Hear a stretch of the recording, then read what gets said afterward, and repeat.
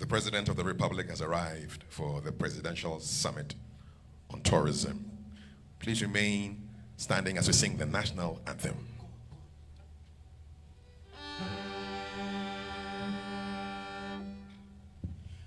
God bless the homeland, Ghana, and make our nation great and strong, but to defend forever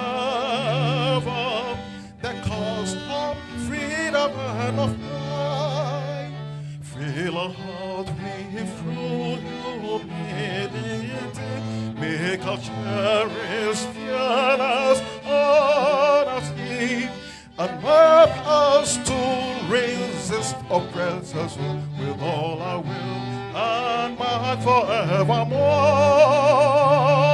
and help us to resist oppressors with all our will and might forevermore. Thank you, Mr. Kwesi. You may take your seats, distinguished guests. Good morning and welcome to Peduasi for the Presidential Summit on Tourism. Our theme is Rethinking Tourism for Economic Growth and Job Creation. My name is Akufo. It's a delight to be the Master of Ceremonies for day one of exciting conversations, Rethinking Tourism for Economic Growth and Job Creation. There will be 3 panels that you need to look forward to in today's event. We are live online on Facebook at Ghana Tourism Authority and Beyond the Return. On YouTube, we are live on Visit Ghana.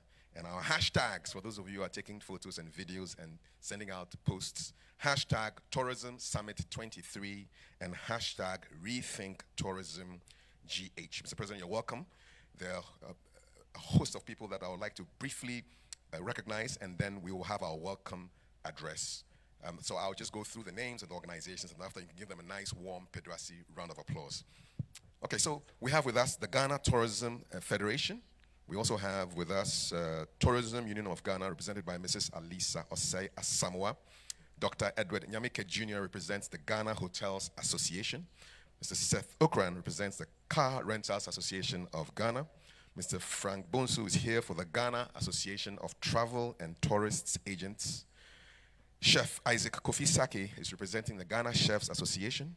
Mrs. Stella Apenting is representing SCAL International Club. Mr. Ashford Samuel Bani Bensu represents the Tour Guides Association. Mrs. Teresa Ayaude is here for the Events and Meeting Professionals Association of Ghana. Mrs. Kate Hassan is heading the Event Vendors Association of Ghana. We also have Ghana Progressive Hotels here with us. Miss Delphine Brew Hammond is Miss Tourism. Mr. Joseph Amate is representing Tosoga. For Kids in Tourism, we have Nana Ekwe Free here. For African Tourism Research Network, Mr. Emmanuel Frimpong. And for Customer Service Excellence, Mr. Caleb Kofi. They represent private sector, so we can give the private sector a big round of applause. We have royalty here as well. So for the Royal Chiefs Association, we have Uketiche Nana Inim the First. Representing the Queen Mothers Foundation, we have Nana Masewa Bonsu. And we also have the Paramount Chief of Ebri in the person of Nana Utubo Jan Kwesi. A royal round of applause for them. We also have Miss Eloina Badu representing the airlines. We have the members of the diplomatic corps here as well. Professor Essie Sutherland Addy is with the Panafest Foundation. Good to have you here. We have editors of the media houses present, representing the media. From the Diasporan Fraternity, Diallo Sumbri represents the African American Association of Ghana. Rabbi Cohen represents Diaspora Coalition. And Dr. Erica Bennett represents the Diaspora African Forum. A nice diaspora round of applause for them. Thank you. We have a heavy delegation from the public sector agencies under the Ministry of Tourism, Arts, and Culture. Mr. Kingsley Ofusu Intiamwa represents the Ghana Museums and Monuments Board. Mr. Kojo Odami Entry is from the Ghana Tourist Development Company. Madam Amy Frimpong represents the National Theatre of Ghana. They've got a beautiful dance for us that you will enjoy. Madam Juliet Asante heads the National Film Authority. We have the National Commission on Culture here as well. Mr. Enoch Adinote Adibwe is from the Bureau of Ghana Languages. Madam Bernice Ann Dekuma is from the National Folklore Board. From W.E.B. Du Bois Center, we have Reverend Ruben Kojofio. From the Pan-African Writers Association, Dr. Wale Okediran. From Hotel Catering and Tourism Institute, Hotcat, Madam Elsie Klufio. The Creative Arts Agency is represented by Madam Jankuma Akufo Addo. And the Kwame Nkrumah Memorial Park is represented by Mr. Edward Kwao. From the Ghana Tourism Authority, we have all the directors here. We have the Ghana Tourism Authority Board Chair, Mr. Setba. We have the Ghana Tourism Development Company represented by Mr. Kwame Achampong Boating. We have directors of GTA, retired staff of GTA, regional directors of EGTA, and the board, members of the board. Now, from the, and we also have with us this morning from the ministries, Ministry of Finance, the Honorable Dr. John Kuma. From the Ministry of Local Government, we have the Minister of State, Honorable Obi Amwa. We also have the Honorable Kobi Ochri Daku, who is the Western Regional Minister. Senior Presidential Advisor on Media is here, the Honorable Oboshi Sai Kofi. Deputy Minister of Roads and Highways, Honorable Stephen Julala is here with us. We also have the Honorable Seth Achampong, Eastern Regional Minister, here with us. And last but not the least, from the Ministry of Tourism, Arts and Culture, we have the Chief Director, Mr. John Yao Agbeko. Deputy Minister, Honorable Mark Okreku Mante, and the Honorable Minister, Honorable Ibrahim Mohammed Awal. Big round of applause for all our guests and all of you who are here for this momentous occasion, a day of dialogue and conversations around tourism. For the official welcome and introduction to what we want to achieve from this conference, it's my pleasure to bring onto the stage the Chief Executive Officer of the Ghana Tourism Authority. Let's welcome Mr. Akwesi Ajiman.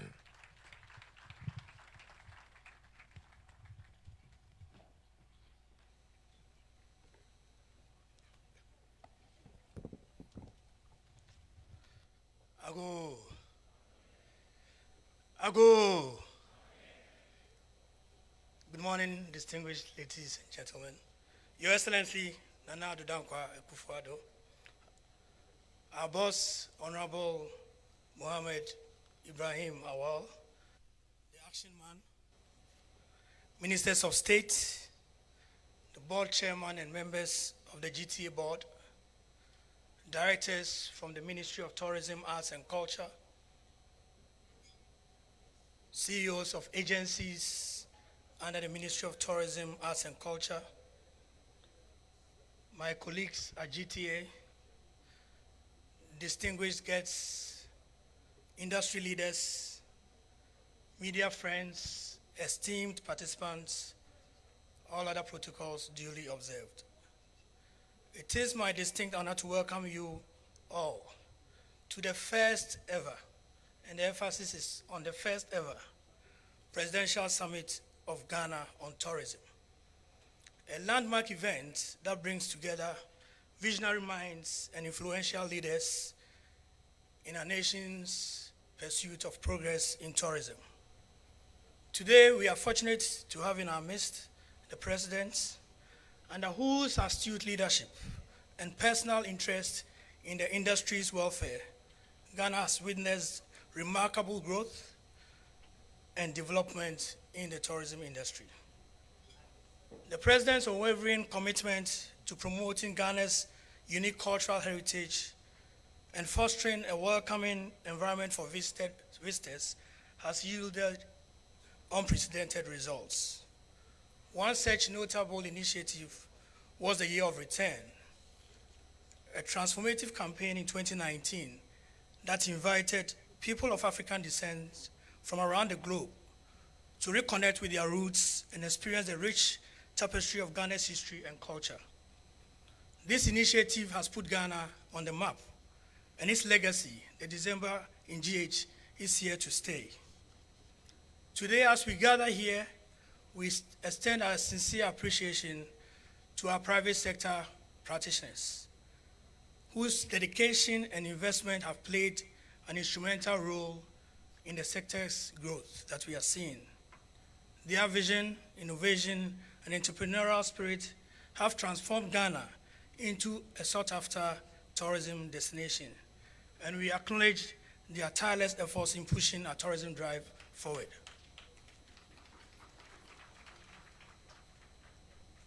As we embark on this summit, let us all set our sights on the future and strive for actionable outcomes that will propel Ghana's tourism sector to greater heights. In conclusion, I want to thank and express my sincere and deepest appreciation to our President for his unwavering support and dedication to Ghana's tourism sector. To my Minister Dr. Awal and his Deputy, Honorable Marco Krekumenthe, thank you so much for your leadership and your support. I extend gratitude once again to the private sector players for their tireless efforts in making Ghana a vibrant tourism destination. I thank the board, management, and staff of GTA for their support. Together, let us seize this unique opportunity to shape the future of Ghana's tourism and embark on a journey towards economic growth, prosperity, and cultural enrichment for all. Thank you all, and may this summit be a resounding success. May God be our guide. Thank you.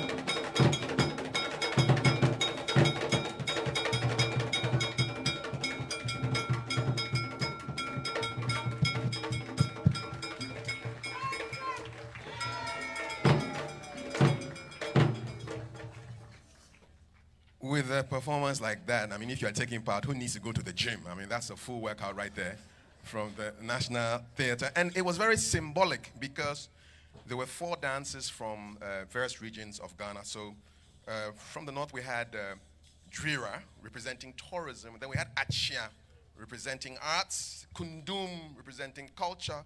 And then the synergy came through with the Kete to round everything up and show the unity that we experience in this country. So beautiful national dance, National Theatre with that beautiful dance performance.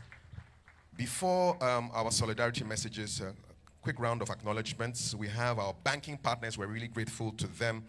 ADB Bank is represented by Hassan Yakubu Tali. Zenith Bank is represented by Kwame Adade. And UMB represented by Nana Jomo Bene. We have with us also the Mayor of the Accra Metropolitan Assembly, the Honorable Elizabeth Saki. We have Nana Jemfi Adrabo, he's from Sendlos. And last but not the least, we have the World Bank Country Director and the person of Mr. Pierre Laporte. Thank you, all of you, for making it today's event. Thank you. And now for some solidarity messages, the first of which will be delivered by the Vice President of the Ghana Tourism Federation. Let's welcome Dr. Kwesi Aison. You know how the speakers like to hear the applause before they start speaking. So yes, let's keep it nice and rich for him as he comes up to deliver a solidarity message on this beautiful Tuesday.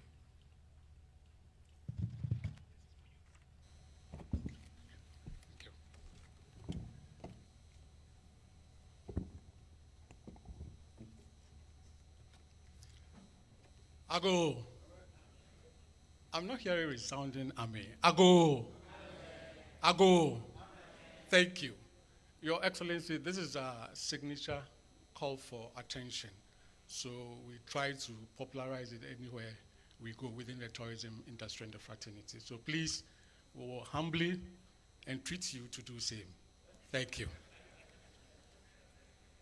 Your Excellency, the President of the Republic of Ghana, Nana Addo Akufo, members of the diplomatic community, honorable ministers of state, honorable members of parliament, honorable Minister of Tourism, Arts and Culture, Dr. Ibrahim Awal, the board chair of Ghana Tourism Authority, Honorable Seth J. Ban, the CEO of Ghana Tourism Authority, Mr. Akwesi Ajiman, Nananum, Nanahimanum, Nime Name, my presidents of private sector tourism and hospitality trade associations, distinguished panel members, distinguished ladies and gentlemen, our friends from the media. The list is endless, so please let me just pause here and say all protocols duly observed. On behalf of the President of Ghana Tourism Federation, GATOF, the apex body for the private sector tourism trade associations, the presidents of private sector trade associations and the GATOF and its entire membership, the private sector actors in the tourism and hospitality industry, let me say, Your Excellency, we are overjoyed to witness and participate in this maiden tourism summit at no less a place than the Peduase Lodge, the presidential resort, which attests to the importance being given to tourism development at the center of the world, Ghana. This maiden tourism summit serves as a catalyst for collaboration, knowledge sharing, and collective action to ensure that tourism becomes a sustainable engine for economic growth and job creation, contributing to the overall development of our nation. Your Excellency, tourism can contribute directly or indirectly to all the multiple dimensions of the 17 Sustainable Development Goals, the SDGs. To fully unlock the transformative power of tourism, therefore, we must embrace innovative strategies and address key challenges head-on. Permit me to share a few thoughts of sustainable tourism practices as we embark on this journey of harnessing tourism potential for economic growth and job creation. Our commitment to sustainability must be unwavering. This requires a mindset change. A green economy should be at the heart of our tourism strategy and development. green economy principles advocate for sustainable tourism practices that minimize negative environmental impacts whilst maximizing economic and social benefits. Green economy also emphasizes on the preservation and sustainable use of natural resources. Let us therefore embrace sustainable practices that preserve our natural and cultural assets for future generations. Your Excellency, green economy requires green skills development. Developing a skilled workforce with expertise in green practices is crucial for the successful implementation of sustainable tourism initiatives. Green skills development programs can focus on training our youth, artisans, tourism and hospitality establishments, academia, local communities in areas such as ecotourism guiding, carbon offsetting schemes, wildlife conservation, renewable energy technologies, sustainable agriculture, waste management, and sustainable hospitality practices. These will empower them with the knowledge and skills needed to participate in the green economy, fostering job creation and economic growth. Your Excellency, by adopting these sustainable tourism practices through energy-efficient technologies, promoting responsible waste, water, and energy management, nurturing eco-friendly accommodation and transportation, we can become a model for sustainable tourism. This will not only attract reliable repeat tourists and visitors, but also create jobs in the renewable energy sector, waste management, water management, transport management, and environmental conservation. Your Excellency, distinguished ladies and gentlemen, we must also diversify our tourism offerings beyond the traditional attractions. While our iconic attractions have their appeal, we equally have hidden gems and unique experiences waiting to be discovered across the country. It is for these reasons that we fully embrace the regional tourism development drive as witnessed in some of our regions. And Eastern region, Kowu is a typical example. We have the Volta Fair, we have the Western region, the Carnival, and so on. These regional tourism drives can foster regional development by promoting the growth of secondary destinations beyond our major urban centers. The decentralization of these tourism activities thus stimulates economic growth in the rural, remote areas where resources and attractions are abundant but underutilized. By attracting tourists to these regions, new businesses will be established and employment opportunities will be created, reducing regional disparities. The diversification of our tourism offerings must also be aggressively pursued in the areas of arts and entertainment, sports tourism, medical tourism, religious tourism, gastronomy experiences, as in food tourism, meetings, incentives, conferences, and exhibitions or events, which we popularly call MICE. The development of these diversified tourism and hospitality offerings can stimulate infrastructure development in the areas of transportation networks, roads, airports, utilities, and telecommunications to improve connectivity, accessibility, and then the overall tourism and visitor experience.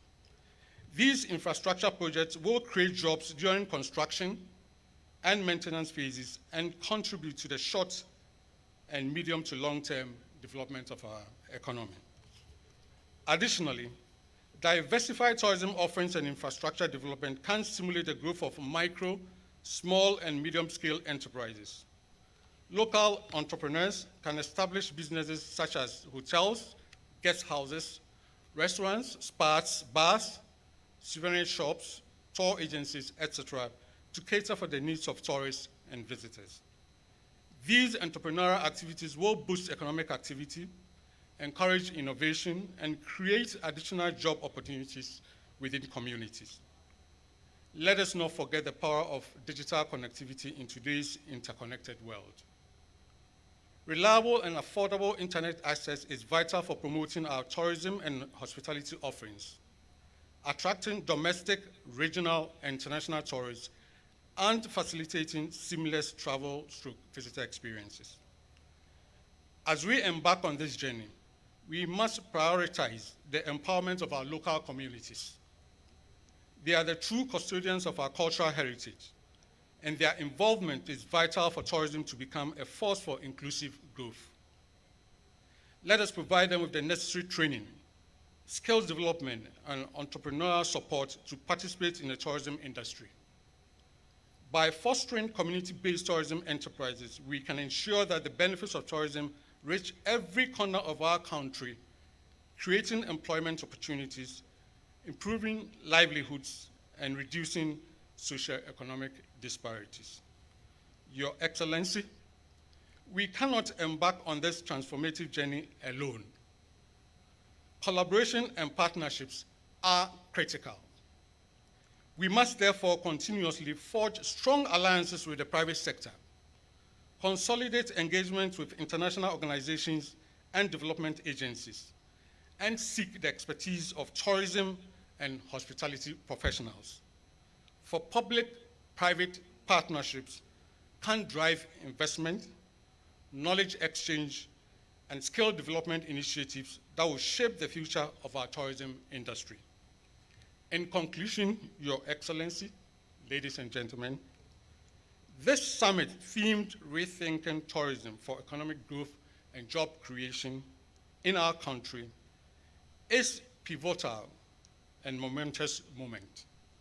Together, let us seize this opportunity to reimagine our tourism sector and unlock its full potential.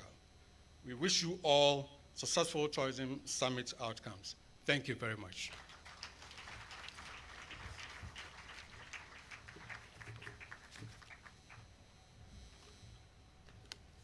Idawasi. Thank you, Dr.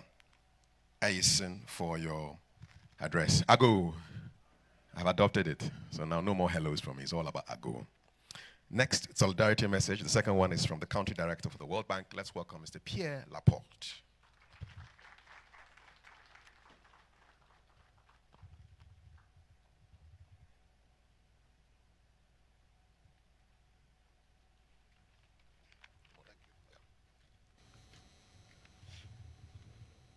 Your Excellency, Mr. President of the Republic of Ghana, Honorable Minister for Tourism, Arts and Culture, Honorable Deputy Minister for Finance, Honorable Deputy Minister for Roads and Transport, Roads and Highways, Honorable Regional Minister, Honorable Ministers and Deputies, members of the Diplomatic Corps, heads of institutions, Nananom, members of the media, distinguished guests, ladies and gentlemen, all protocols observed. Good morning to you. Your Excellency, it gives me great pleasure to be here today to represent the World Bank at this important conference. And I want to thank the government of Ghana, notably the Ministry of Tourism, Arts and Culture, for having us among you this morning. As we all know, the world economy has suffered immensely in recent times from a series of shocks, from the COVID pandemic to the war in Ukraine, through rising food and oil prices, notably, but other repercussions like rising interest rates that have affected economies, especially highly indebted countries like Ghana. The bank nonetheless commends highly the bold initiatives of the government of Ghana in managing the current crisis.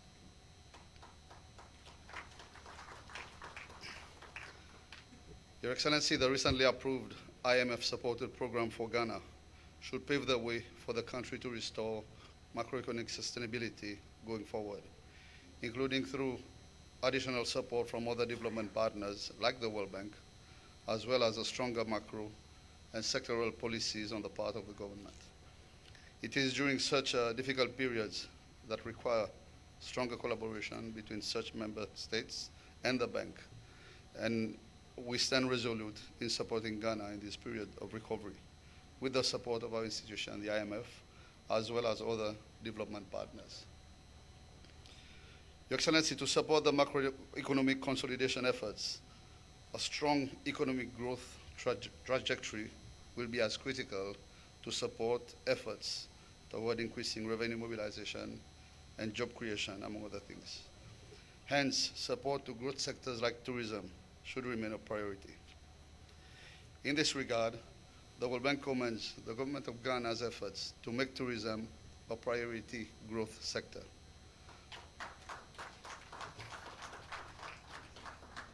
Too often, we underestimate the impact of tourism on growth, on SME development, on livelihoods, and on job creation. More reason to commend the efforts of the government toward development of its tourism industry.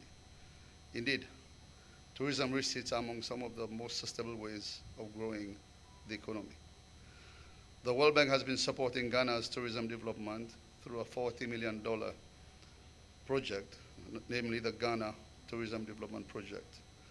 While this project took off slowly, Your Excellency, its implementation accelerated remarkably under the leadership at the ministry, the new leadership. And on this note, I would like to congratulate the Ghana Tourism Minister, Dr. Ibrahim Ewal, for his excellent leadership and that of his team, which has enabled the project to make significant progress. The bank stands ready to work with the government to further improve on its huge tourism potential, including developing capacity and physical infrastructure. On this note, Your Excellency, I would like to thank you once again and your government, and we wish the government and the Ministry of Tourism, Arts and Culture a successful conference. Thank you very much.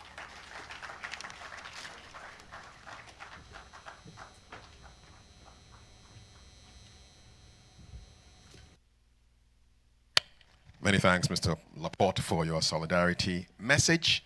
We'll now take a performance from, I think, maybe the youngest people in this room. So kids in tourism have a poetry performance that they would like to delight us with. Let's welcome kids in tourism.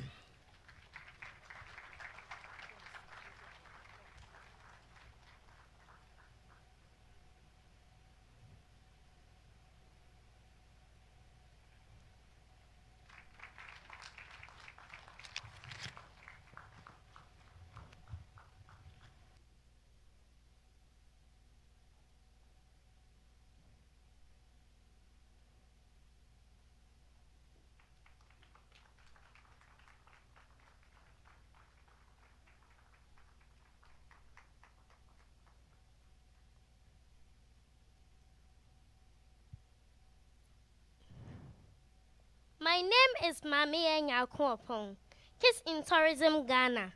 I am Mother Ghana, formerly the Gold Coast, bordered to the east by Togo, west by Cote d'Ivoire, north by Burkina Faso, and south by the Atlantic Ocean. I am a democratic state and have 16 children. His Excellency Nana Addo Akufo is my democratically elected president. I have been blessed with many natural resources, unique tourist sites, interesting cultural heritage, and friendly descendants. My children take pride in recounting our rich ancestral roots, whilst each of them has a fascinating story to tell of their momentous events. Don't miss any of my festivals, which are a big feature of my home. These flamboyant events are held across the country throughout the year. You can't resist the spectacle of my children in their finest colorful attire as they vibrantly parade to the rhythm of my drummers alongside my traditional rulers. Those moments are occasions you must experience. All living things need food to survive. A taste of any of my delicacies leaves you yearning for more. A visit to any of my natural reserves and wildlife will make you appreciate the beauty of nature.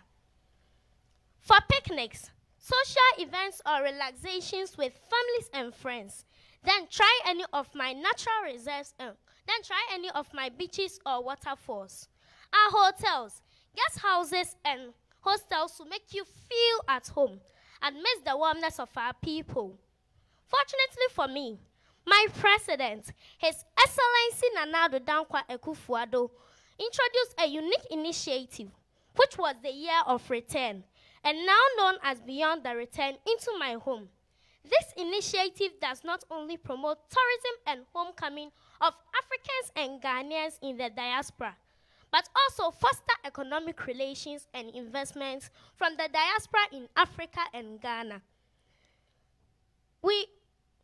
As a proud Ghanaian mother and African, I support the saying of my president, and I quote, "We will work to make sure that never again will we allow a handful of people with superior technology to walk into Africa, seize their people, and sell them into slavery."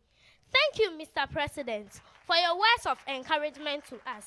Let us all work together to make Ghana's tourism even better and make Ghana the best place to be.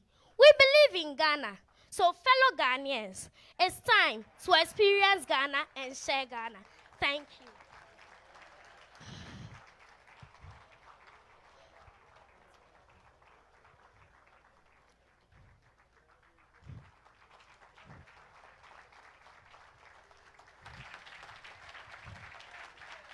Okay, nice.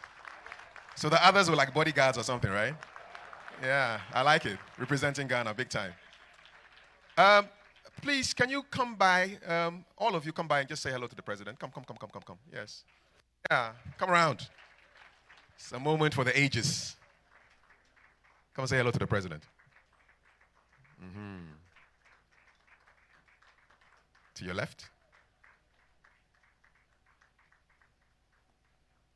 There you go.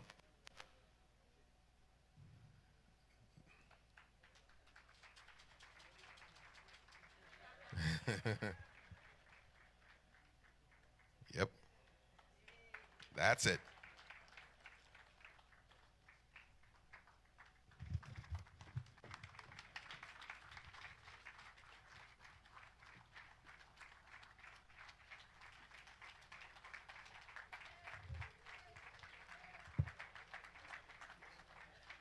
Thank you so much. Kids in tourism. Quick acknowledgements. So we have Oketiche and Nana Nim, the first president of Royal Chiefs Association, and Sana Heni of Ati, a man from New Tafo Achim is here with us, and Nana Krobia, Asante advisor, and Adonting Heni of Impriesu, Nana Yamamu Akwaba. We'll take a spot of music from the quartet from the National Symphony Orchestra, and then we'll welcome the next speaker.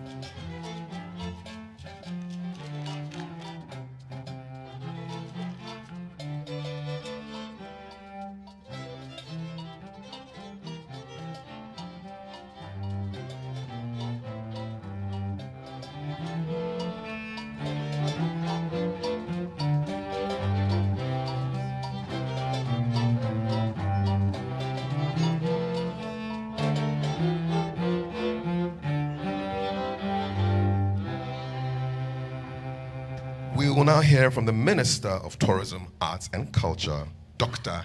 Ibrahim Mohammed Awal.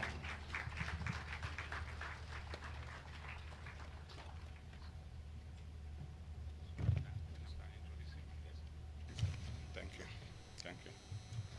Mr. President, Eastern Regional Minister, Western Regional Minister, Minister of State, Deputy Finance Minister, Deputy Tourism Minister, Boss of AMA, Presidential Advisor on Media, Ministers of State, distinguished invited guests, World Bank Country Director, members of the Diplomatic Corps, revered chiefs, colleagues from Ministry of Tourism, Arts and Culture, friends from the media, senior staff from the presidency, distinguished invited guests, ladies and gentlemen, let me thank you so much for coming here to support us today's summit.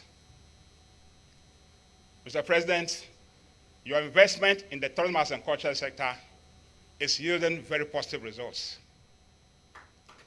Very, very positive results. The first quarter of this year, tourism numbers grew 47% from 170,000 last year this time to 247,000 arrivals. If each tourist spends $3,000, you can imagine how much it is. Mr. President, our Destination Ghana project is on course. And I want to assure all the stakeholders that we are not resting. We want you to give us your support. Partner us, and make Ghana the choice for tourists. Mr. President, Ghana is now the most attractive tourist destination in West Africa. Just 2 years ago, it was Gambia and Senegal. Today, we are number one. It was projected that this achievement will be done in 2026. Under leadership today, Ghana is the most sought after place to come as a tourist.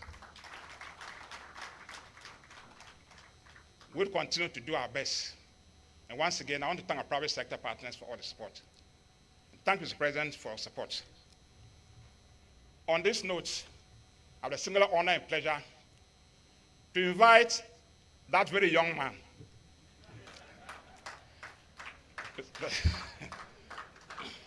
On this desk.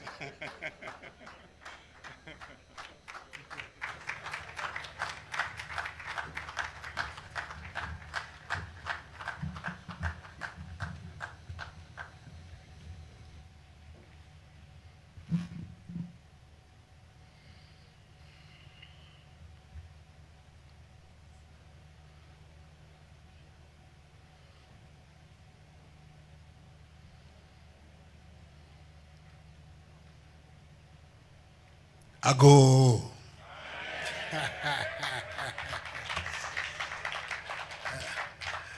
Eastern Regional Minister, the Minister for Tourism, Arts and Culture, the Western Regional Minister, a Member of Parliament for Takoradi, Minister of State at the Ministry of Local Government, Decentralization and Rural Development, and Member of Parliament for Akuapem South, Deputy Minister for Tourism, Arts and Culture, the Deputy Minister for Finance and Member of Parliament for Edriso, Media Advisor to the President, Municipal Chief Executive for Akuapem South Municipal Assembly, Country Director of the World Bank, the Chairman and Chief Executive Officer of the Ghana Tourism Authority, Director for Africa of the United Nations World Tourism Organization, President of the Ghana Tourism Federation and operators of the tourism and culture sectors,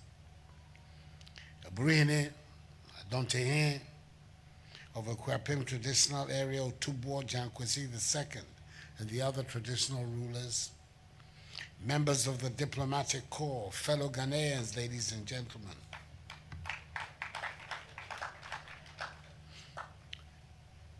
I'm happy to welcome all of you, stakeholders in the tourism industry, to Peduase for this summit on tourism. I was going to say to my old home, because when my father was president, our family lived here during the era of the Second Republic.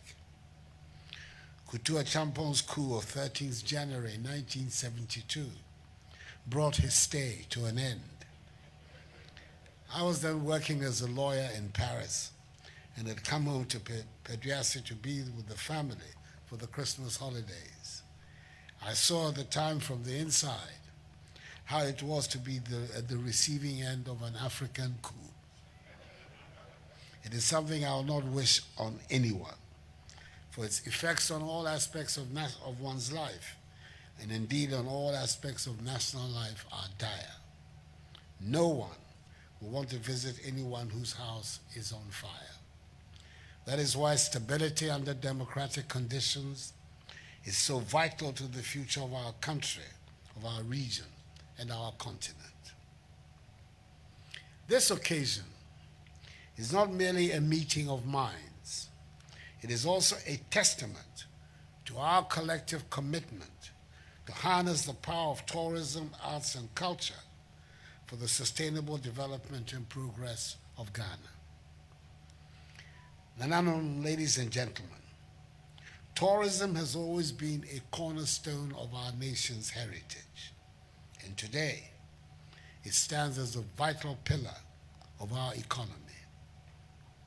From our lush rainforests to our vibrant markets, from the historic castles to the serene beaches and our various cultural festivals, Ghana holds a wealth of natural beauty, cultural diversity, and historical significance that draw the world's attention.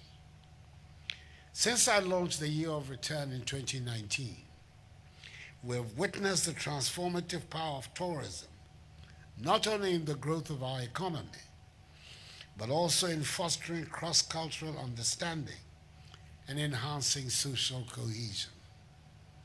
Tourism has the remarkable ability to bridge divides and cultivate mutual respect, building bridges of friendship for all. As we gather here today, let us acknowledge the challenges we face in this sector. It is our duty to ensure that tourism is developed in a sustainable, responsible, and inclusive manner. We must protect our pristine natural habitats, conserve our rich cultural heritage, and empower local communities to participate fully in the benefits of the sector.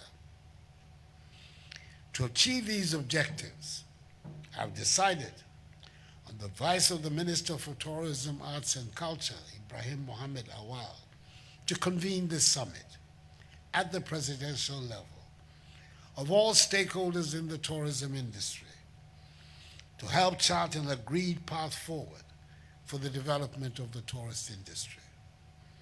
The stakeholders who are gathered here are members of the Ghana Tourism Federation, hoteliers, tour operators, public and private operators in the creative industry, restaurant and chop bar owners, chiefs and traditional authorities, and international partners. For the purposes of this summit, I propose that we focus on a fourfold approach: preservation, promotion, policy leadership, and partnership.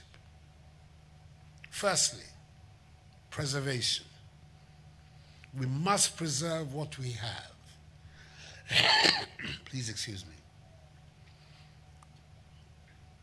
We're the guardians of Ghana's natural wonders, and it is our responsibility to safeguard them for future generations. Let us strengthen our commitment to environmental conservation, combat climate change, and promote eco-friendly practices in the tourism industry. In so doing, we will not only preserve our natural heritage, but also attract eco-conscious travelers who seek destinations that align with their values and who are growing in substantial numbers across the world. Secondly, promotion. We must amplify Ghana's unique appeal on the global stage. Through strategic marketing campaigns, enhanced digital presence, and targeted investment in infrastructure, we can showcase the diverse attractions our nation has to offer.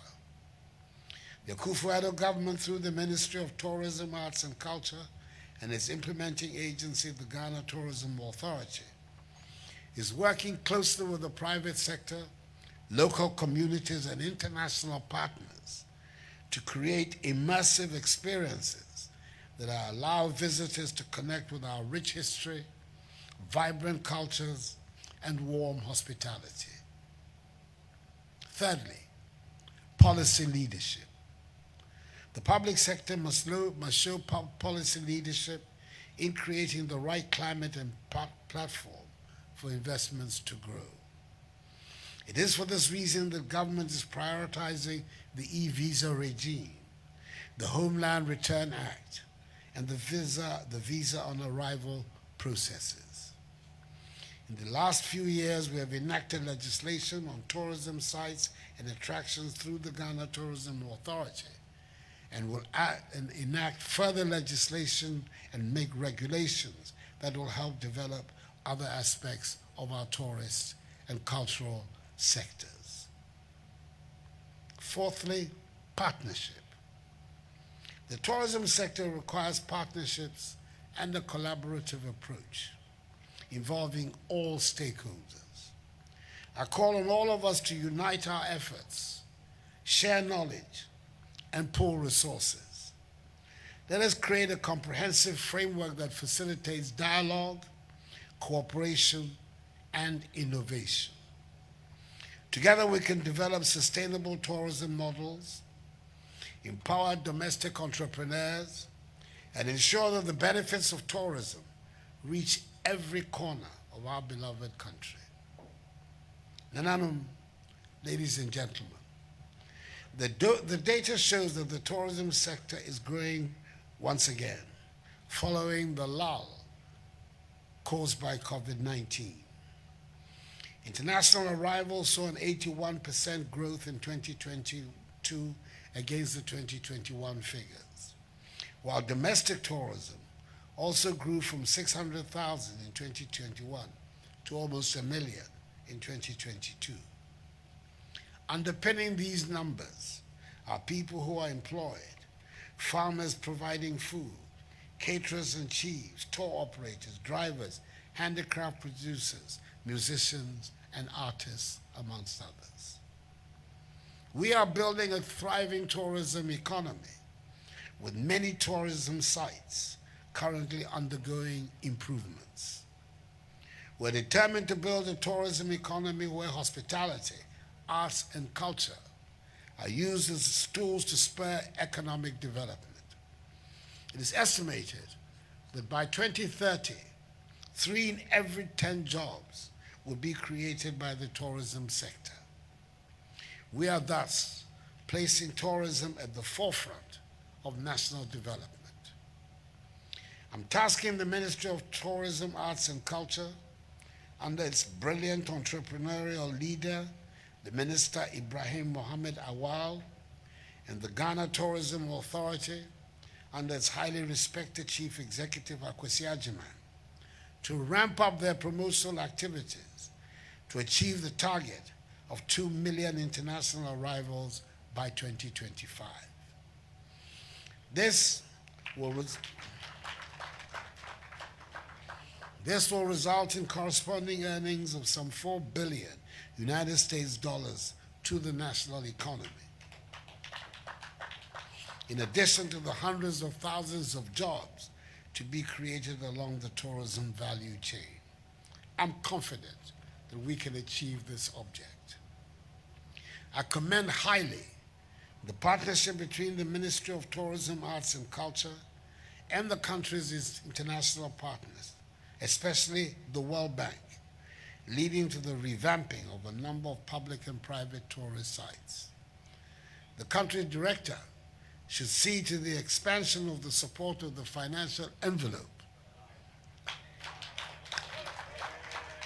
a development we will warmly appreciate as we do the current assistance.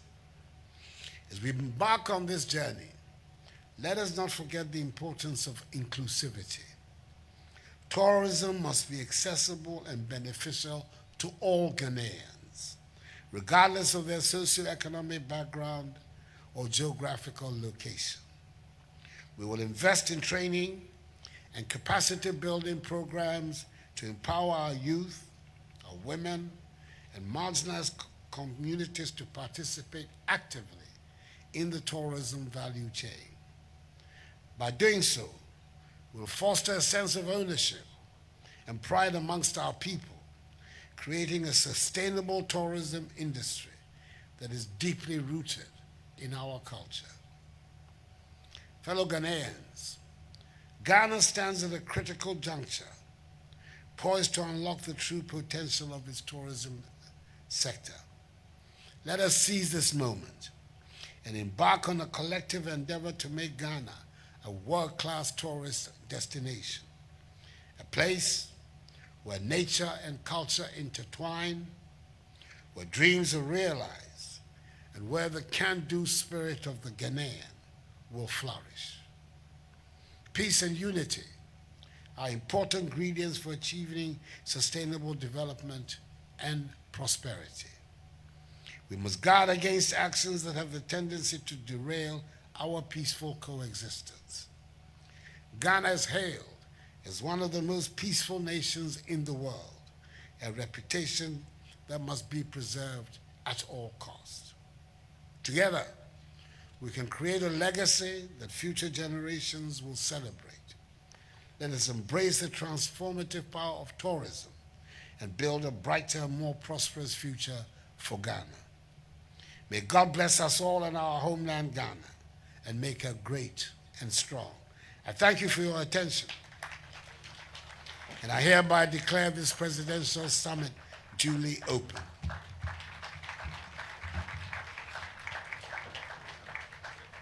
Thank you very much, Mr. President. Kindly stay with us on the stage as we do the official photographs. I'd like to invite the Minister for Tourism, Arts and Culture, and the Deputy of MOTAC, the GTA Board Chair, and the CEO of GTA to join Mr. President for the official photos.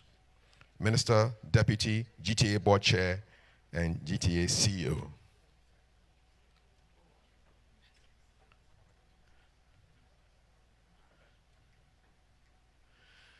And they are going to be our constants as after this photo, I know they're smiling, we'll bring on all ministers and deputy ministers present to join the constant party up on the days. So, ceteris paribus, all things being equal. As well as the media advisor for the president, please join the ministers and deputy ministers.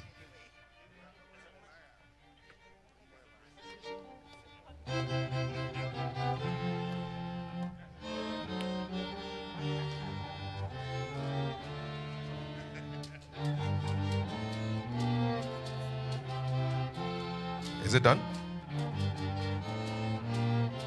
No, I'll call you. I'll call you. Have a list.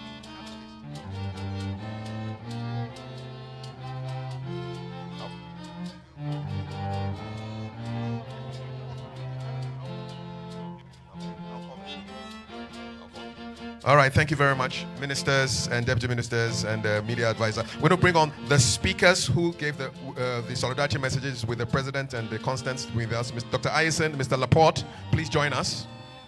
Stand by private sector, stand by public sector, stand by chiefs and queen mothers.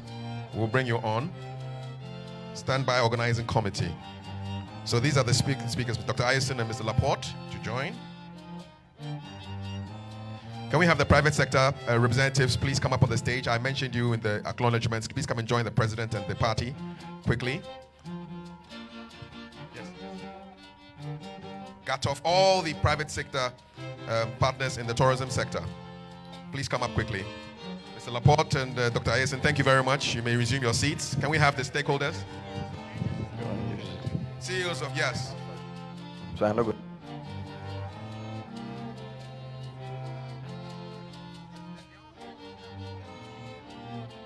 It's private sector.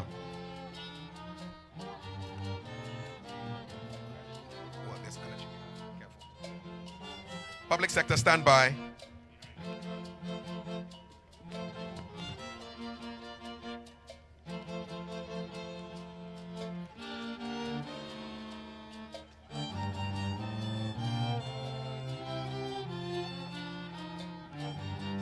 So public sector, stand by. Agencies under the Ministry of MOTAC, of Tourism, Arts and Culture, please stand by. And Tourism Authority, all of you stand by. Boards of Directors, stand by after public sector. All right, thank you very much, public sector. You're done. Please descend, public sector, and ascend, public sector. Public sector. I should wait. All right, I'm waiting.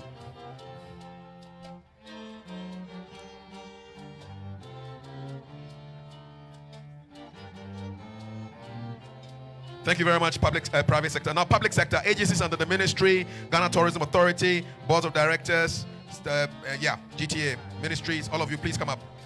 Yes. To be followed by our chiefs and queen mothers, our panelists, and then the organizing committee. Those are after this section, we're having 3 more photos.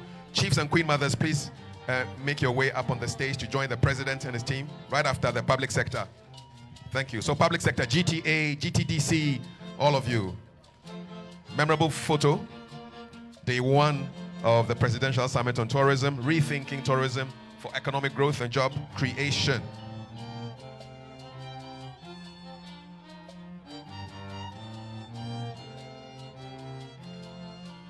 Thank you very much, public sector. Yeah, no, don't worry, don't panic. Don't panic. Yeah. Last call for public sector. Last call. This flight is taking off.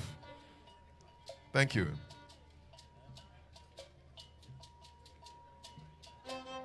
All right, public sector. This is it. Thank you. Are they smiling? They are smiling. Public sector, thank you so much. Diaspora and fraternity, please step forward. You are almost done.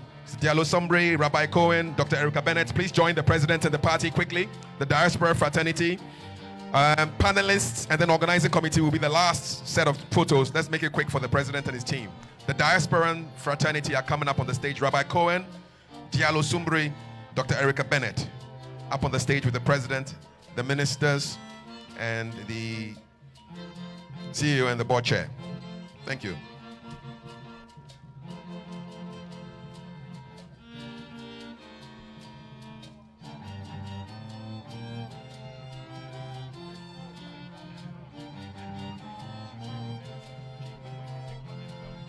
Annabelle McKenzie?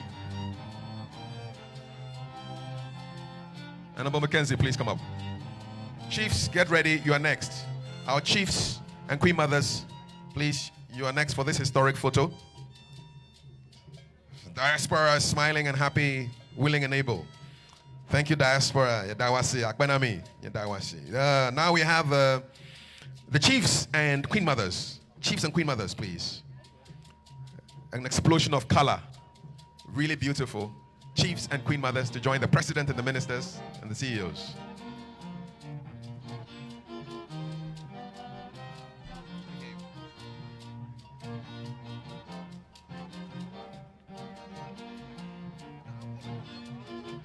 Panelists, stand by. After the chiefs, the panelists are on.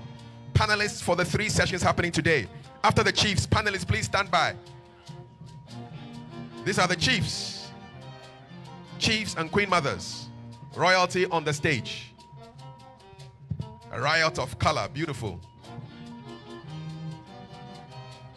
Panelists, where are you? Stand by. Panelists and moderators, stand by. You are next. You are the penultimate list of people. Group of people, and then after which the organizing committee, please stand by as well. Organizing committee, stand by. All right, chiefs, thank you. Akbenami, Damwasi, Iradon. Panelists and moderators, please join the president and the team quickly. Panelists and moderators, Mr. Quay, come up, thank you. Panelists and moderators, followed by the organizing committee. Organizing committee, I need to see you ready, willing, and able to go. You are the last. This is the last by one set of photos. Organizing committee is the last. So panelists and moderators, coming on right now. We have a very exciting presentation on using tourism to jumpstart the economy, and the presenter can't wait to deliver it to you. So these are the panelists and moderators. Where are the organizing committee members? You are the last ones. I see Mr. Avler. Mr. Avler, make good use of your long legs, please. You forgo. You are on, man. Bernard, yes, use those long legs. You don't take do long job, but you go do this one. All right, there you go. Let me stand by him.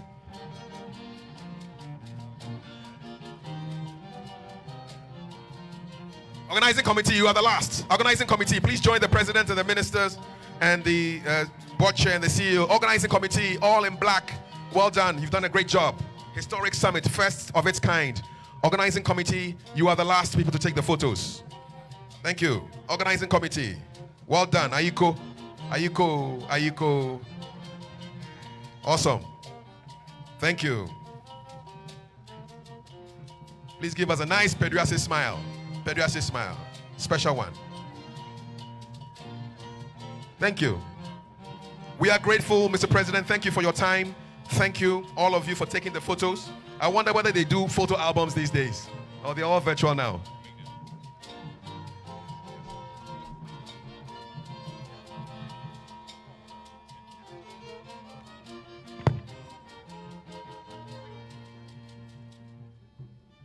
Thank you so much. The orchestra gave us some really wonderful music there, and I really enjoyed it. It made everything move very smoothly. Now, for that very special guest presentation I was talking to you about, it's on using tourism to jumpstart the economy. Our presenter is a Deputy Minister for Finance and MP for Ejisu, I believe. He is Dr. John Ampontua Kuma. Let's welcome him onto the stage as he shares some insights on how we can use tourism to jumpstart the economy.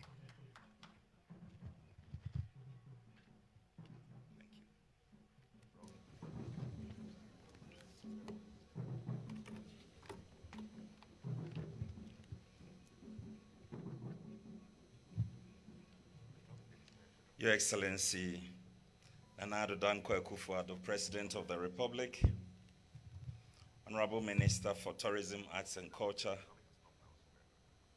and my godfather, Dr. Ibrahim Awal Mohammed, Honorable Ministers of State, Honorable Members of Parliament, Captains of Industry, Development Partners present, Country Director of the World Bank, representatives of ministries, departments, and agencies, Nananom, distinguished guests, ladies and gentlemen, all protocol observed. Good morning. I bring to you warm and kind regards of the Ministry of Finance. On behalf of my minister, Honorable Ken Oforiatta, I welcome everyone to the Presidential Summit on Tourism. And for people joining us online or following on social media, I'm glad that you are able to do so.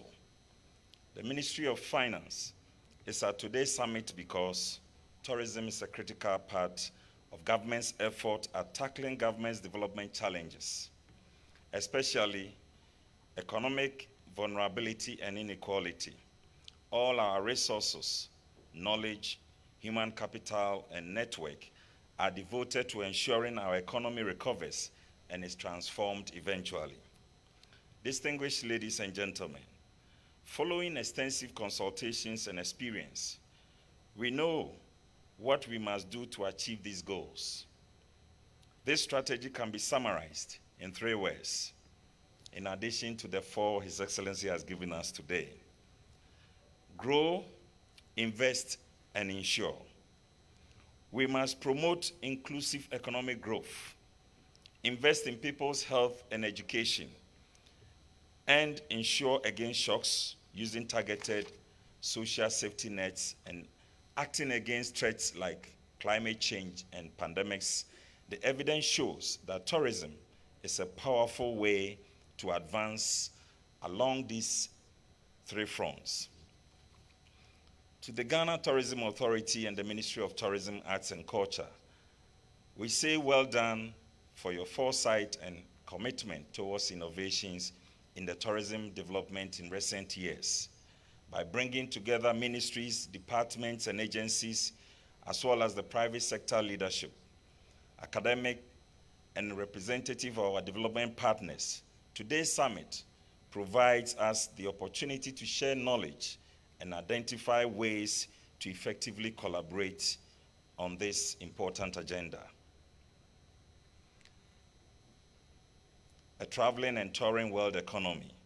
The evidence of vital role of tourism for economic development is clear. Tourism is an important economic engine in many countries, including Kenya, Maldives, and Seychelles. In 2022, The sector's direct and indirect and induced output accounted for about 8% of global GDP, according to the World Economic Forum. Tourism is a tremendous and growing source of revenue for businesses and governments. In 2022, tourists spent about $660 billion in emerging and developing countries, about 3 times the amount of official development assistance, which is $204 billion that same year. An estimated 235 million tourists have traveled internationally in the first 3 months of 2023, more than double the same period of 2022. Tourism also can promote economic growth, and that is more inclusive. It's a strong source of demand for small and medium-sized enterprises and has impacted multiple areas of economic activity. According to the World Travel and Tourism Council, every dollar spent on travel and tour generates over $3 in economic output. The sector is also a powerful job creator, providing livelihoods and pathways out of poverty for millions across gender, ages, and skill levels. Globally, 10% of jobs are linked to travel and tourism. Data shows that tourism employs almost twice as many women as other sectors and has a large share of youth employment and is a major source of jobs for minorities, migrants, informal workers, and low-skilled workers. Promoting tourism encourages investment in people that boost shared prosperity. It also fosters social mobility that can have an intergenerational impact. As a direct result, investing in tourism and not only mitigates the recent impact of the pandemic, but also improves socio-economic progress and economic resilience. Therefore, the GTA and the Mother Ministry are certainly right in pushing the first-order priority of the sector, tourism and economy in Ghana. Before the COVID-19 pandemic, tourism was an increasingly important sector in our economy. Foreign visitors to Ghana reached 1.13 million in 2019, rising from about 668,000 in 2009.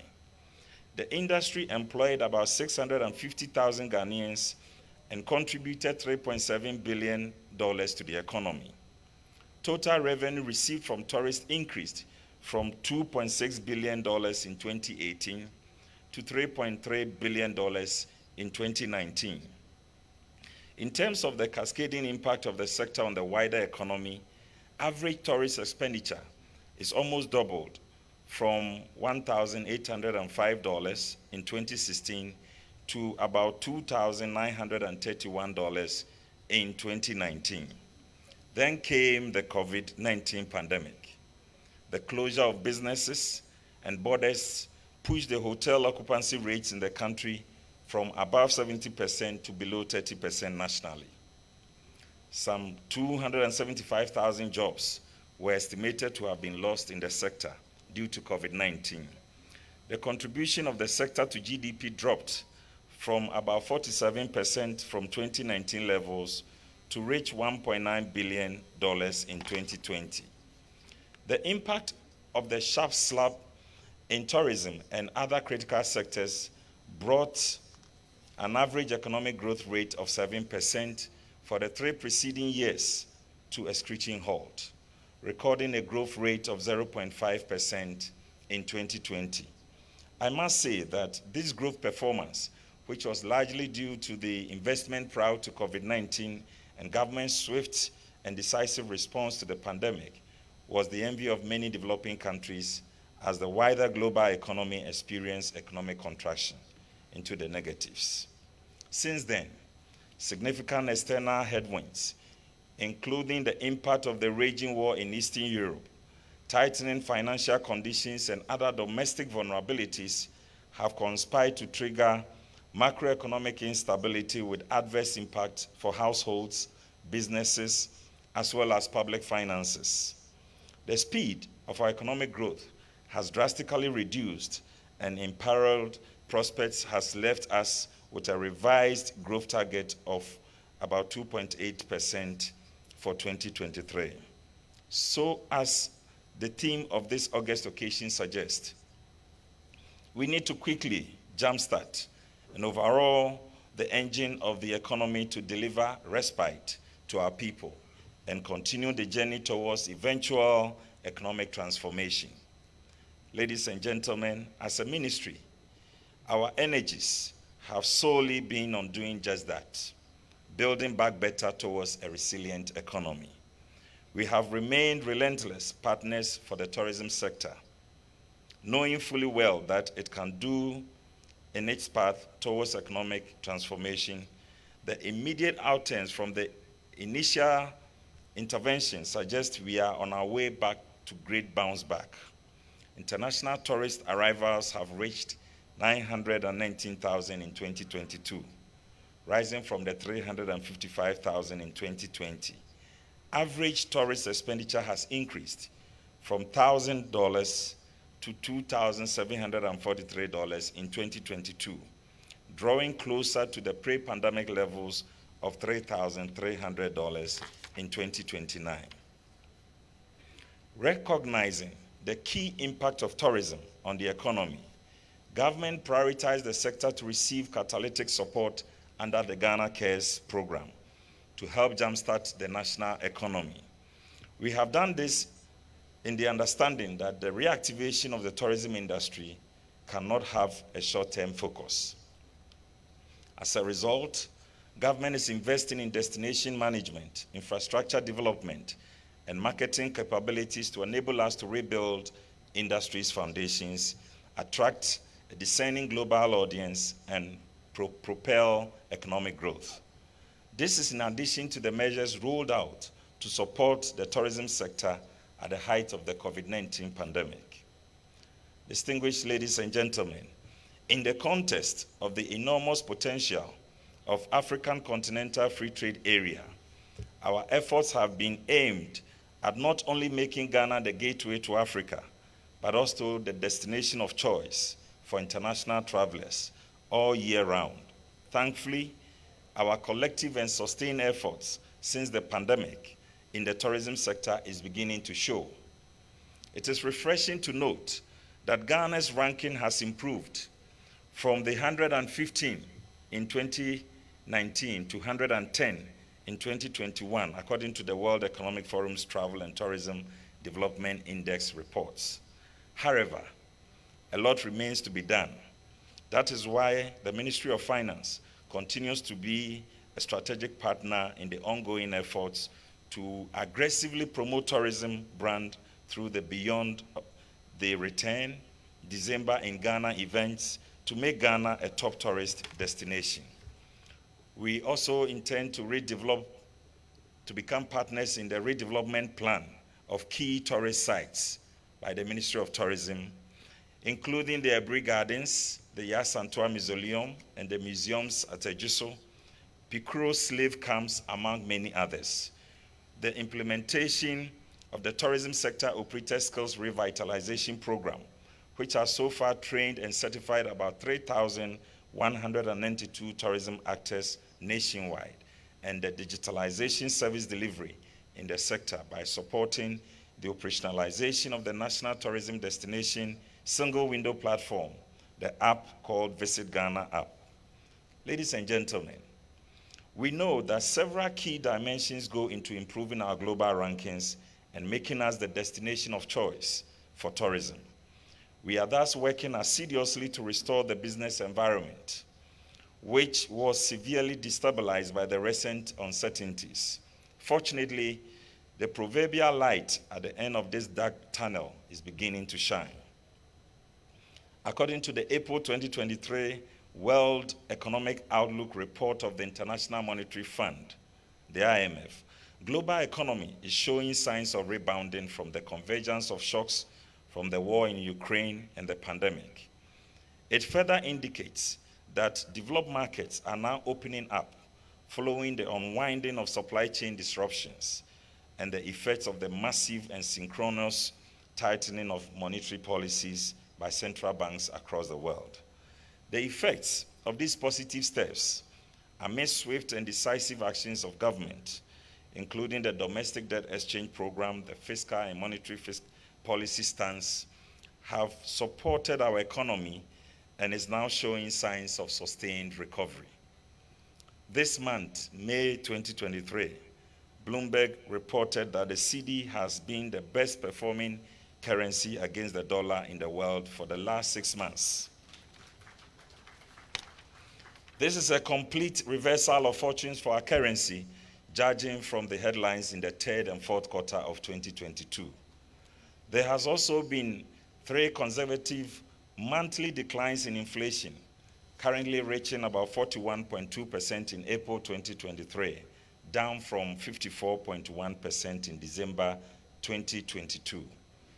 The rigorous implementation of business sector reforms outlined in the just-ended IMF program, which is expected to unlock about $1.2 billion by December 2023, will improve the business conditions for enterprises and households and promote tourism. We are also entrenching the future of the economy and the tourism sector by supporting significant fiscal and digital infrastructure development. The improvements in road condition, the construction of several interchanges across the country are expected to ease travel and open tourist destinations. The opening up of the Kumasi, Ho, Tamale, and Sunyani airports will advance both domestic and international travel and touring and promote ecotourism in our country. We are investing significantly in safety and security, which will also increase our competitiveness for attracting tourists into Ghana. The increased visibility of the Ghana Police Service, heightened personnel presence at the border regions, and the installation of closed-circuit televisions in public places nationwide are examples of interventions that the tourism sector stands tremendously to benefit from. Government is determined to retain Ghana's ranking as the first country on the West African Digital Competitiveness Index to support service delivery and improve our regional competitiveness. This is seen as part of the effort to digitize key services and support the fintech sector to promote financial transactions and reduce risk for travelers.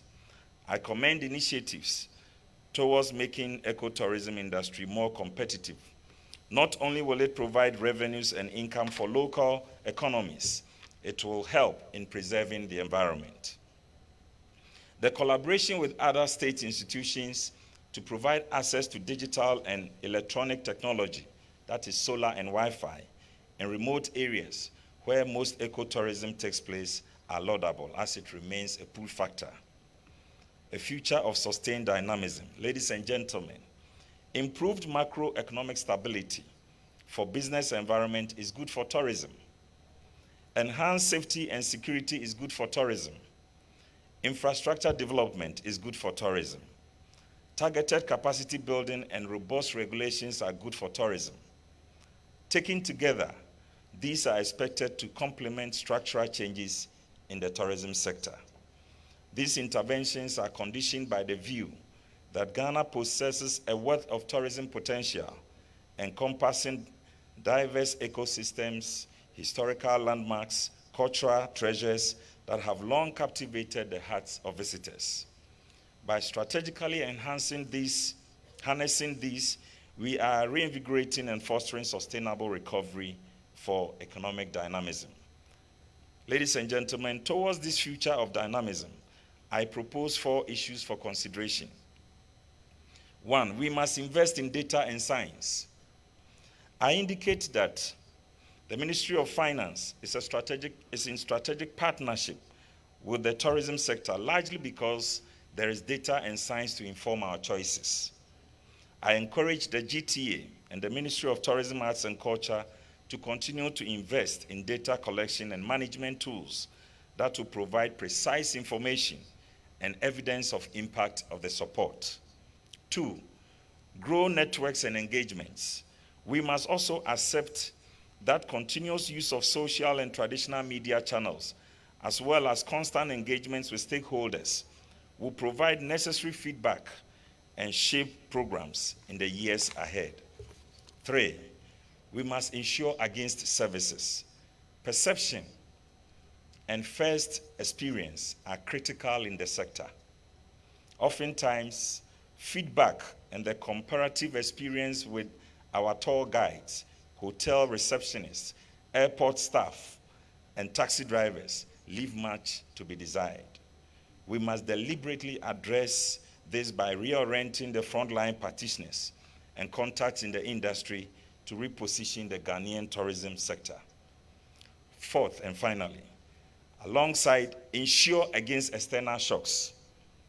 Alongside this, we must also actively promote domestic tourism.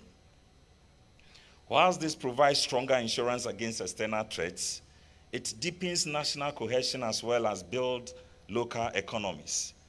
To know that about 937,000 Ghanaians were able to visit various tourist sites in last year, 2022, in the challenging year of 2022, far above the pre-pandemic levels of 670,000 in 2019, must embolden us to keep an equal focus on domestic tourism.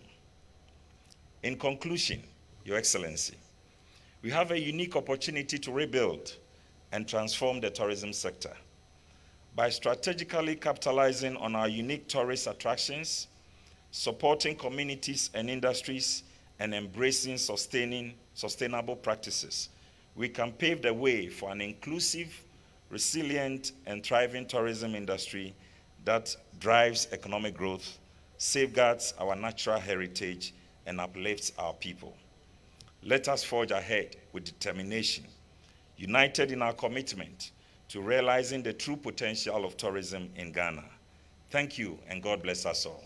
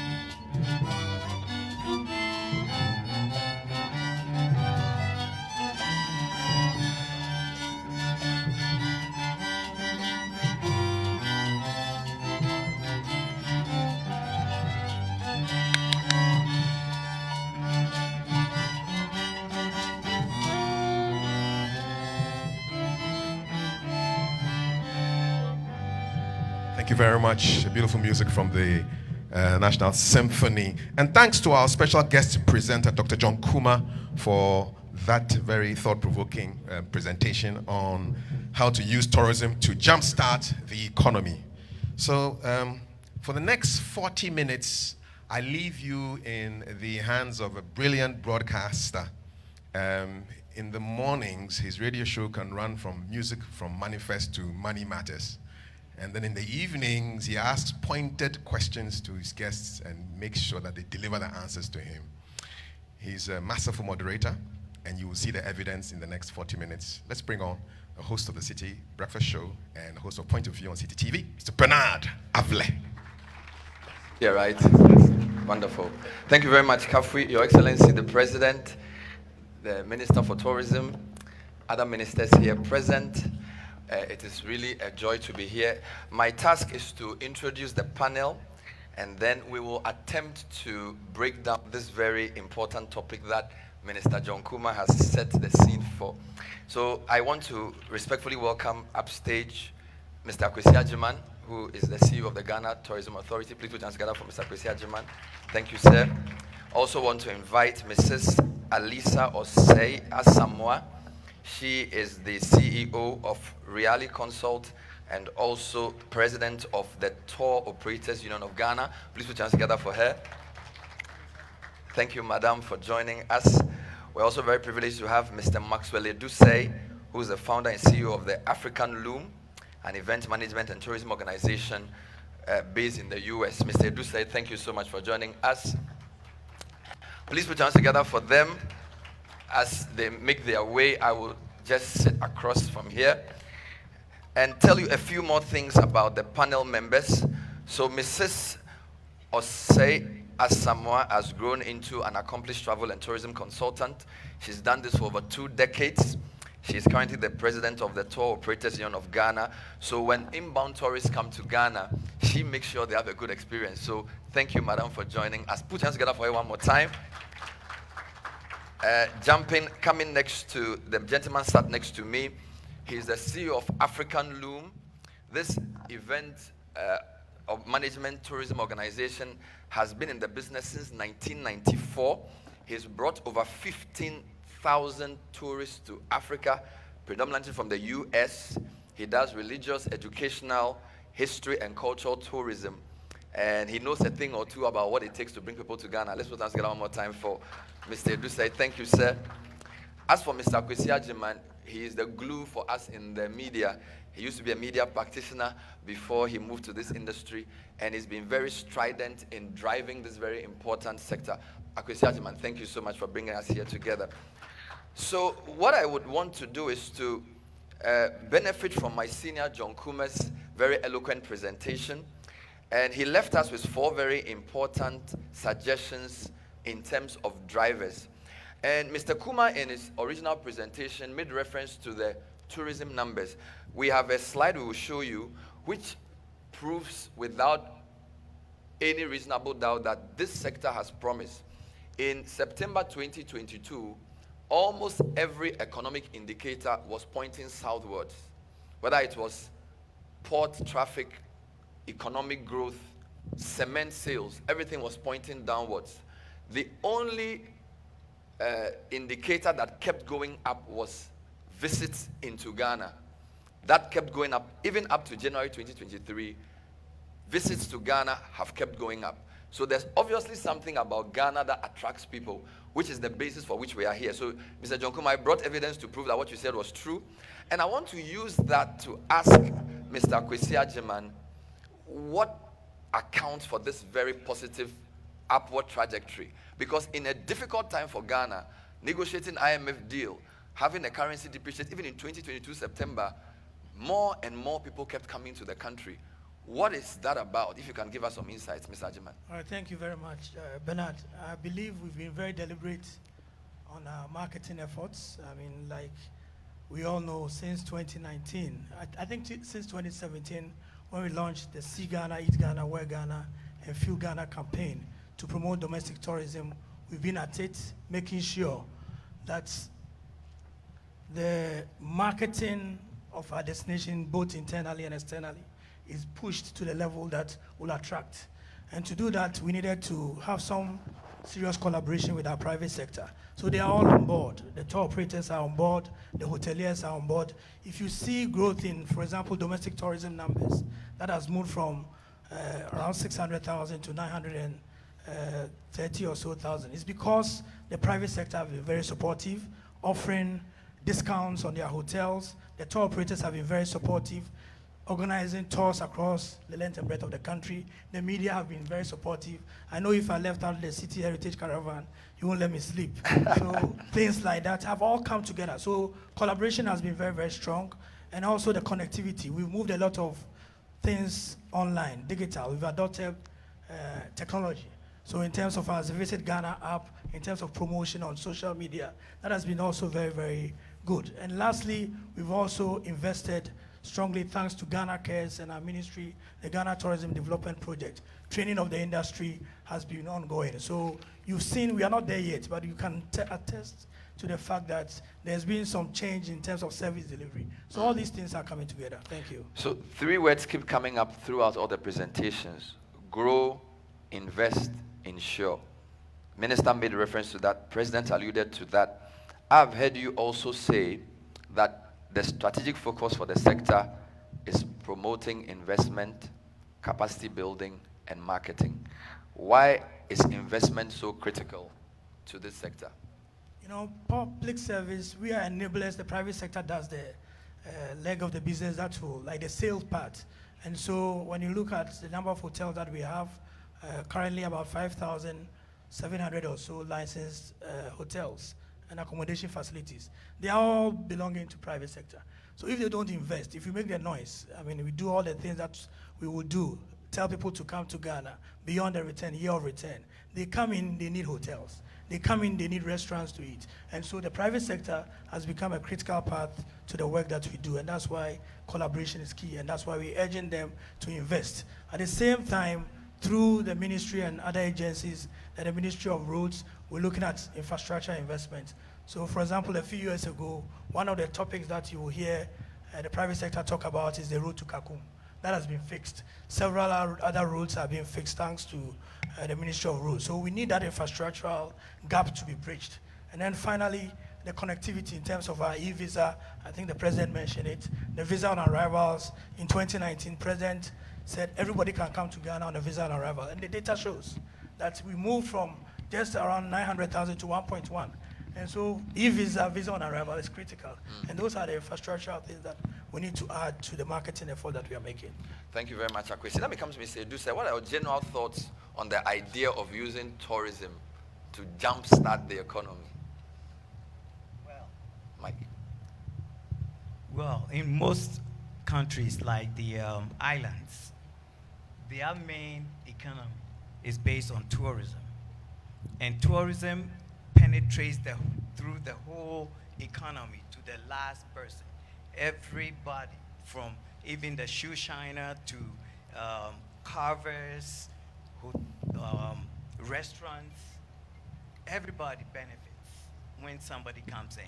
It's like someone working in the US, making money, and coming to Ghana and dump it here. So it's very important for us to actually go after these monies. These monies are there. We have to go for it because they have a choice to go to any part of the world. Why Ghana? And that's where we come in and tell people Ghana is great to visit. Wonderful. Come to Ghana, you have your money's worth. US is considered one of Ghana's most important source countries for tourism. You've been doing this since 1994. If this is true, what is it that the Americans like about Ghana? And how can we improve that so they keep coming and spending more here? Okay. Most of the people, if you look at the numbers, they are mostly African Americans. Okay. So majority of them come because of history. History. The history and culture. All right. Okay. The other people, for Ghana, we don't have what most of the Caucasians want. they go for the safari, Okay. pristine beaches, and sometimes primitive Africa, which we don't have. They are looking So- for primitive Africa, which we Yes. don't have. Okay. Yeah, we don't have all those. They talk about when, what they see on TV. All right. Emaciated kids with bloated stomachs, with all the Lions and flies people on trees making and stuff. money off that. Okay. Which we don't have. All right. So I always make that clear. All You're right. not going to find it here in Ghana. Okay. So, but what most of the part where it's really tough for some of them to come, especially the older generation, is the visas and yellow fever. Before we come to that, Okay. I just wanted to ask you, how big was the year of return before COVID came? 2019, in terms of within the diaspora community, in the African American community, when they heard of the year of return and some of the events we're organizing, just give us a sense of how powerful that was in driving numbers to Ghana. Yeah, it was very powerful because it was also celebrated in the United States. Wonderful. So the word was out there, and most of us launched on that to bring the people in, to come and see it for themselves and not just hear it on TV. So majority of them, we organized different parties to talk about what is available in Ghana and the slave dungeons and also the slave river, Yeah. which we really tied all together to bring the history together for them in terms of the Ghana, the United States history,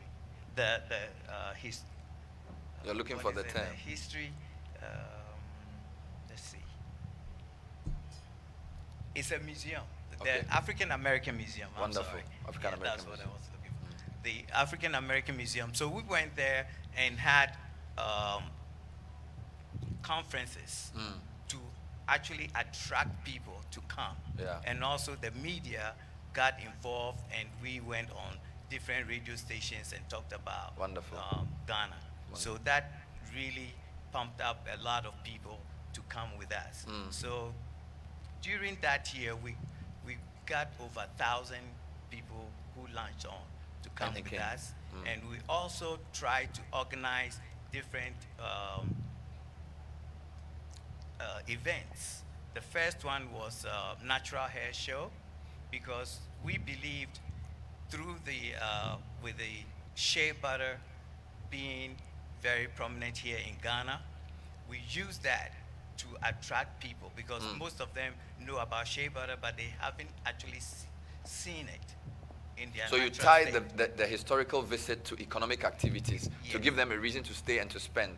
Wonderful. Yes. I just wanted to bring in Mrs. Osea Samoa. So you are the person who brings them in, but you are the one, Mrs. Samoa, who then moves them round. So you are like the last mile. So you would go with them to Kakum, or you'd go with them to Mole, or you'd go with them to Cape Coast Castle. What's been your experience in the past few years in terms of bringing tourists in and making sure they spend here? What are your general thoughts on that? Thank you very much, Bernard. Yeah, before I come to your question, I would like to put on record that tourism can be leveraged to drive economic transformation. You know, tourism, as we normally say, it's a low-hanging fruit. Yeah. When a tour operator gets business, we segregate. We are in the center, hotel comes in, tour guide comes in, restaurant comes in. So monies paid are paid directly to the people. And the decentralization nature also helps. So you visit a place, you leave money to the community. Now, back to your question. After COVID, you know, when COVID came, our business were badly hit, Okay. of course, and we realized that we have to do something in terms of domestic tourism. All right. We have to promote it. Initially, we were looking at the inbound and some of us were also doing outbound. So we have associates outside there who brings the tourists to us. You know, American market is one of our major markets. So for them to experience Ghana, the historical and the culture is key to the American markets, unlike European markets. So we make sure we are professional people. We make sure that the tours that we organize from them are to be a memorable tour, of course. When they go, that is where referral will come in. They will go and come back. If they came with 10 people, it is our objective that when they go back, they will come back with 50 people. So that is the norm. We make sure that every site that they go, we are monitoring it. Even though we are tour operators, we use other stakeholders. If the hotels are not their choice of hotel, we are giving them the hotel. We make sure we give them good hotels. That's when they go back, they will testify. Wonderful. So the tours that we organize a professional tour because they are dealing with professional people. What can we do to make people not only come but to spend more? Mr. Kuma told us that about 2.9 billion has been spent compared to some 900,000. So clearly we don't just want them to come. We want them to spend money here so that we will have more dollars to stabilize the city, if I'm correct. So what can we do, not just to bring them, but to make them buy things, build things, so that they go with their pockets empty? Oh, yes. Initially, before then, when we draw a package, we make sure we take them to art and crafts shops. But even now at the site, when you go to Kakom, they have art and craft shop at the site. So they always buy things there. And other tour size places, there are things to be bought. So they definitely spend time. If they are not even able to buy things, we have a day. We come up with a day at leisure that we take them to art and craft shop or other places, even markets, to buy things. I have an accusation. The first time I went to the US in Washington, there were more museums than human beings. And every museum, you'd buy something. I didn't have a lot of dollars, but everything got finished. We travel around Ghana to tourist sites, and there's nothing, there's no, like you go to the crocodile pond, it's just a pond. There's no depiction of anything. The artifacts don't look high quality. So it's just seeing the place. I believe this is one of the key challenges. How can we add value to our tourist sites so that we can actually retain the forex? All right, thank you, Bernard. It's a good observation, but we are on it. I mean, in 2019, we worked with Parliament to pass the LI 2393. One of the things we observed was that there was no regulation for these tourist sites and attractions. So it's not just the lack of artifacts, even sometimes washrooms, sometimes other health facilities like infirmary. I mean, we know what happened to us in Kintampo, where if we had all these things in place, probably the casualty rate would have been low. So with the passage of the LI 2393, it gave us that regulatory strength to move into these sites and say, these are the things that you have to do. In addition to that, we started signing MOUs. So this community partnership model that we have started. Currently, we have about 13 or so MOUs with Nzulezu, with the Achimebuaka Traditional Council. We've done work at Bunsu. If you go to Tafi Atume, we've signed with the community. We've done work at that site. Picoro was mentioned. We have about 13 of these MOUs. Juso, currently a Boenri Kente Museum is being done. And these new facilities and additions will have all the entire 9 years that you look for. Proper washrooms, infirmaries, gift shops, and all the infrastructure that you need. So it's work in progress, and that is why the collaboration, like I always say, is important. Because the communities have taken it on board. The chiefs, especially in most of these communities, here in Ebri, thanks to the Mahini Nana who is here, we are working on the Ebri Gardens with the MP who is also here, Honorable Obi Amwa, to make sure that all these facilities are redeveloped, or at least some level of development comes in. Then we can attract the private sector through their investments to come in. Wonderful. This is the Presidential Summit on Tourism, and we are coming to you live from Peduase. My name is Ben Alavle. My panel is the first of 3 panel discussions, and this panel is on using tourism to jumpstart the economy. And I have a very rich panel: Maxwell Edusei, founder of African Loom; Akwesi Agyeman, CEO of the GTA; and Mrs. Alisa Osea Samoa, who is the president of the TUGA. The panel is not meant to address all issues. We also want you to ask questions. So we'll be coming to you in the next few moments if you have any questions or contributions. In fact, we're very blessed to have a room full of experts.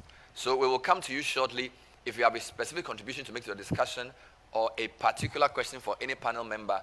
We'll be happy to take it.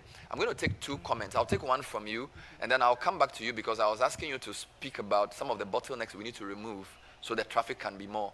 So, madam, back to you. Yeah, Bernard, yeah, I also want to put across, after COVID, what the tour operators have done. We realized that we're not promoting domestic tourism. Okay. We were looking at the inbound and outbound tours. Yeah. So we decided that, look, by promoting domestic tourism, we need to come up with a familiarization trick in all the regions.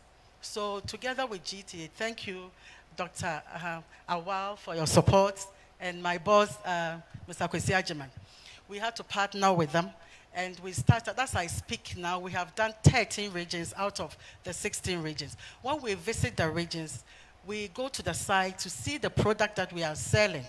Number 2, to also see the loopholes, and to give, when we come back, we give feedback to Ghana Tourism Authority. We write report to them, both negative and positive. And the third one is to the stakeholders. When we did feasibility studies, we realized that Ghanaians said our packages are expensive. That is why when we talk about tourism to them, they move out of Ghana. But we need them to stay in Ghana and know their country before they look elsewhere. So we spoke to the stakeholder. Any region that we go, we see the hotels. My colleague, hotel president, is here. We wrote to him, and he gave us a list of hoteliers that we can contact. And in fact, they've done so well. They've given us rates. Now packages are so affordable. I'm happy that now domestic tourism rate has increased tremendously. Wonderful. And it is all both the private sector and the government, our collaboration, our partnership. Wonderful. So our next 14th region will be Eastern region in first week in July. Amazing stuff. And we'll take the final comment from you on what bottlenecks need to be dealt with so the inbound traffic will improve. Okay. I'm so glad the president mentioned the visa on arrival. Yeah. It's very, very crucial. All our competitors, take it Senegal, they don't even require visas for American citizens. Okay. South Africa doesn't. Kenya does, but you can do e-visa even at the airport. You just have to pay online. And if you go to like Egypt, it's also visa on arrival, $25. But the Ghana system was so cumbersome, where you have to answer all your questions online, upload all your information, download, and mail it to the embassy. And it takes about 2 to 3 weeks to get it. Most of the elderly that we bring are not savvy on computers, so it was very tough for them to always do it. So it's very, very important that we actually simplify the system, the visa system. Yeah. The next one is yellow fever. I know all the regions, the tropical regions require yellow fever, but in the United States, the cost of a yellow fever shot is average of $350. The lowest you can get is $300. But if you come to Ghana, it's $20. So some of my people sometimes opt out and come to Ghana, and then they receive it here. Okay. I don't know how legal that is, but that's why what some of them have been doing, which is very, it has helped a lot, especially the students coming in. Yeah. The other issue is the cost of accommodation. All right.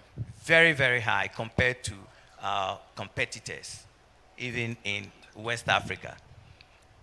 you can go to, like in my students, when I take them to South Africa, I can get a rate of $35 at Mercure. I can never get anything close in Ghana. The minimum that I usually get is $100. All right. So it's an area that we need to really improve on. Okay. And one area too that I want to add to it, if Ghana is going, we claim is the center of the world. Yeah. That means we have to work to bring every conference, world conference, to Ghana.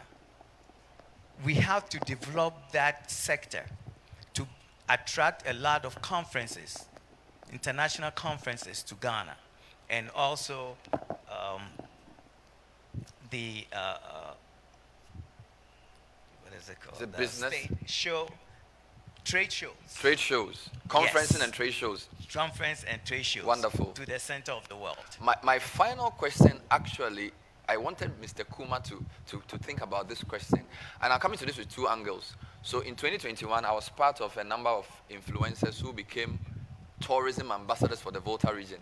I was together with Kafui Day, the MC, Ivy Prosper, and a few other presenters. We traveled around the Volta region. We saw firsthand how tourism works. For the past 10 years, City has been doing the Heritage Caravan. We drive around at least 11 regions. So I've seen tourism firsthand.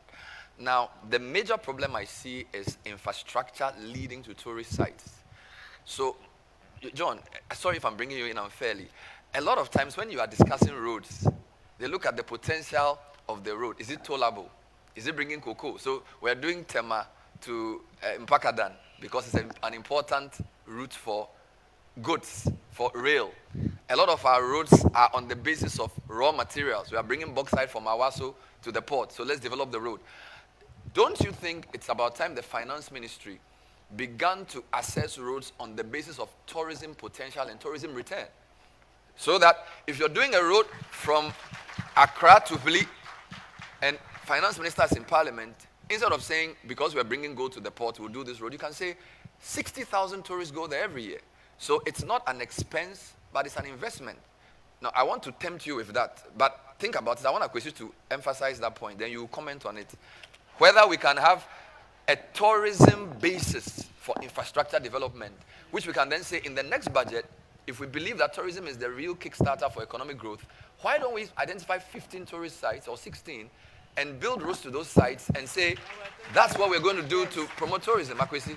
I think I want to act as an Ochami, but I know that this has been taken up. Our ministry, thanks to Dr. Awal, has engaged with the Ministry of Roads, and we promised 50 kilometers to start with. Only 50? So, no, currently we are identifying the last mile ones. Okay. They say a journey of 1,000 miles. Begins with one step. So let's take that 50. Okay. And then we are mapping it out. So, for example, there have been discussions at places like Boti Falls. We've identified a few sites that are deplorable, the last mile, to work on it. So it's work in progress, but since Honorable John Please, Kuma, can you give the minister a mic? We Honorable John Kuma is here. What he thinks about the idea. He's an Akateche too, so you can. So we can answer. refine it and send it to finance minister. So, John, sorry, we used to debate on campus, so I'm putting you on the spot. Thank you very much. Bernard, that's a very good question, but I want to assure you that Dr. Awal and Mr. Mwakwata has already put together a program for tourism roles, and the Ministry of Finance is fully behind it. Yeah. So it's tourism roads. Tourism roads, yes. So it's something that we are working on, and if you observe that the Cape Coast road to Kakum has been done, and several others. Yeah. As we speak, Bonyere town roads have been awarded, and several other destinations to tourism areas. So it's a work in progress. Thank you very much. We will take two more questions because we have to wrap up the panel. So we'll just take two comments, brief ones, before His Excellency leaves us. There's a gentleman in white. Please rise. Kafui, the gentleman in white. Or you can come to the microphone in the aisle if you prefer that as well. So, sir, please tell us your name and let's take your comment. Thank you. Right, thank you very much. My name is Lomo Menu. I'm a tourism development consultant. Thank I've been working in the industry since 1985. Wow. GTA, Ministry of Tourism, and the private sector. I want us to look at the very, very basics. The basics to jumpstart the tourism vehicle. Yeah. And then with that, if you can allow me to share just two experiences. I was in the office one day when a tour operator brought a tourist in from Norway. And, you know, I asked her what her experiences were. And in fact, she blushed. And I said, why? Is there anything wrong? And they actually came from Cape Coast to Accra. And then whilst they were coming, I think the driving on the road was so bad. Yeah. And they also saw some accidents on the way. Yeah. That was one. And then secondly, they went to Makola Market. And unfortunately, they went past some big gutters. And in fact, she had a root shock about the cleanliness of the market. Okay. Now, the basics I'm talking about here is cleanliness of our communities. Wonderful. Cleanliness of places that tourists visit. Yes. Cleanliness everywhere. Travel safety in this country. Yeah. I mean, we all agree that the infrastructure is not the best. Yeah. But at least the driving, terrible driving, bad ethics, overspeeding, unnecessary overtaking. Yeah. And if you are a tourist driving from Kumasi to Accra, thank you. So thank you very much. So right. cleanliness and travel safety. Thank you, Yes, madam. thank you very much. Thank you, madam. Please go ahead. Thank you very much. My name is Doreen Owusu Fianco, Wow. a former CEO of Ghana Tourist Board. That's about almost 2 decades ago. I'm particularly excited to be at this forum. First of all, after, let's say 20 years ago, this is the first time I'm seeing a president who is very passionate about tourism, because he has a vision and he has seen the light that it is the tourism activity which will drive any socioeconomic development of the country. Wonderful. This is because we all aware, most of us, that tourism development involves the integrated development of the whole country. Yes. You know, from roads, hospitals, food, hygiene, environment, education, small, medium-scale industries, everything. The major countries who have made it in this world, US and UK and Egypt, was based on tourism. That's why Heathrow, for instance, they have almost 5 terminals. What I want to ask and plead with the president that all the initiatives that he's giving, one important one is missing, and that is one district, one tourism attraction site. Wow. So, Mr. President, one district. and Mr. Kuma, if you say you want to use tourism to jumpstart the economy, then look at Mr. Obi Amwe's ministry. One district, one tourism attractive. And that will mean the total development of the country. Thank you very much. Thank you very much. So far, we have 2 proposals. We have the tourism roads, and we have the one district, one tourism. This is great. Wonderful. One tourist site. We'll take the final comment. Okay, last but one. Yes, madam. Hi, good afternoon. My name is Dr. Ashley Milton. I'm representing my business, She Grows It, and also the Adinkra Group. So first I want to say just congratulations to Ghana and how it has positioned itself with the Year of Return and Beyond Return and being the premier destination for really diaspora. And my question is, what does Ghana need from the private sector? Not the private sector that we're currently seeing. We're seeing a lot of art, we're seeing a lot of culture, but what do we need to see from other businesses in the private sector, and how do they need to step up to kind of meet the tourists that we're seeing coming into the country? Yes. And as the private sector formalizes, and to meet these tourism needs, and we move from just tourism to citizenship, how does Ghana position itself to be the destination of choice for Black people globally? And that's really what I want the conversation to be. I want us to say, hey, Ghana is the best country for Black people to live, and there's a lot of diaspora that are waiting for that conversation to happen. Wow. And I think a lot of it surrounds the private sector really formalizing to kind of serve the demands of the African Americans and the African Caribbeans that are coming to not just visit, but to repatriate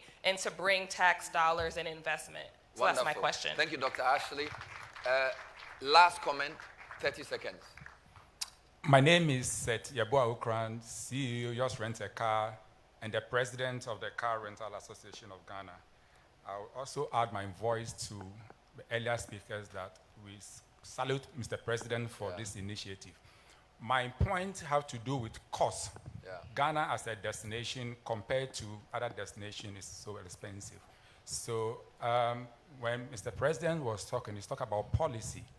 And I want to propose if we can have a policy on Tourism Development Bank. Okay. Currently, I believe the Tourism Act 187 enjoins the operators to pay 1% tourism levy. How do we expand on that? To expand that portfolio, creating tourism bank, I believe if you look at Ghana, the most high cost is accommodation and transportation. Yes, sir. And let me link that to, again, is one of these policies that bring about automobile assembly in Ghana. How do we link that? So they produce their cars, and then the car rentals have it. That will bring their costs down because we drive tourism in Ghana. Thank you. Thank you very much. Put your hands together for all the contributions. I want to thank you for your comments. The panel will answer, but Kafui, I just wanted you to come back because this is the first time I actually had a presidency through a panel discussion. Usually, they do the speeches and they take photos and they leave. So we're very grateful to you, Mr. President, for staying through the panel. So Kafui, if you could come back and then you help with the formalities of his exit, then we will do our final comments because we have 3 more panels. I hope you are not leaving with him, please. Yes. So, yes, so we are not done, but we believe he has to go. So, yes. So we can wrap up. Okay, so let's wrap up our panel discussion. Wonderful. So let's wrap up. So I'm going to take reactions to the comments. I'll start with Madam, and I'll come to Mr. Duce, and I'll give the last word to Akwesi, and you will try and answer the questions that pertain to issues that do with the sector. So what are your closing comments, Mrs. Yes, from what I heard, I think the questions were directed to the government sector. So you don't have any problem? But no, I'll wrap up. My last comment, number 1, is still encouraging all Ghanaians to patronage for domestic tourism. Wonderful. Because domestic tourism is key. We have to use our money in Ghana, explore Ghana, experience Ghana before we look elsewhere. Secondly, Honorable Deputy Minister, in fact, I have one site that is a new site that has been developed because now all my clients from outside, especially from Europe, we are adding beaches. Okay. So most of them also come to Kokrobiti. Okay. Because they like that place and the road is very bad. Kokrobiti. So I'll add to the 50 sites. 50 kilometers. I'll appeal to John Kuma, my boss you have to that they expand the should list. add it to the sites that they have located. It's a very prime area, and a lot of people are exploring that This place. budget preparation will be very serious. Thank John you Kuma, very you're in a much. lot of trouble. Mr. Duce, your final comments. My final one will be based on the cost Yeah. of attracting more people to Ghana. For instance, we don't have a national airline, and Therefore, we depend on a whole lot of different airlines where the prices are very, very high. Yeah. For instance, before the COVID, going to South Africa was less than coming to Ghana on South African Air. Okay. And because it's their airline, they are able to discount it for people going there. Yeah. So, but right now, coming to Ghana is so expensive. When I was flying in, it cost me $2,500 coach. Wow. And this is a lean season. Wow. So it makes the whole package very, very expensive. So we have to attract more airlines flying into Ghana, Wonderful. especially direct from the United States. All right, thank you, sir. Put your hands together for Mr. Eduse. Akwesi, you have the final word. There were a couple of questions for you, if you can answer. No, thank you very much. I believe there are more suggestions and comments than questions. The issue of cleanliness and sanitation, for example, there's a project that we are working on with the Ghana Tourism Development Company, my brother Kojo Entry, and then also the YEA on clean waves, clean beaches, to make sure that our beaches are kept clean. And we are working with the Ministry of Local Government and the various assemblies to make sure that, this eastward wash of trash that goes into the shores, into the seas, do not end up at our public beaches. When it comes to the infrastructure, I think Dr. Kuma has highlighted that the Tourism Development Bank, one of the things that under the leadership of our minister we've done is to set up the PPPF, Public-Private Partnership Forum, which is currently a body made up of representatives from the Ghana hotels, the tour operators, everybody. And our next meeting is on the 11th. I think this suggestion has come up, and there are a few other suggestions that have come up. The outcomes of this deliberation is something that we'll discuss with them, and I believe the Tourism Development Bank is one of them that has come. When it comes to the issue of access, and I talk about access not here with just airlines, but the visa and all those things, we've tabled a lot of suggestions through our ministry to the various other ministries, Ministry of Foreign Affairs, Ministry of Interior, on the e-visa regime and all that. So I believe it's work in progress, but hearing it from our operators also gives me that encouragement that we're on the right path. Thank you. Please put your hands together for the panel. Thank you so much. We're very modest in our expectations, discussing how to use tourism to jumpstart the economy. But here at the PDRC Presidential Consensus, we've come up with 3 policies: 1 district, 1 tourist site, tourism roads, and tourism development bank. Please put your hands together for yourselves as we welcome back our MC to announce the next course of action. Thank you, Kafui. I told you he was a masterful moderator. Thank you so much, Bernard, for steering that conversation and bringing out... yes, let's take a photo to mark the occasion. Yeah. There you go. So many thanks to our panelists and Bernard for steering that conversation. Thank you. All right. So, the MC can change the program, So we're going for lunch now. 3 words that people want to hear very eagerly at conferences and summits. Lunch is ready. So lunch is ready. And we will all depart first with the president and his party, and then our special guests and our chiefs and queen mothers. And then all of us with the tags registered, those of us who registered and have these tags will move out that way. And then the crew, the ushers will stay here, and then we'll organize and make sure that everybody has lunch. Can we kindly be on our feet as we hear and sing the national anthem of the Republic of Ghana?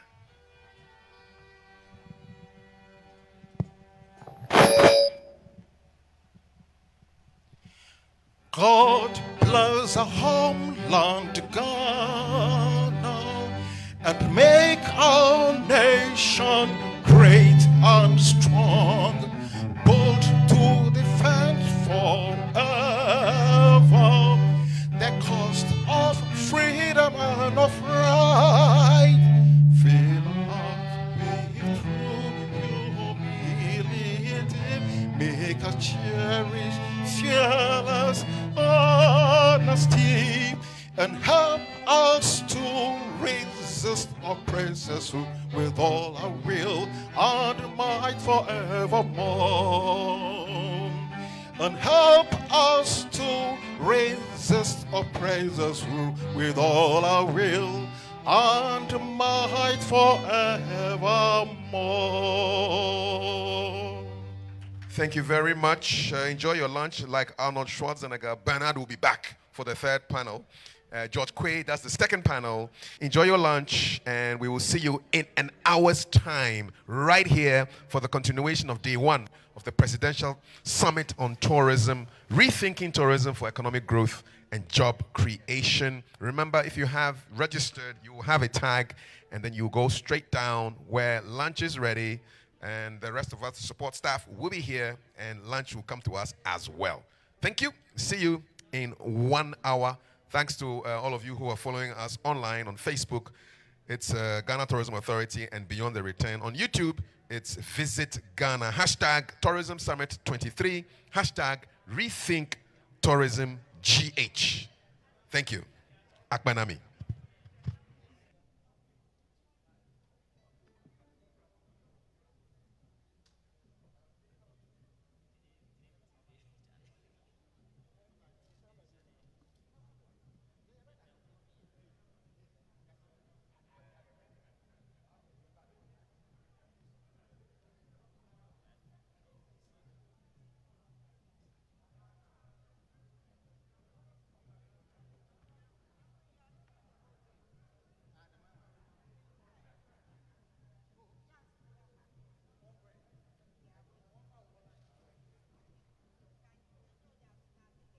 Hello, please make sure you take your stuff, your laptops, your phones, your bags, your purses.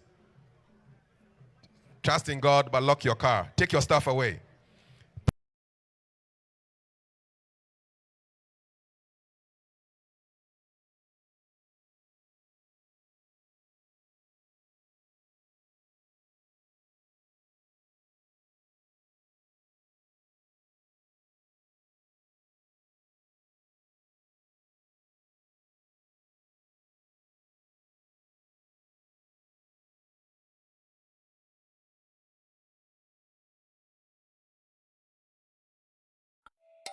Welcome to Ghana. Go beyond the return to a home of a rich cultural heritage where nature is incredible. Adventure is everywhere and the people are warm. Go beyond to a home far from home. Visit Ghana. Welcome to Ghana. Go beyond the return to a home of a rich cultural heritage where nature is incredible. Adventure is everywhere and the people are warm. Go beyond to a home far from home. Visit Ghana.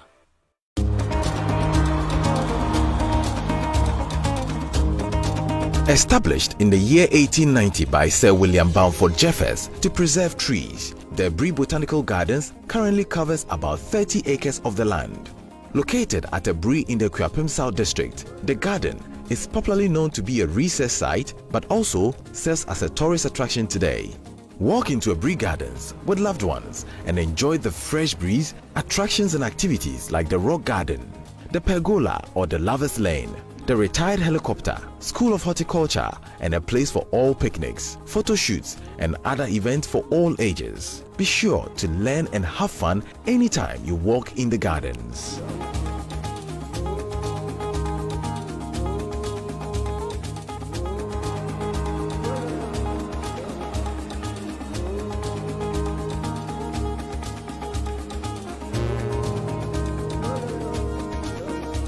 This campaign is brought to you by the Ghana Tourism Authority under the auspices of the Ministry of Tourism, Arts and Culture.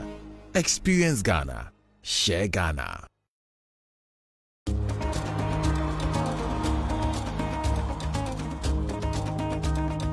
Bunsu Eco Park officially opened as an arboretum in 1935 by British scientists Frank Thompson and David Pillett. Formerly known as Bunsu Arboretum, the name was changed to Bunsu Eco Park in 2019. It is 4.1 kilometers from Bunsu Junction on the Accra-Kumasi Road.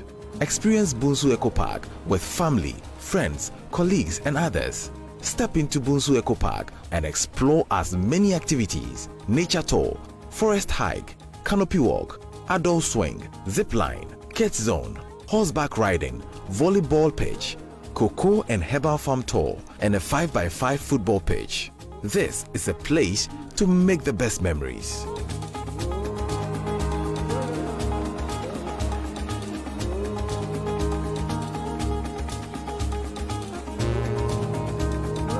This campaign is brought to you by the Ghana Tourism Authority under the auspices of the Ministry of Tourism, Arts and Culture. Experience Ghana. Share Ghana. Akwaba, and welcome to Ghana, the center of the world.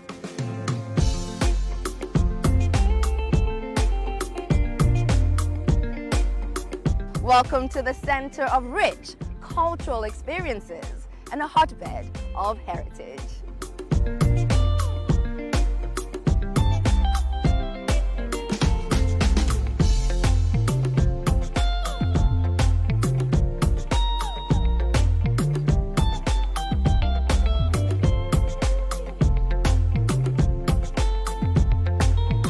Welcome to the center of the world, where you immerse yourself in great fun, entertainment, and leisure.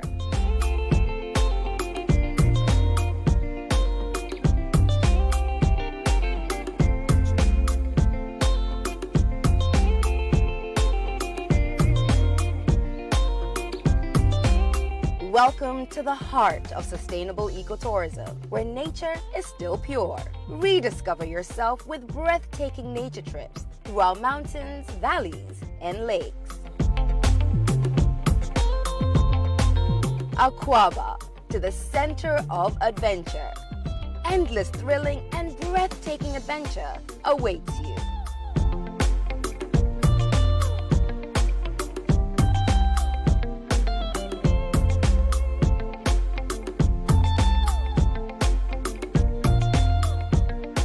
Welcome to the center of history and heritage.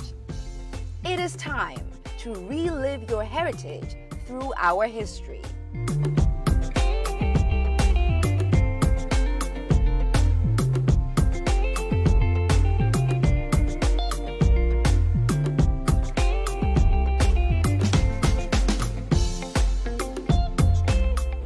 So come and experience the culture, the warmth, and the rhythm at the center of the world. Ghana.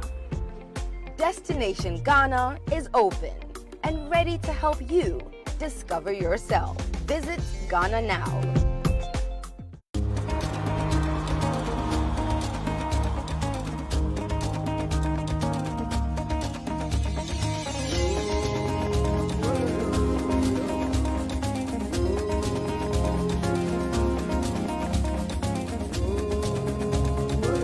It is believed to be the second highest mountain in the Volta region and located at Amezofe.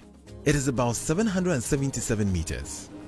The mountain has a cross that served as a communication tool to the Germans during colonization.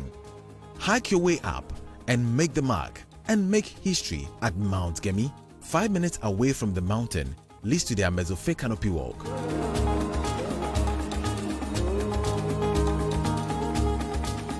Getting to the canopy from the entrance involves a little exercise. Briskly walk down about 259 steps to reach the canopy walk, which measures about 136 meters, and get a glimpse of a number of conserved, endemic and endangered species like the Togo sleepy frog, reptiles and amphibians. Explore the scenery and learn more about the tree nursery and tree planting. What more can you ask for? This campaign is brought to you by the Ghana Tourism Authority under the auspices of the Ministry of Tourism, Arts and Culture. Experience Ghana. Share Ghana.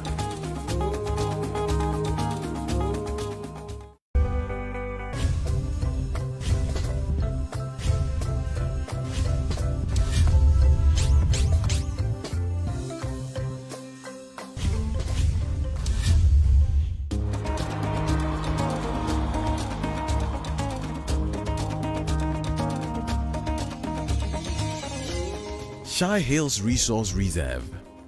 It is known as an enclave of hills and caves. Mogo Hill, Hewayo, Manyayo, and Seyo Cave, among others. And once served as a home for the Dangwese from 1000 AD to 1892. The site has a museum that is rich in archaeological artifacts of the people and others.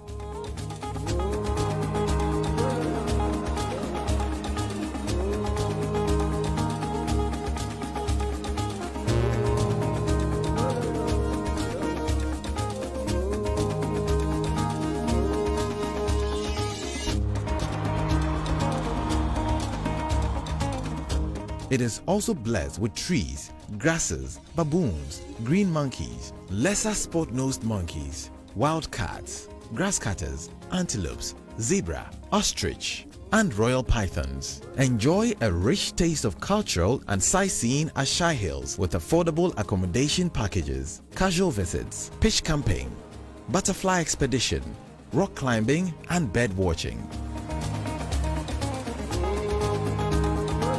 This campaign is brought to you by the Ghana Tourism Authority under the auspices of the Ministry of Tourism, Arts and Culture. Experience Ghana. Share Ghana.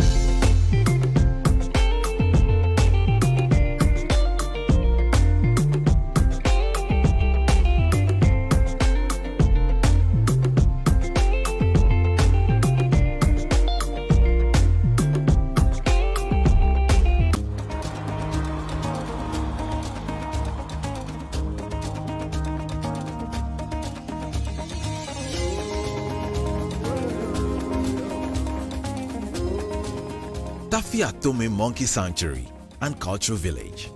The Monkey Sanctuary is located at Tafiatome, initially worshipped and protected as gods by our forefathers. Tafiatome Monkey Sanctuary was formally identified and declared as a tourist site in 1996. The forest houses the most friendly monkey species in the country, the true Mona monkey species.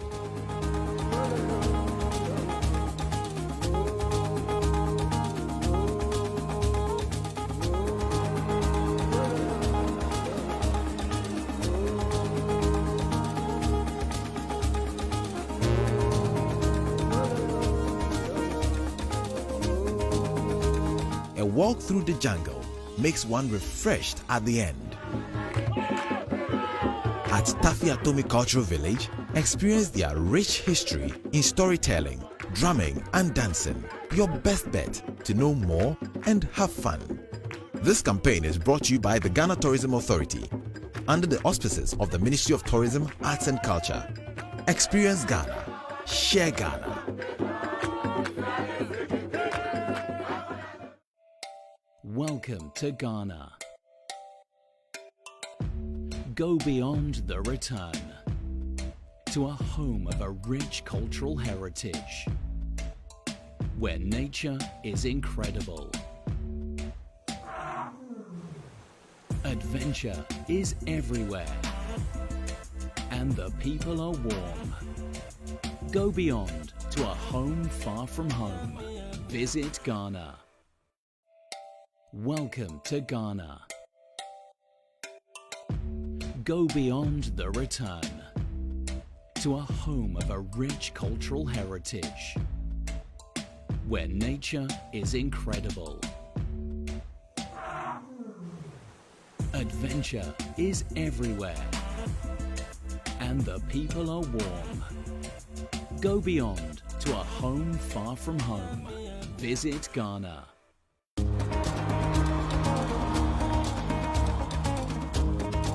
Established in the year 1890 by Sir William Balfour Jeffers to preserve trees, the Bree Botanical Gardens currently covers about 30 acres of the land. Located at a Bree in the Kwapim South District, the garden is popularly known to be a research site but also serves as a tourist attraction today. Walk into a Bree Gardens with loved ones and enjoy the fresh breeze, attractions and activities like the Rock Garden, the Pergola or the Lover's Lane, the Retired Helicopter, School of Horticulture, and a place for all picnics, photo shoots, and other events for all ages. Be sure to learn and have fun anytime you walk in the gardens.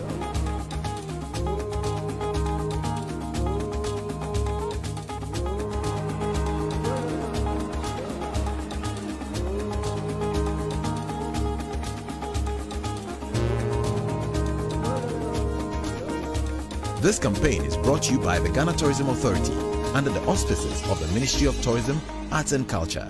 Experience Ghana. Share Ghana.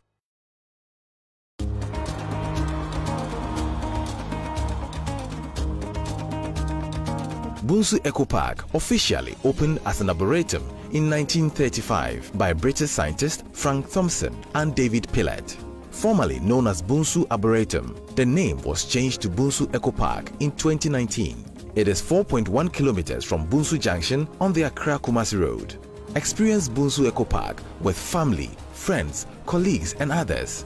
Step into Bunsu Eco Park and explore as many activities: nature tour, forest hike, canopy walk, adult swing, zip line, kids zone, horseback riding, volleyball pitch, cocoa and herbal farm tour, and a 5x5 football pitch. This is a place to make the best memories.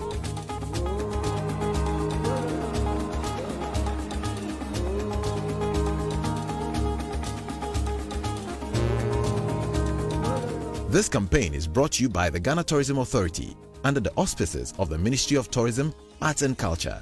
Experience Ghana. Share Ghana.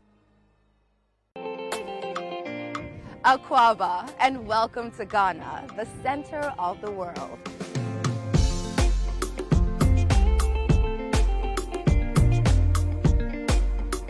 Welcome to the center of rich cultural experiences and a hotbed of heritage.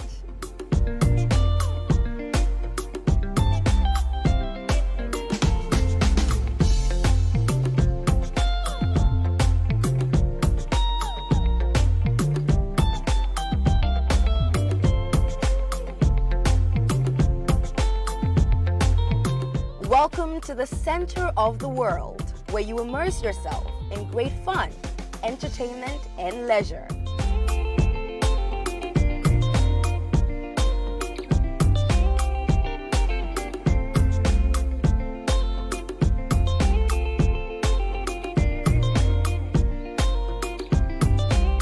Welcome to the heart of sustainable ecotourism, where nature is still pure. Rediscover yourself with breathtaking nature trips through our mountains, valleys, and lakes. Akwaba, to the center of adventure. Endless thrilling and breathtaking adventure awaits you.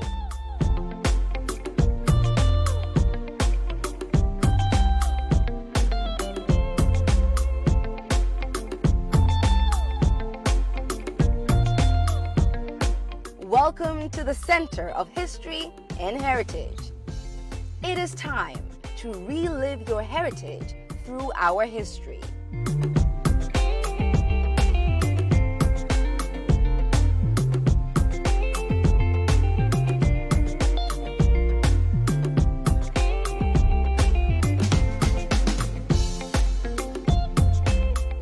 So come and experience the culture, the warmth, and the rhythm at the center of the world. Ghana. Destination Ghana is open and ready to help you discover yourself. Visit Ghana now.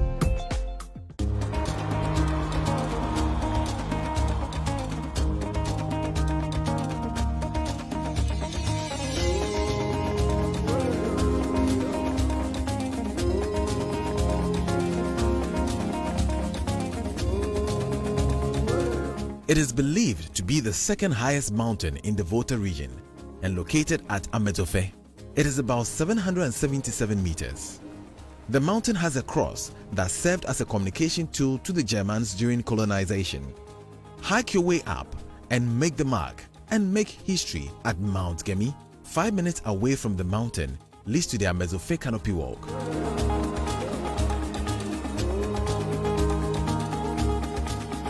Getting to the canopy from the entrance involves a little exercise. Briskly walk down about 259 steps to reach the canopy walk, which measures about 136 meters, and get a glimpse of a number of conserved, endemic and endangered species like the Togo sleepy frog, reptiles and amphibians.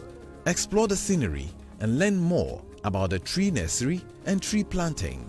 What more can you ask for? This campaign is brought to you by the Ghana Tourism Authority under the auspices of the Ministry of Tourism, Arts and Culture. Experience Ghana. Share Ghana.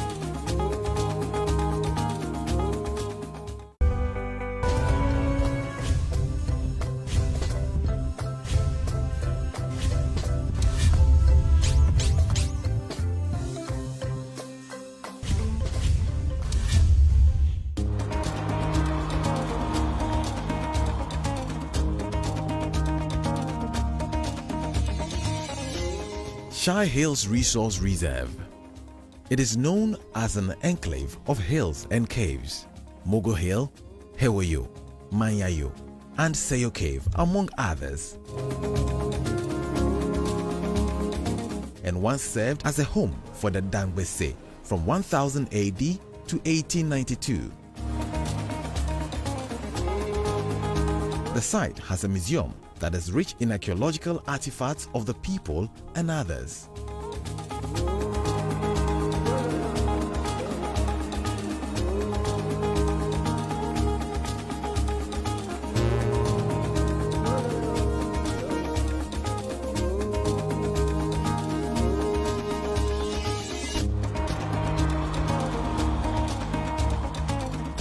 It is also blessed with trees, grasses, baboons, green monkeys, lesser spot-nosed monkeys, wild cats, grass cutters, antelopes, zebra, ostrich, and royal pythons. Enjoy a rich taste of cultural and sightseeing at Shai Hills with affordable accommodation packages, casual visits, pitch camping, butterfly expedition, rock climbing, and bird watching.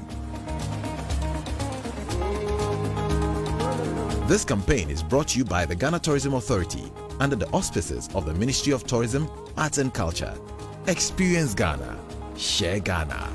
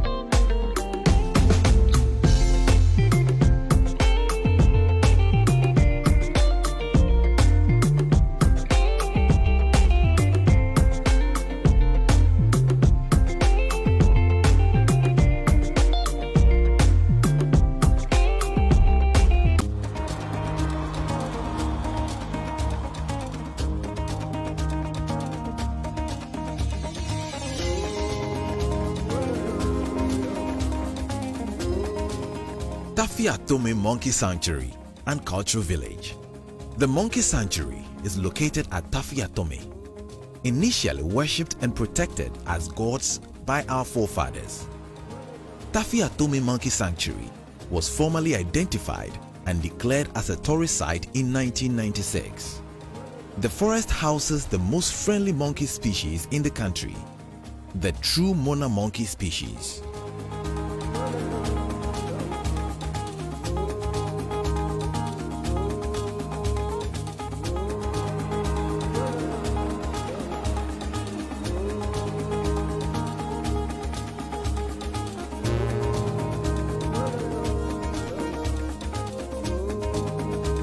A walk through the jungle makes one refreshed at the end. At Tafiatome Cultural Village, experience their rich history in storytelling, drumming and dancing. Your best bet to know more and have fun. This campaign is brought to you by the Ghana Tourism Authority under the auspices of the Ministry of Tourism, Arts and Culture.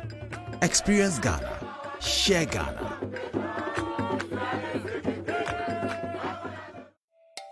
Welcome to Ghana.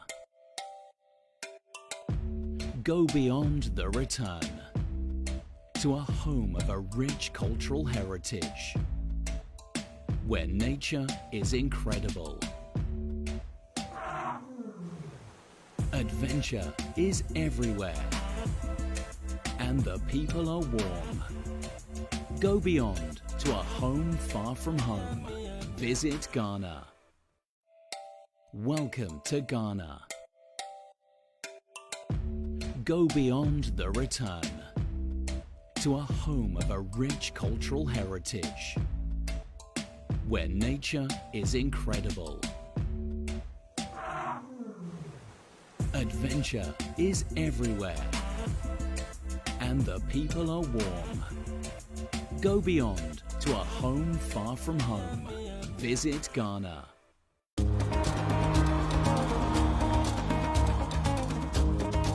Established in the year 1890 by Sir William Balfour Jeffers to preserve trees, the Bree Botanical Gardens currently covers about 30 acres of the land. Located at a Bree in the Kuapem South District, the garden is popularly known to be a research site but also serves as a tourist attraction today. Walk into a Bree Gardens with loved ones and enjoy the fresh breeze, attractions and activities like the Rock Garden, the Pergola or the Lover's Lane, the Retired Helicopter, School of Horticulture, and a place for all picnics, photo shoots, and other events for all ages. Be sure to learn and have fun anytime you walk in the gardens.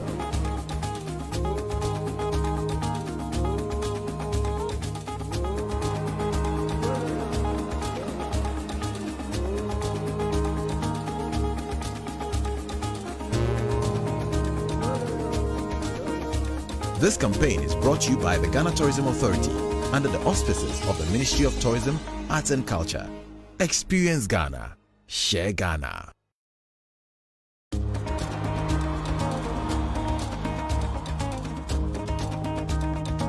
Bunsu Eco Park officially opened as an arboretum in 1935 by British scientists Frank Thompson and David Pillett.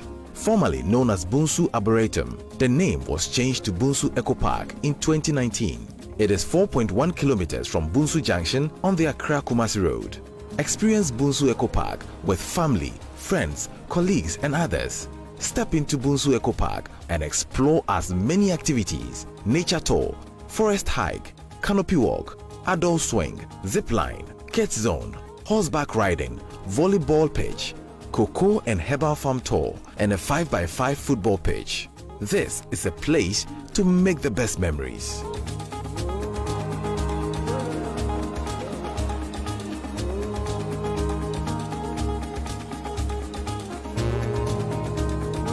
This campaign is brought to you by the Ghana Tourism Authority under the auspices of the Ministry of Tourism, Arts and Culture. Experience Ghana. Share Ghana. Akwaba, and welcome to Ghana, the center of the world.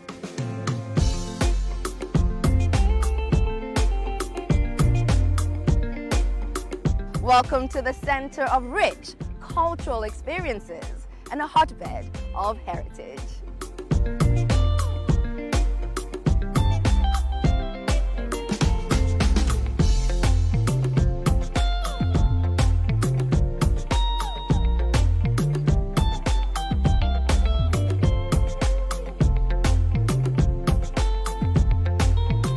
Welcome to the center of the world, where you immerse yourself in great fun, entertainment, and leisure.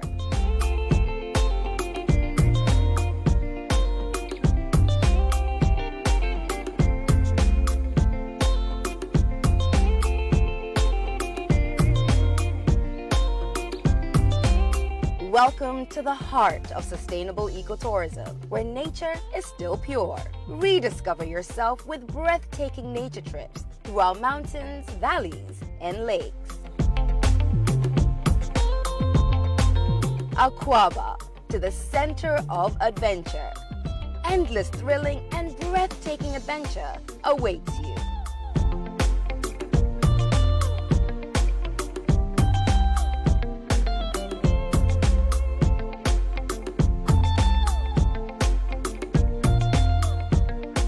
Welcome to the center of history and heritage. It is time to relive your heritage through our history.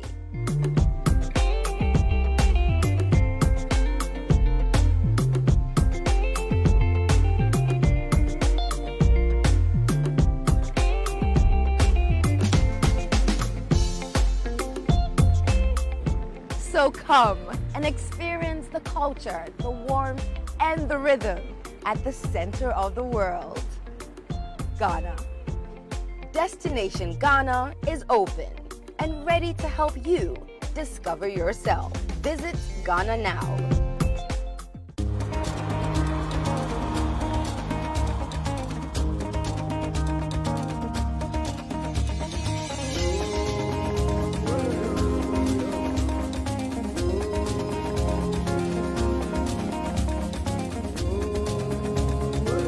It is believed to be the second highest mountain in the Volta region and located at Amezofe. It is about 777 meters. The mountain has a cross that served as a communication tool to the Germans during colonization. Hike your way up and make the mark and make history at Mount Gemi. 5 minutes away from the mountain leads to the Amezofe Canopy Walk.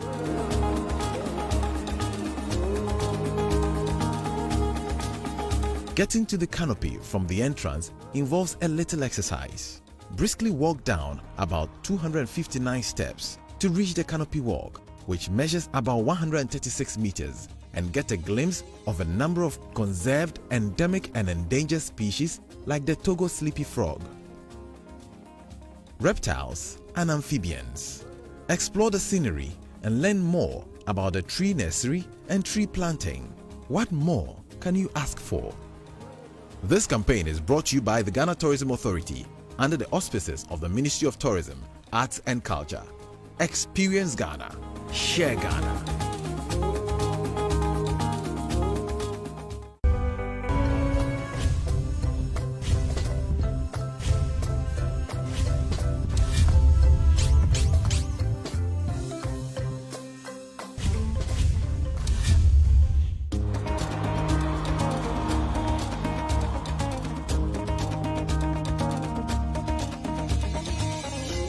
Shai Hills Resource Reserve. It is known as an enclave of hills and caves. Mogo Hill, Hewayo, Manyayo, and Seyo Cave, among others. And once served as a home for the Dangbese from 1000 AD to 1892. The site has a museum that is rich in archaeological artifacts of the people and others.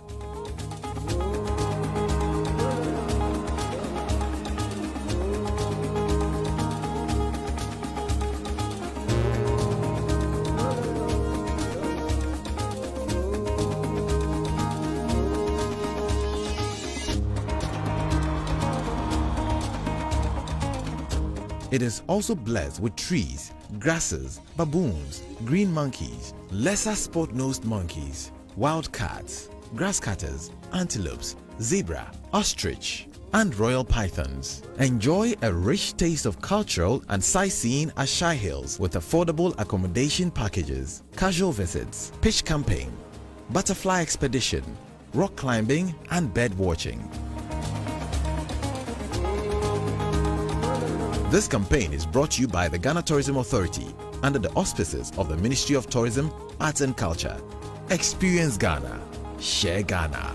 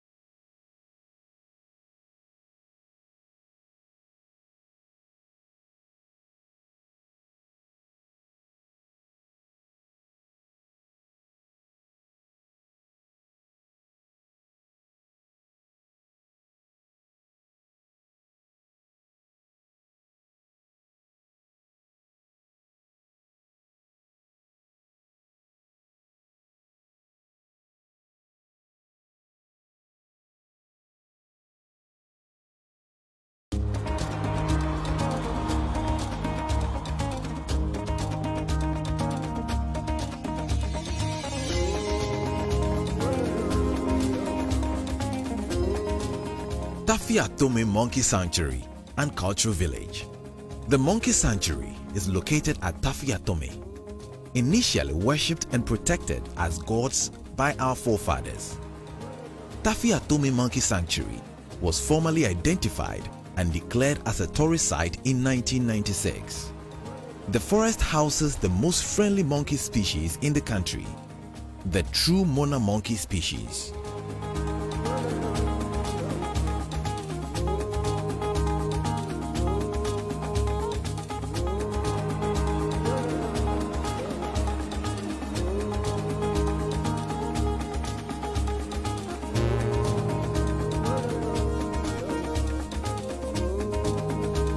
A walk through the jungle makes one refreshed at the end. At Tafi Atome Cultural Village, experience their rich history in storytelling, drumming and dancing. Your best bet to know more and have fun. This campaign is brought to you by the Ghana Tourism Authority under the auspices of the Ministry of Tourism, Arts and Culture. Experience Ghana. Share Ghana.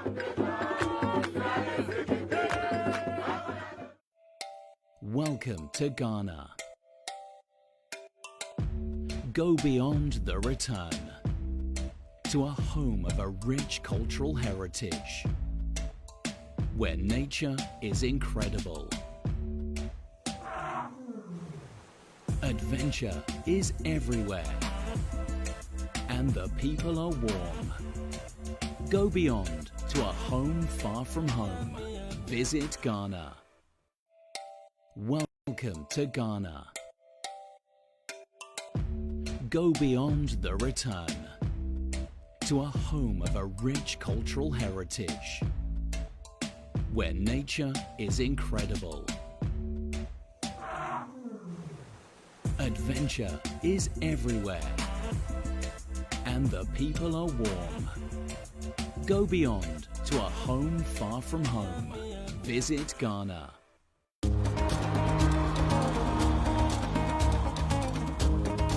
Established in the year 1890 by Sir William Bamford Jeffers to preserve trees, the Bree Botanical Gardens currently covers about 30 acres of the land. Located at a Bree in the Kwapim South District, the garden is popularly known to be a research site but also serves as a tourist attraction today. Walk into a Bree Gardens with loved ones and enjoy the fresh breeze, attractions and activities like the Rock Garden, the Pergola or the Lover's Lane, the Retired Helicopter, School of Horticulture, and a place for all picnics, photo shoots, and other events for all ages. Be sure to learn and have fun anytime you walk in the gardens.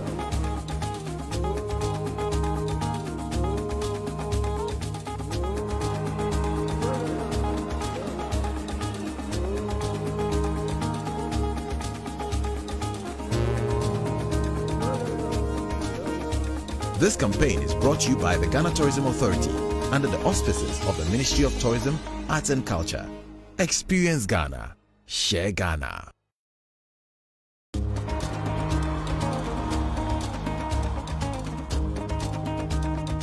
Bunsu Eco Park officially opened as an arboretum in 1935 by British scientists Frank Thompson and David Pillett.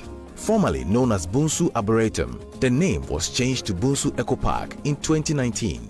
It is 4.1 kilometers from Bunsu Junction on the Accra-Kumasi Road. Experience Bunsu Eco Park with family, friends, colleagues and others.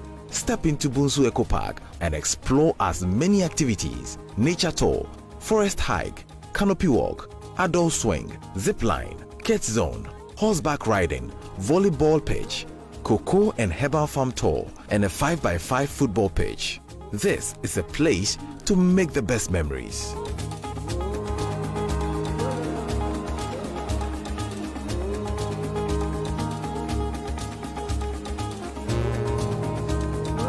This campaign is brought to you by the Ghana Tourism Authority under the auspices of the Ministry of Tourism, Arts and Culture. Experience Ghana. Share Ghana. Akwaba, and welcome to Ghana, the center of the world.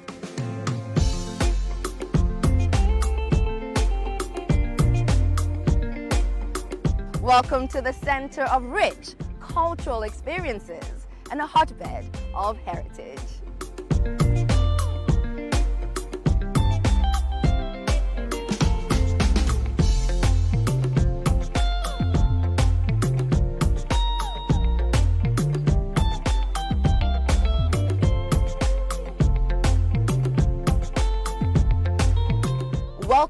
the center of the world, where you immerse yourself in great fun, entertainment, and leisure.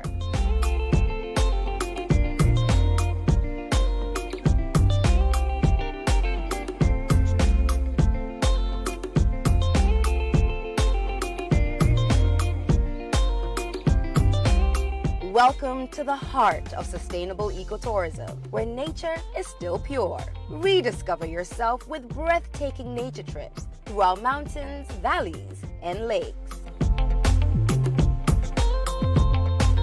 Akufo, to the center of adventure. Endless thrilling and breathtaking adventure awaits you.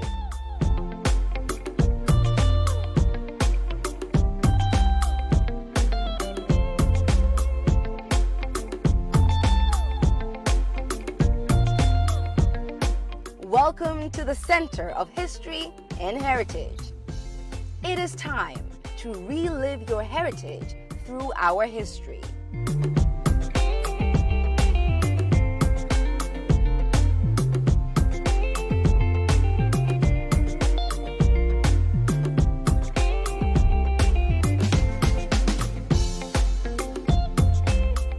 So come and experience the culture, the warmth, and the rhythm at the center of the world. Ghana. Destination Ghana is open and ready to help you discover yourself. Visit Ghana now.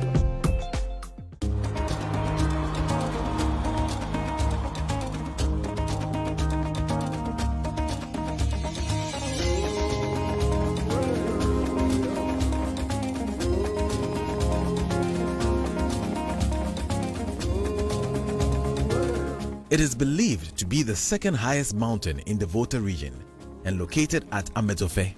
It is about 777 meters. The mountain has a cross that served as a communication tool to the Germans during colonization. Hike your way up and make the mark and make history at Mount Gemi. 5 minutes away from the mountain leads to the Amezofe Canopy Walk.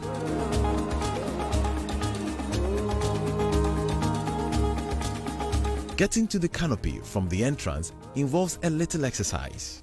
Briskly walk down about 259 steps to reach the canopy walk, which measures about 136 meters, and get a glimpse of a number of conserved, endemic and endangered species like the Togo sleepy frog, reptiles and amphibians.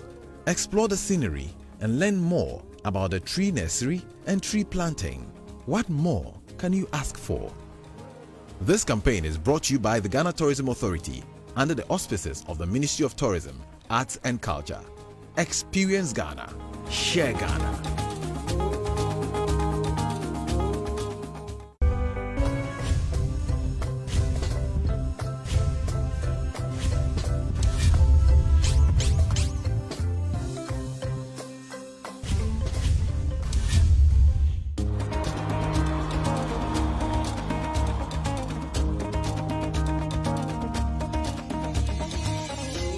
Shai Hills Resource Reserve. It is known as an enclave of hills and caves. Mogo Hill, Hewayo, Manyayo, and Seyo Cave, among others. And once served as a home for the Danwese from 1000 AD to 1892. The site has a museum that is rich in archaeological artifacts of the people and others.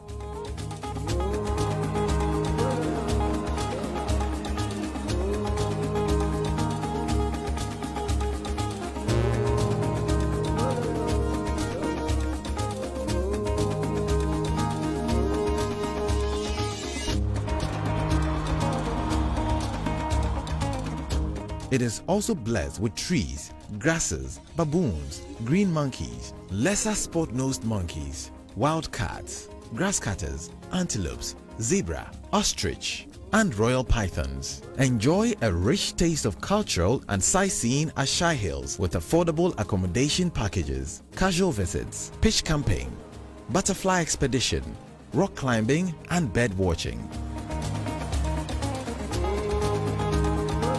This campaign is brought to you by the Ghana Tourism Authority under the auspices of the Ministry of Tourism, Arts and Culture. Experience Ghana. Share Ghana.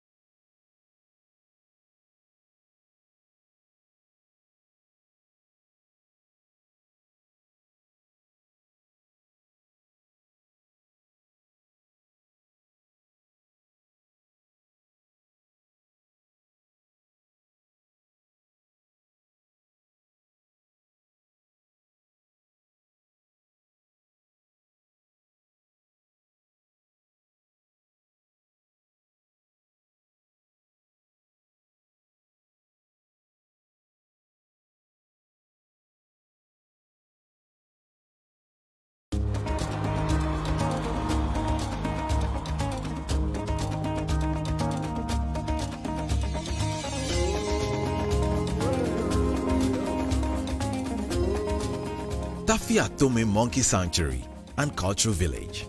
The Monkey Sanctuary is located at Tafiatome, initially worshipped and protected as gods by our forefathers. Tafiatome Monkey Sanctuary was formally identified and declared as a tourist site in 1996. The forest houses the most friendly monkey species in the country, the true Mona monkey species.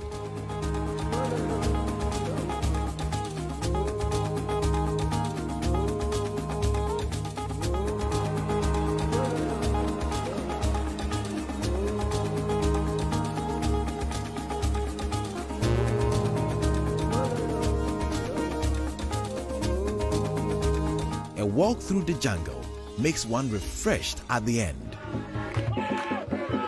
At Tafiatome Cultural Village, experience their rich history in storytelling, drumming and dancing. Your best bet to know more and have fun. This campaign is brought to you by the Ghana Tourism Authority under the auspices of the Ministry of Tourism, Arts and Culture. Experience Ghana. Share Ghana.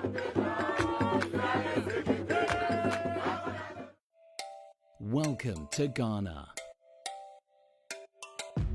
Go beyond the return to a home of a rich cultural heritage where nature is incredible. Adventure is everywhere and the people are warm. Go beyond to a home far from home. Visit Ghana. Welcome to Ghana. Go beyond the return to a home of a rich cultural heritage where nature is incredible. Adventure is everywhere and the people are warm. Go beyond to a home far from home. Visit Ghana.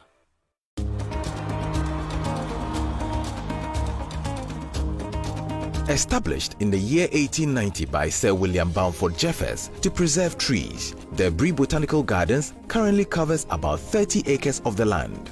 Located at a Bree in the Kwapim South District, the garden is popularly known to be a research site but also serves as a tourist attraction today. Walk into a Bree Gardens with loved ones and enjoy the fresh breeze, attractions and activities like the Rock Garden, the Pergola or the Lover's Lane, the Retired Helicopter, School of Horticulture, and a place for all picnics, photo shoots, and other events for all ages. Be sure to learn and have fun anytime you walk in the gardens.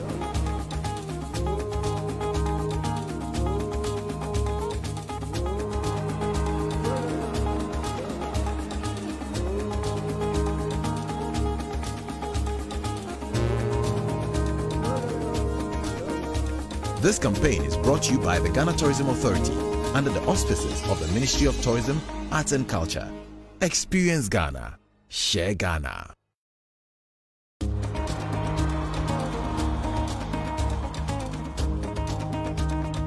Bunsu Eco Park officially opened as an arboretum in 1935 by British scientists Frank Thompson and David Pillett.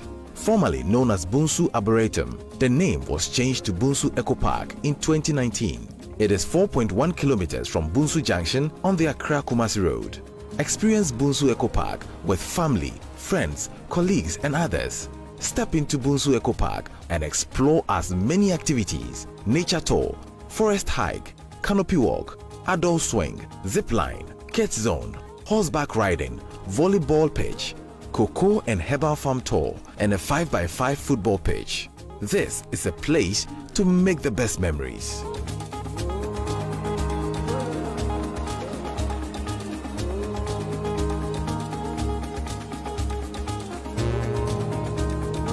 This campaign is brought to you by the Ghana Tourism Authority under the auspices of the Ministry of Tourism, Arts and Culture. Experience Ghana. Share Ghana. Akwaba, and welcome to Ghana, the center of the world.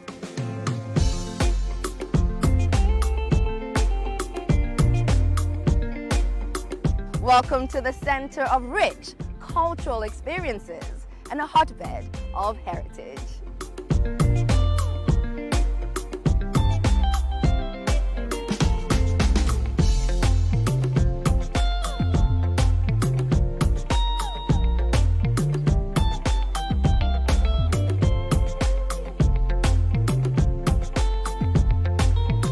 Welcome to the center of the world, where you immerse yourself in great fun, entertainment, and leisure.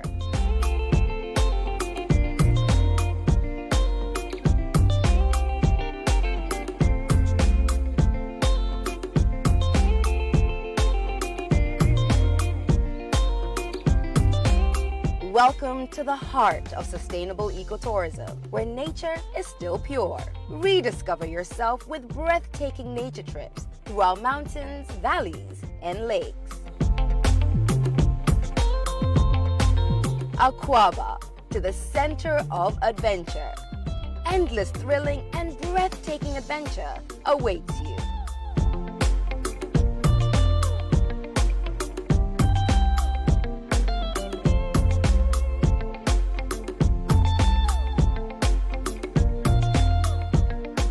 Welcome to the center of history and heritage. It is time to relive your heritage through our history.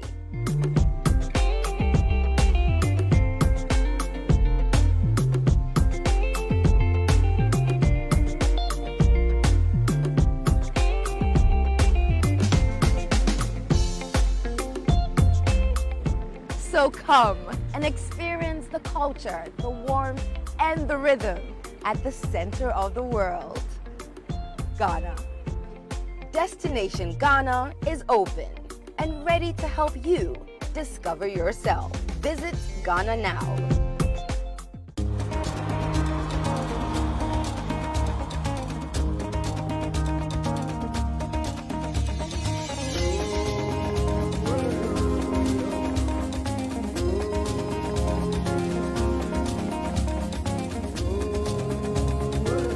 It is believed to be the second highest mountain in the Volta region and located at Amezofe. It is about 777 meters. The mountain has a cross that served as a communication tool to the Germans during colonization. Hike your way up and make the mark and make history at Mount Gemi. 5 minutes away from the mountain leads to the Amezofe Canopy Walk.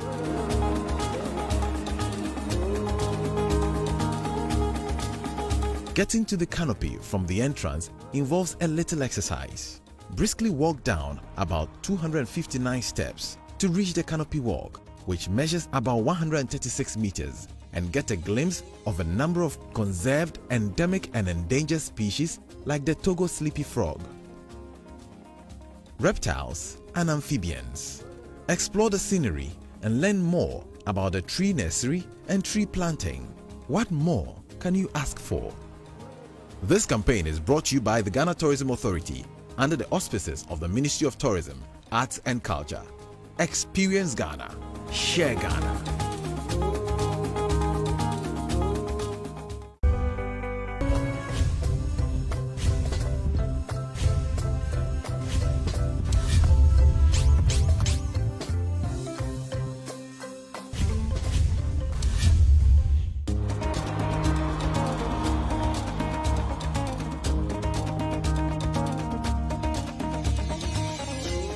Shy Hills Resource Reserve.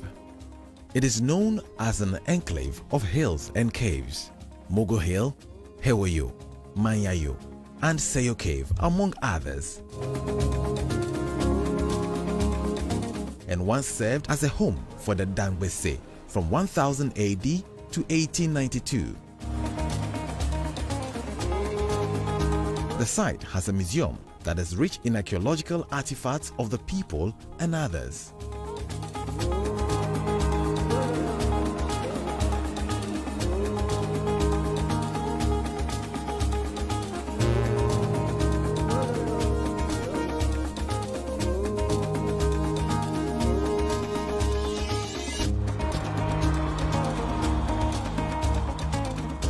It is also blessed with trees, grasses, baboons, green monkeys, lesser spot-nosed monkeys, wild cats, grass cutters, antelopes, zebra, ostrich, and royal pythons. Enjoy a rich taste of cultural and sightseeing at Shy Hills with affordable accommodation packages, casual visits, pitch camping, butterfly expedition, rock climbing, and bird watching. This campaign is brought to you by the Ghana Tourism Authority under the auspices of the Ministry of Tourism, Arts and Culture. Experience Ghana. Share Ghana.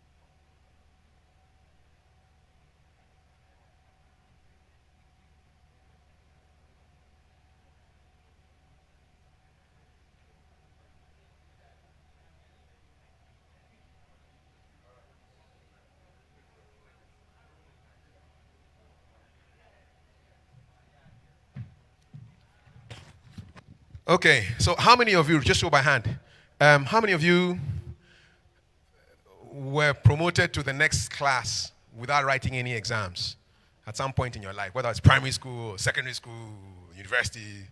Yes, okay, so the good news is that everybody gets to be promoted now. We're moving forward, okay? There are too many holes in the house, and the pictures don't look great with holes. So kindly, without any examinations, move as far forward as possible. You are the VIPs we are waiting for. Please come forward. Promotion, it's promotion time. Come forward. Please come forward. Everybody, come forward. There are seats here. 5 seats here. 3 seats here. 5, 4, 3. It's a mass promotion. Mass promotion. We are moving forward. Come to the front.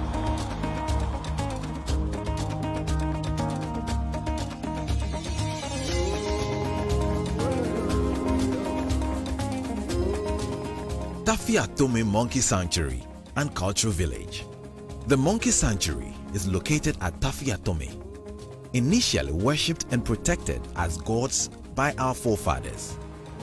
Tafiatome Monkey Sanctuary was formally identified and declared as a tourist site in 1996. The forest houses the most friendly monkey species in the country, the true Mona monkey species.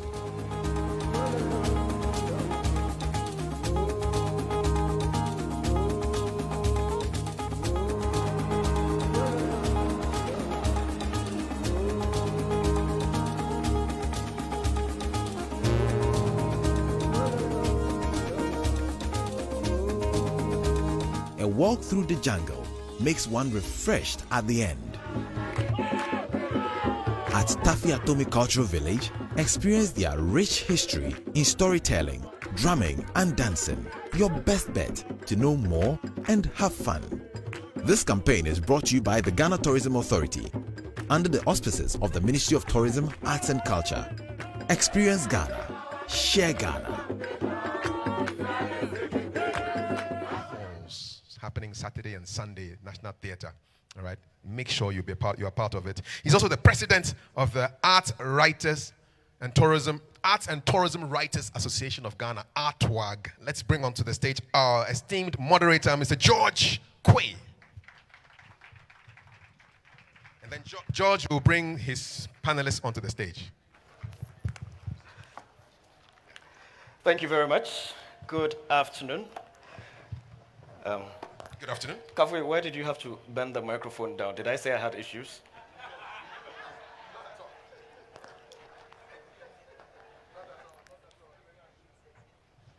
I mean, did I say I had issues? This kind of discrimination must stop.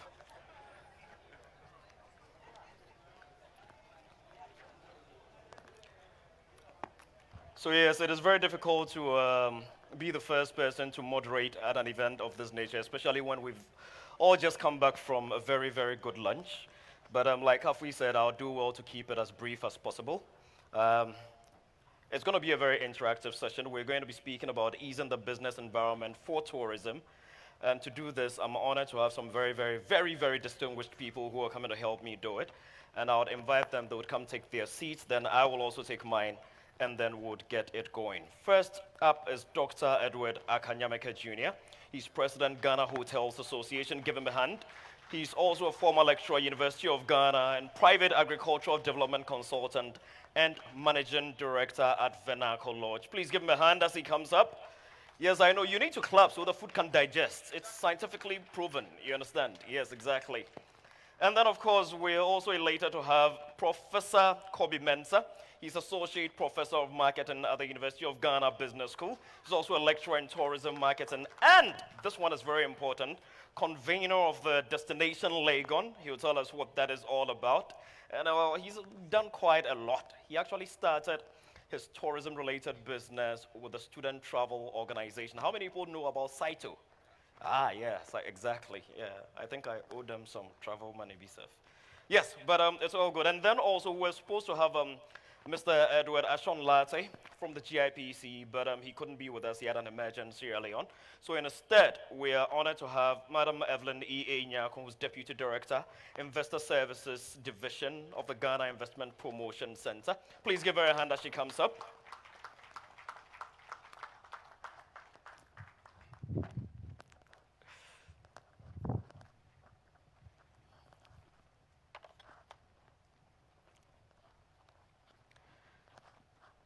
So, ladies and gentlemen, you're welcome. Yes, I'm going to start by asking each and every one of you to give us, a brief overview. We're talking about easing, the business environment generally for sustained and successful growth in our tourism space, if I should paraphrase and put it that way. And for me, a key player in the industry, this is very important because I quite recall as host of Showbiz HZ on Joy 99.7 FM, we once had a similar conversation and a lot of people spoke about the bottlenecks, in the channel that made it very difficult to have sustainable growth. So let me start from Prof. I mean, you tell us a brief overview before we get into the conversations. Prof. Yeah. Okay, thank you. Well, when we look at growth in the in the industry, I think that one of the things that I could actually think about is sustainability. Now, we know that it's mainly MSME sector, which means that majority of the businesses are micro, small scale businesses. Now, when you do not have businesses that have actually been able to get into medium level, life skills, sustainability becomes an issue because it doesn't actually go beyond the generation.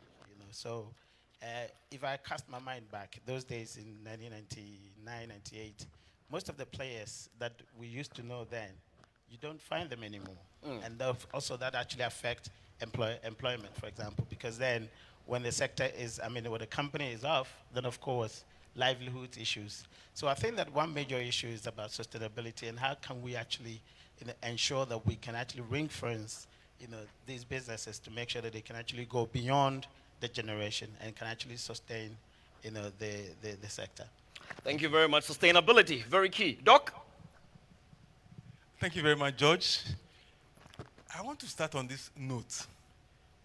I have been in the leadership of the Ghana Hotels Association for the past 10 years. First as the regional chairman for Greater Accra for 4 years, and then for the past 6 years as the president. And throughout these 10 years, I came to that conclusion that tourism has the massive potential to impact on the economic growth of this country. So I aligned so much with the minister's call for tourism to contribute not less than $4 billion. I'm so much with him on that, and it's something that we all need to pursue. Again, we ride on this mantra in tourism that tourism is public sector led and private sector driven. In other words, there's that PPP inbuilt in there. So for the president to actually call for this summit, which is the highest form of PPP, I think I would need to give it to the president. And for me, I wish we could even declare today as a rebirth of tourism in Ghana. Exactly. We are really going to go places with that. So let me leave it there for now. At least I'm establishing the fact that I'm very excited to be here. And, I'll give my best. And we all. Evelyn, initial thoughts. Yes. Talking from the standpoint of investment, promotion, and attraction, tourism has always been part of the priority sectors that we promote for investment in Ghana. It has never left that threshold. But unfortunately, we've had a bit of a decline in terms of the number of investments that are coming in when it comes to tourism. It was so sad to note that since 2017 to date, we haven't really had any major foreign investment into the tourism sector. Though the locals are doing well in terms of doing bits and pieces in the industry. And for us, this forum is an important forum for us that we think we have to relook at the strategy or the policies or the regulations around tourism, and also the intentions that we have in terms of actions that will promote the industry. Because based on figures that were mentioned here in the morning, the sector has a lot of potential. And it would interest us to know that Ghana has become so known because of the year of return and beyond. And anytime there is any discussion about diaspora, there is a reference to that. And people have become very interested in even the December activities that happen in the country. And so I think that after this forum, we should be able to have some tangible, actionable things that we have to do and work towards to ensure tourism grows.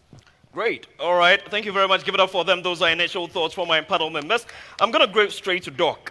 Doc, I mean, what would you consider as some of the key challenges that currently hinder the growth of the tourism sector in Ghana?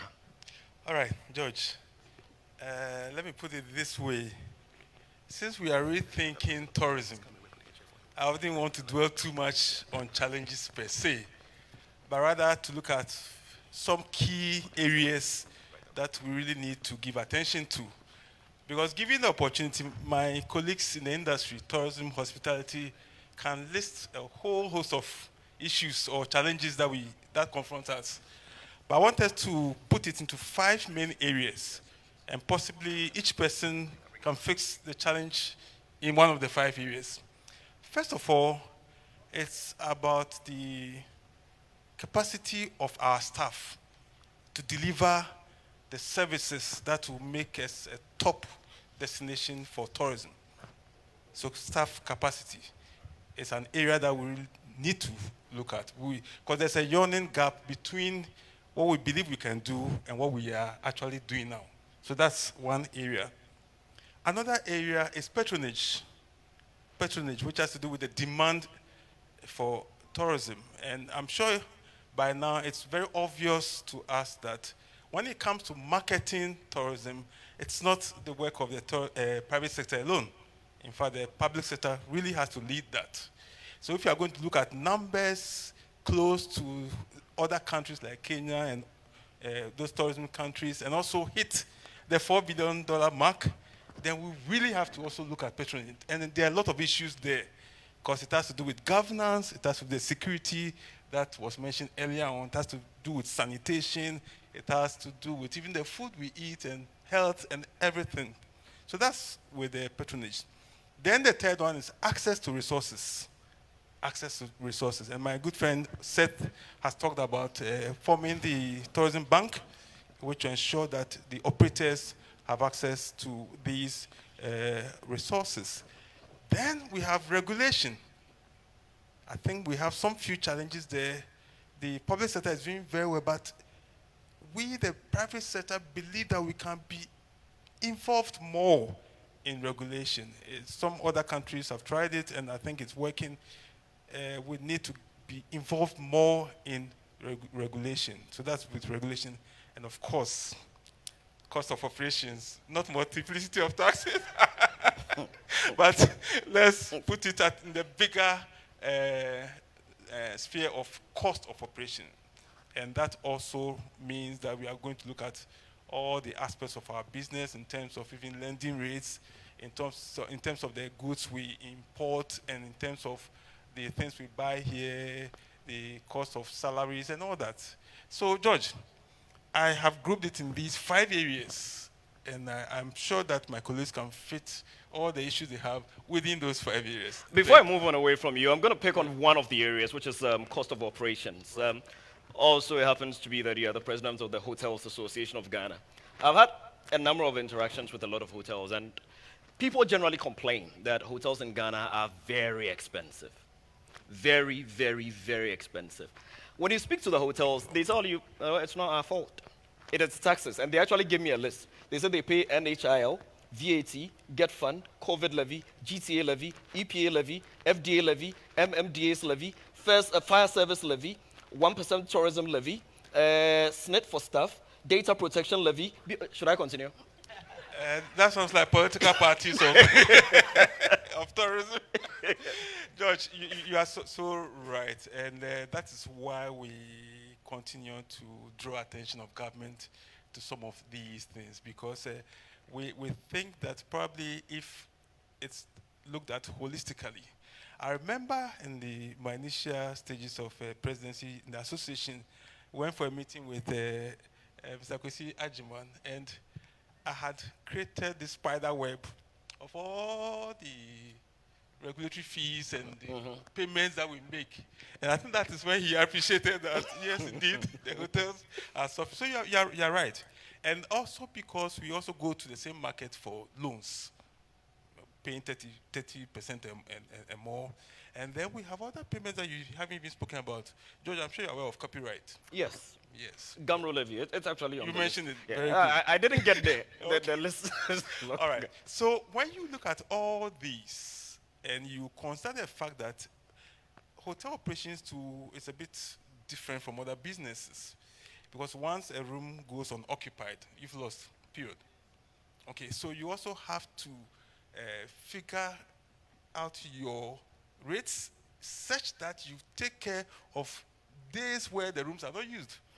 Otherwise, you'll be chased out of business. Okay, so these are some of the things that we need to look at. And I've always called for that comparative analysis of the so-called countries where hotel rates are cheaper against our system, because it's the environment that dictates what we pay. It's not that hoteliers are greedy. No, we are not.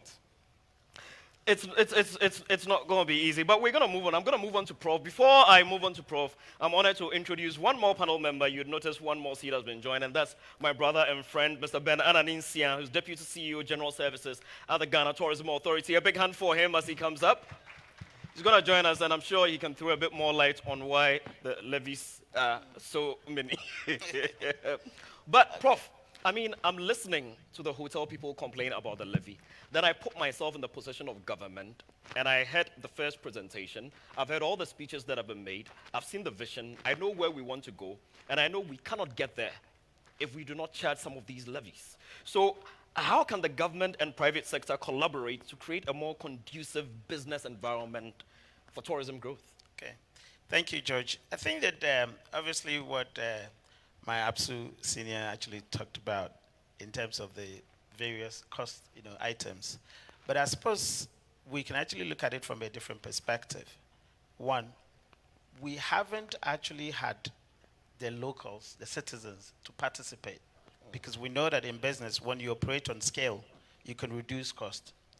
Now, if you look at it, we have demonized the sector. Why? A lot of people, when you tell them that you're going to a hotel, there's a completely different perspective about you.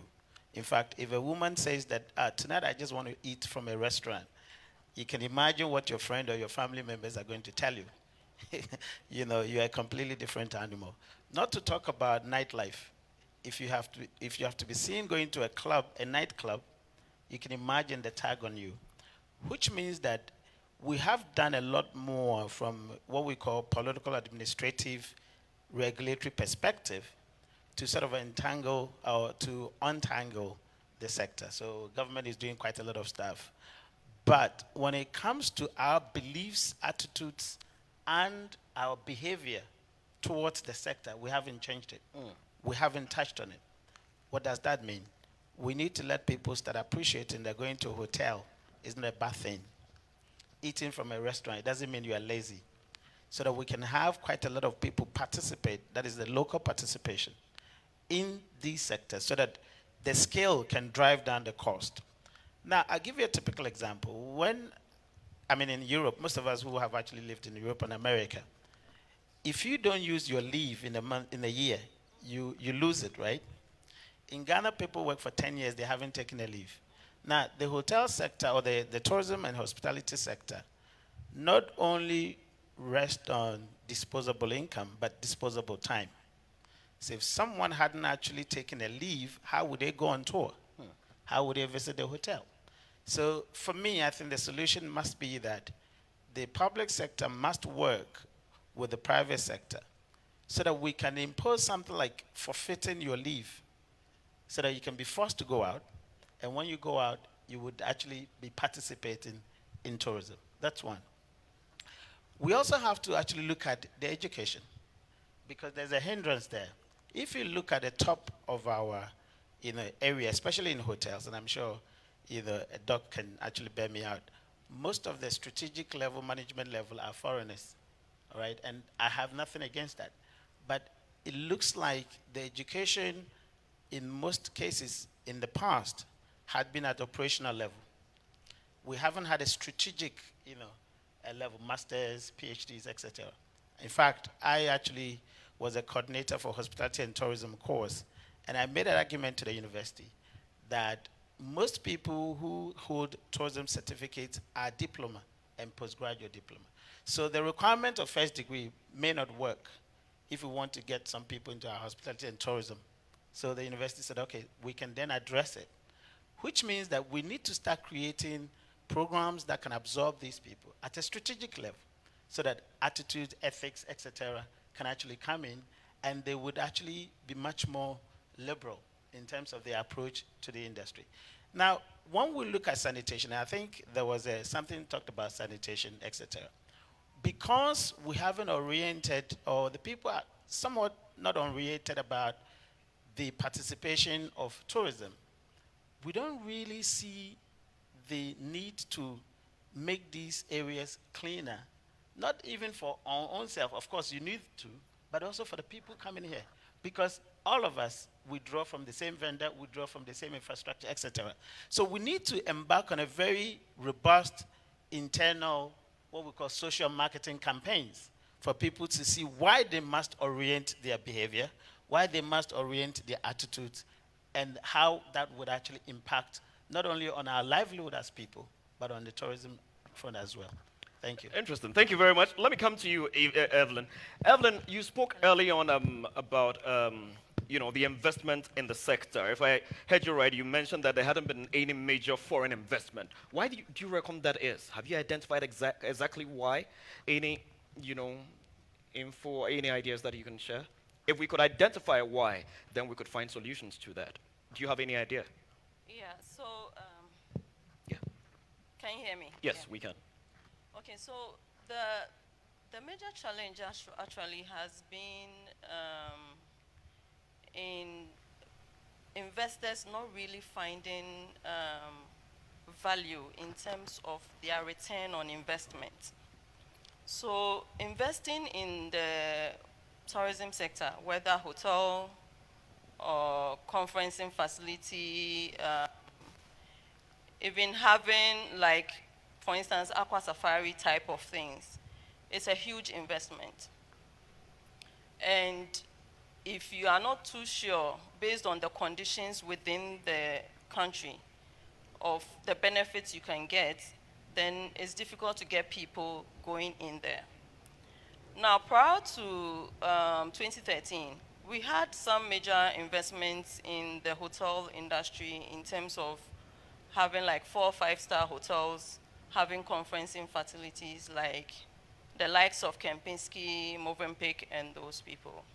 And these people had a law that also gave them a certain incentive that allowed them to come in. And in that law, it was beneficial to both the foreign and the locals.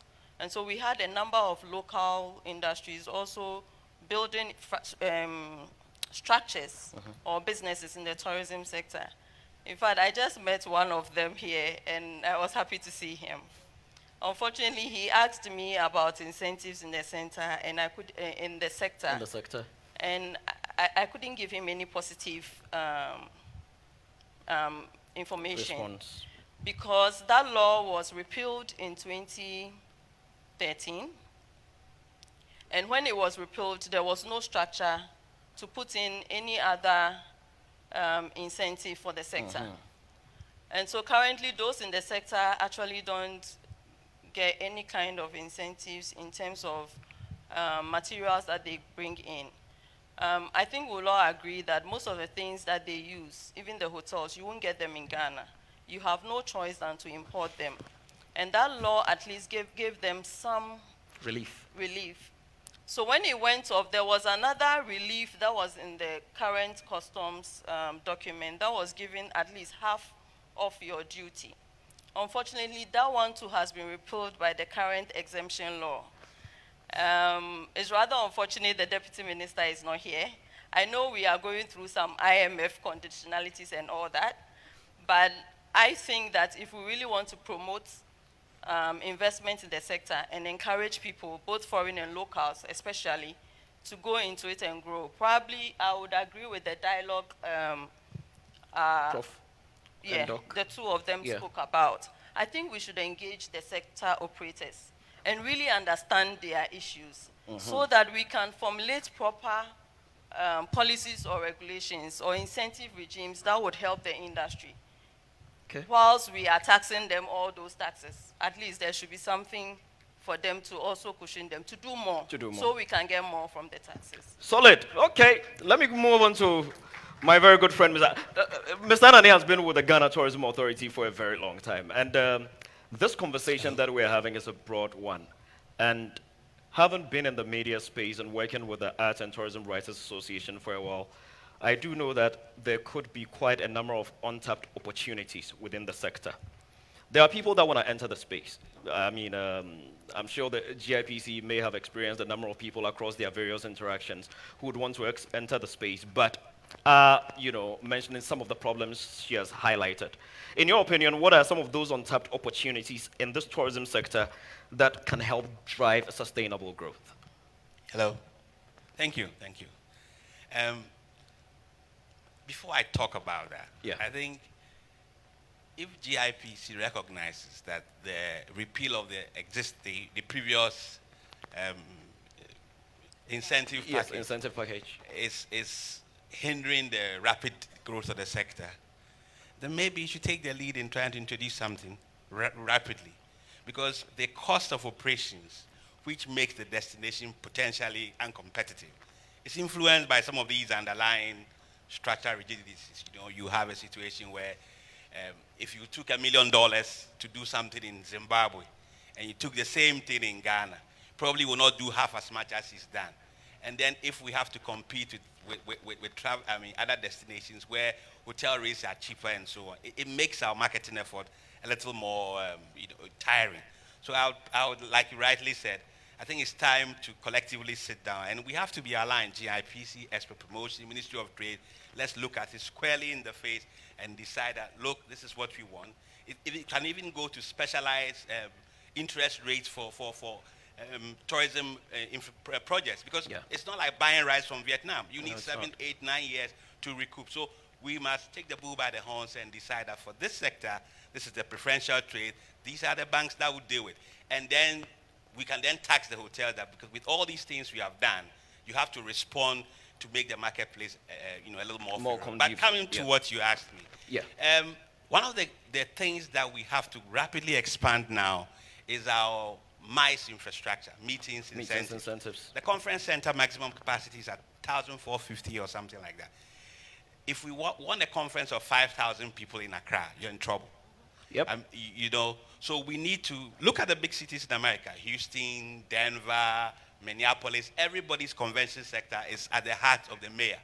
So from the mayor to the regional minister to everybody, we must find a way to incentivize people, either as a PPP partnership or find a big ticket player somewhere who will put a proper convention that can bring the people the numbers we want. And then the hotels can respond. They see that we are doing convention of black lawyers from wherever. You have 5,000 people in town. It becomes a mini December in GA. So that kind of infrastructure we need. And from my experience, it might not be helpful for the state to put in that money. We could probably facilitate the land tenure, which is always an issue, create the right incentive package, and then let the people who are there, the businessmen in the town, respond to that. That we need. We also have to do something about our beaches and the infrastructure, the resorts along the beach. There are some along there, but Ghana is not only a heritage destination. It's not everybody who comes just because of the connection with the diaspora and all of that. There are people who also want to have fun. They want to be on the beach. They want to have a good time. And we are better than Gambia. I mean, our beaches are better than what's in Gambia. Of course, it might not be as neat, but we have wider stretch of sand. Western region, for example, is a wonderful place. Kita is doing very well now. So there should be that commitment. We are live on Facebook, so they are watching us in Gambia. They should listen. Right? I'm speaking with authority. I'm not a part of this conversation. And if the Gambian president is there, I'm telling you my beaches are better than his. So that's an area that we must see as a resource and protect and encourage investments into those areas. So that the other big ones, the roads and the trains and things, they'll be taken care of by the other ministries. And then again, it was raised earlier on in the day, the cost of air travel to Ghana, it's not friendly at all. You can't spend $2,500 on a coach ticket from your major generating destination. It's not acceptable. Anybody who is price sensitive, I mean, even if he wants to come, will not come. If you have $2,500 sitting in Miami, you know how many places you can go to with that kind of money? So we have to find a solution. Either when the minister was in transport, he helped us revise the charter regulations, which makes it easier for charters to come to Ghana. But the response hasn't been too favorable. But we need to have a way to break. I mean, British Airways is doing 10 flights now. If the market was so bad, why are they bringing people? Yeah. And if the people are there, why are the fares expensive? So something is not working somewhere, and we must be able to get the price down so that the money is spent in country. If we are getting 2 million people spending average of $3,000, that will make the finance minister very happy. I think you should give my panel a big hand. Yes, I'm loving them. This is very interesting.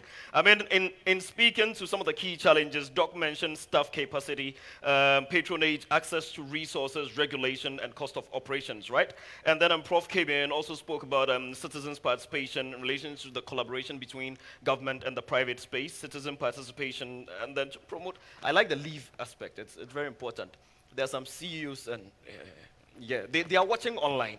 Most of them. The leave is very, very important. Because really, how do you plan a holiday if you don't even have time to breathe? You understand? There are people that are working Sunday to Sunday. So really, you cannot even experience anything. Yeah. So that's key. And then the concept of education is also very important. And Evelyn has also outlined some of those elements and stuff that will help investors find some value.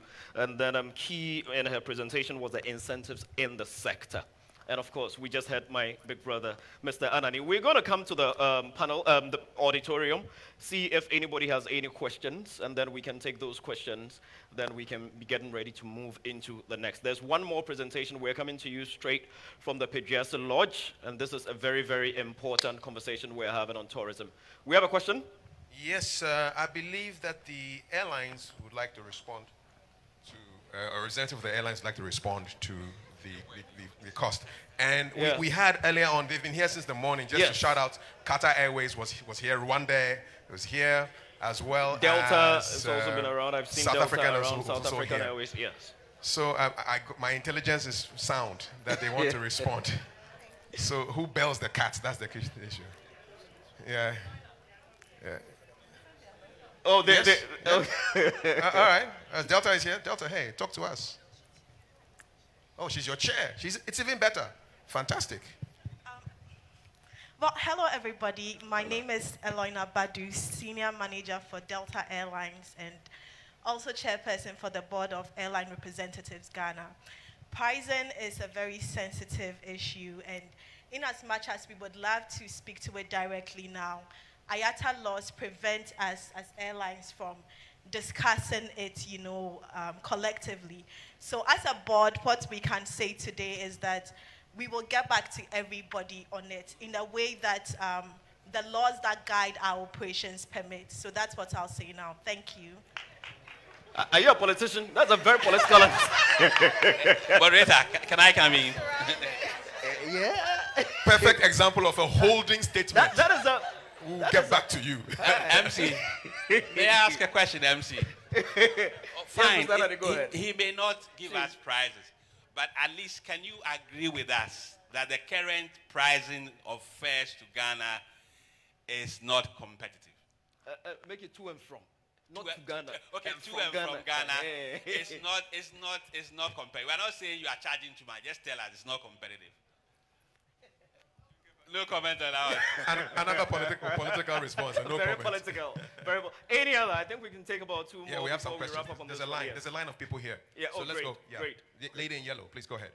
Hi. Before I start, that's very diplomatic of you. Very. In as much as we sometimes struggle to pay that, we want the experiences at the terminals to be a little bit better compared to those going to Europe, because y'all don't treat us right.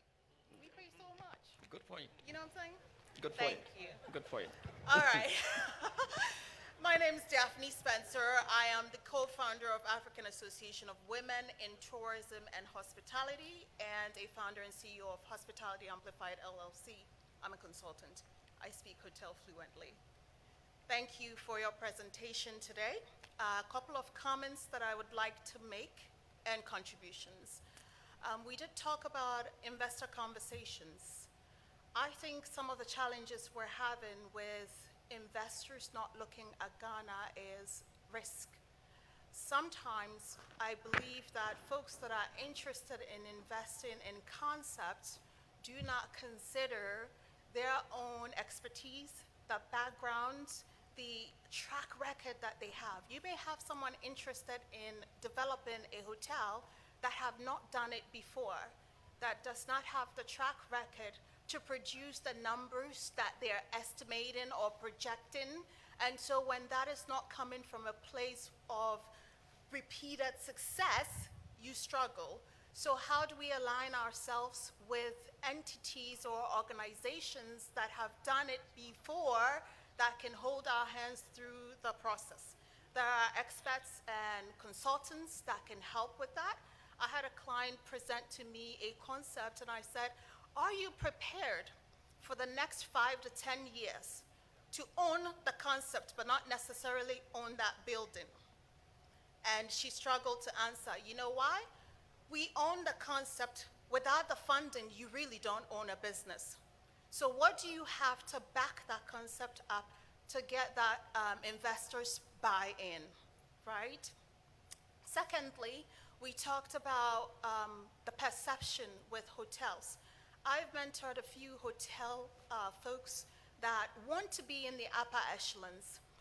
As of 2021, only about 13% of women represented executives in the hospitality industry in the US. So you can imagine what that number might be in Ghana. I've mentored a few people here who now work in Movenpick and Kempinski and such. And when they hear that I've been a general manager of a Marriott, I've worked with Hilton on a national sales level, they ask me, how do you make a career in hospitality? It is, what direction do you want to take your career? And do they see representation? A lot of the people they see leading don't look like them. Like you mentioned, a lot of influx of expats to take on these executive positions. How are we preparing our students to be bold, to not be afraid of the numbers, the business of hotels, the business, the very business, the content of what makes a successful business? How are we preparing these young folks coming in to actually hone in on their talents and take on positions where they are decision makers, where they feel confident as Ghanaians that they have what it takes to run the likes of Kempinski? Thank you. Thank you very much. Those are solid contributions right there. Yes, sir. Please go ahead. Kwaku Pasa Senior is my name. Yes, sir. I'm a tour guide, a tour operator. We've been talking about tourism for some time and over the years. But my position is that not many people, especially those in key positions who should take decisions, understand the role, the positive role of tourism in the country. When President Akufo came to power, his first instruction was that all the newly appointed ministers and high commissioners should undertake a tour of the country before they go posting. Fortunately, I was their guide. We visited all the regions. And when they went back, I know they were able to do something, sell Ghana better. We've been talking about PPP, but we never tried to bring in the district assemblies, municipal assemblies, because I think these are sectors that can actually help to promote the industry and do a lot to lessen all the costs that we are talking about.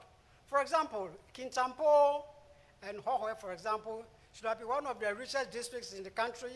If they realize the potentials of tourism, they can help train. We've always been complaining about the quality of service. I'm sure they can also get involved in the training of tour guides, hotel, and others, instead of leaving the burden on GTA and others to train them. They can also invest in roads. I mean, there are some portions of road that they can get involved in. And this morning we're talking about tourism routes. And tourism growth should not be for only tourists, but the farmer, the market woman, the pregnant woman will all make use of this. So I plead with all of us, especially those who can afford, to help get the district assemblies to understand tourism, invest in it, and we'll be able to move forward. Thank you very much. Thank you very much. One key thing I've heard in the two submissions are education, a lot of education and enlightenment. Thank you. Hi, thank you. My name is Edward William Bruce-Lau. I work for the National Development Planning Commission. I think this summit is quite timely, considering the times that we are in. And I do share in most of the submissions that's come from the panelists. However, one thing that struck with me in the conversation was the issue about sanitation and its impact on the tourism sector. Ghana has a sort of a policy on the management of plastics. Largely, a lot of the waste we see around is an offshoot from single-use plastics. I'd want to pose a question to the panelists whether they see this as a problem for the successes that we hope to chalk in this drive on rethinking tourism. And at NDPC, we like to see things as interconnected. The issue of one sector's policy having an impact on another sector. If we are comprehensively thinking, doing this rethinking, can we look at that policy aspect that talks about gradually reducing the use of single-use plastics, because it has an offshoot implication on the efforts we are all here trying to raise tourism to the next level. So indeed, not be a talk in our documents that it's a really major contributing factor to our development, but we can actually practicalize this. So this is the question I would like to pose to you, because that policy talks about gradually. What do we mean by gradually?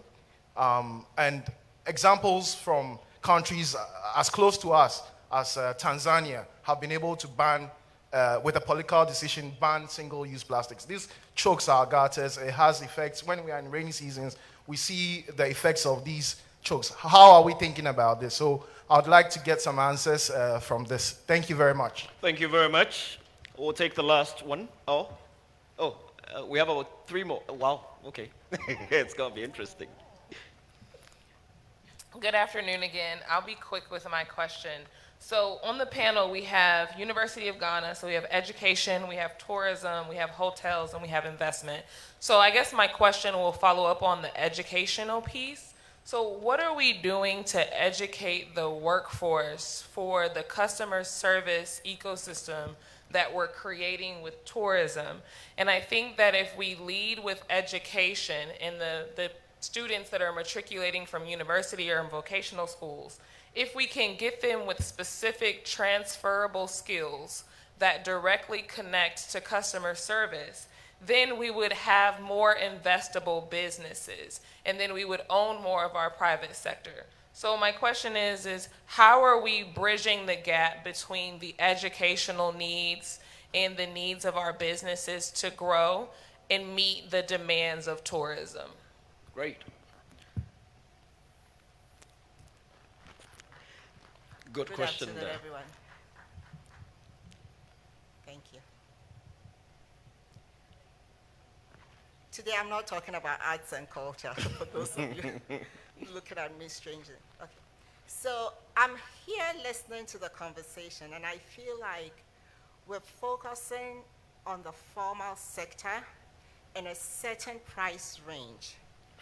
What are the other things we can do to include community and be accessible to a lot of people? For instance, in Europe, a lot of students go to Europe in the summertime with just a backpack, and they are able to tour Europe. Even if they are not spending a lot, they come back and they write about it, and then more people go to Europe. We have a lot of sites we can. We are talking about how hotels are capital intensive. Can we work with the chiefs in our different towns and villages, encourage them to select maybe individuals in their communities to host someone coming from outside at a much reduced rate, which will increase the number of people coming. They could do hiking, we can pitch tents. There are people who are interested in just like sleeping with the monkeys. So there are locations that some of these activities will happen. So I think it's time for us to really look beyond what we've always looked at and look at maybe low-cost options for tourism. Thank you. Thank you. I am Sapon Kwankama, an ex-staff of GTA. I've looked at what is happening. In terms of investment, I want to agree with the lady from Investment Center. When the concessions was withdrawn, tourist investment became very expensive. So I want to suggest that tourism should be treated separately when it comes to concessions. If you actually want to see the development, because at all, we take hotel tourism tax, we also take the 1% levy. Why can't we support? Then it comes to the training. I think that tourism administrators have not lived up to expectation in that area, and I'm part of that. Because as far as 1974, there was a map of development and training needs assessment, and it's in the library, gathering and dust. Then in the 90s, there was map of needs assessment in the tourism industry. All sectors were considered, and we came up with areas that needed to be looked at. It's still covering that. We also suggest that modern day administrators should get back to the library, go and collect the dust from the studies, and do something. Thank you. Thank you very much. So we're going to come back to the panel. I don't know which of there's been a lot of contributions and questions. Prof, yeah. Okay. Okay, thank you. I think the question on the education very relevant. Of course, let me say that the universities, KNUST, UCC, and Legon have been doing very well with regards to tourism development in terms of education. But I suppose what we need to add is that we should see the industry players, i.e. the workers in tourism and hospitality, just like we see the nurses. It's a profession. Now, a profession means that we need a continuous development. So I think we must, as part of their licensing or their education, we must have them a CPD, continuous professional development, which means that annually you need to show that you have actually undergone some kind of training, customer services, customer experience, so many other, maybe hygiene, etc., in order that we can actually renew your certification for you to practice. I think we need to go that line so that we can enhance on their development. Thank you on that one. Thank you very much. Then there was that conversation on the use of the single use of plastic. Single-use plastics, exactly. Yeah, George, that is taking place under the Green Project. Great. And recently, we even attended the Green Ghana forum where we discussed these things. Some of the hotels are doing that, and we encourage other hotels as well. And George, with regards to education, or what I would call capacity building, I will want to draw a line between the traditional education institutions and the proposed tourism and hotel school under the Ghana Tourism Development Project.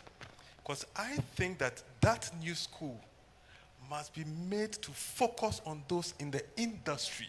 Yeah. So we set a curriculum that determines what we want to see every person in the industry have in terms of skills.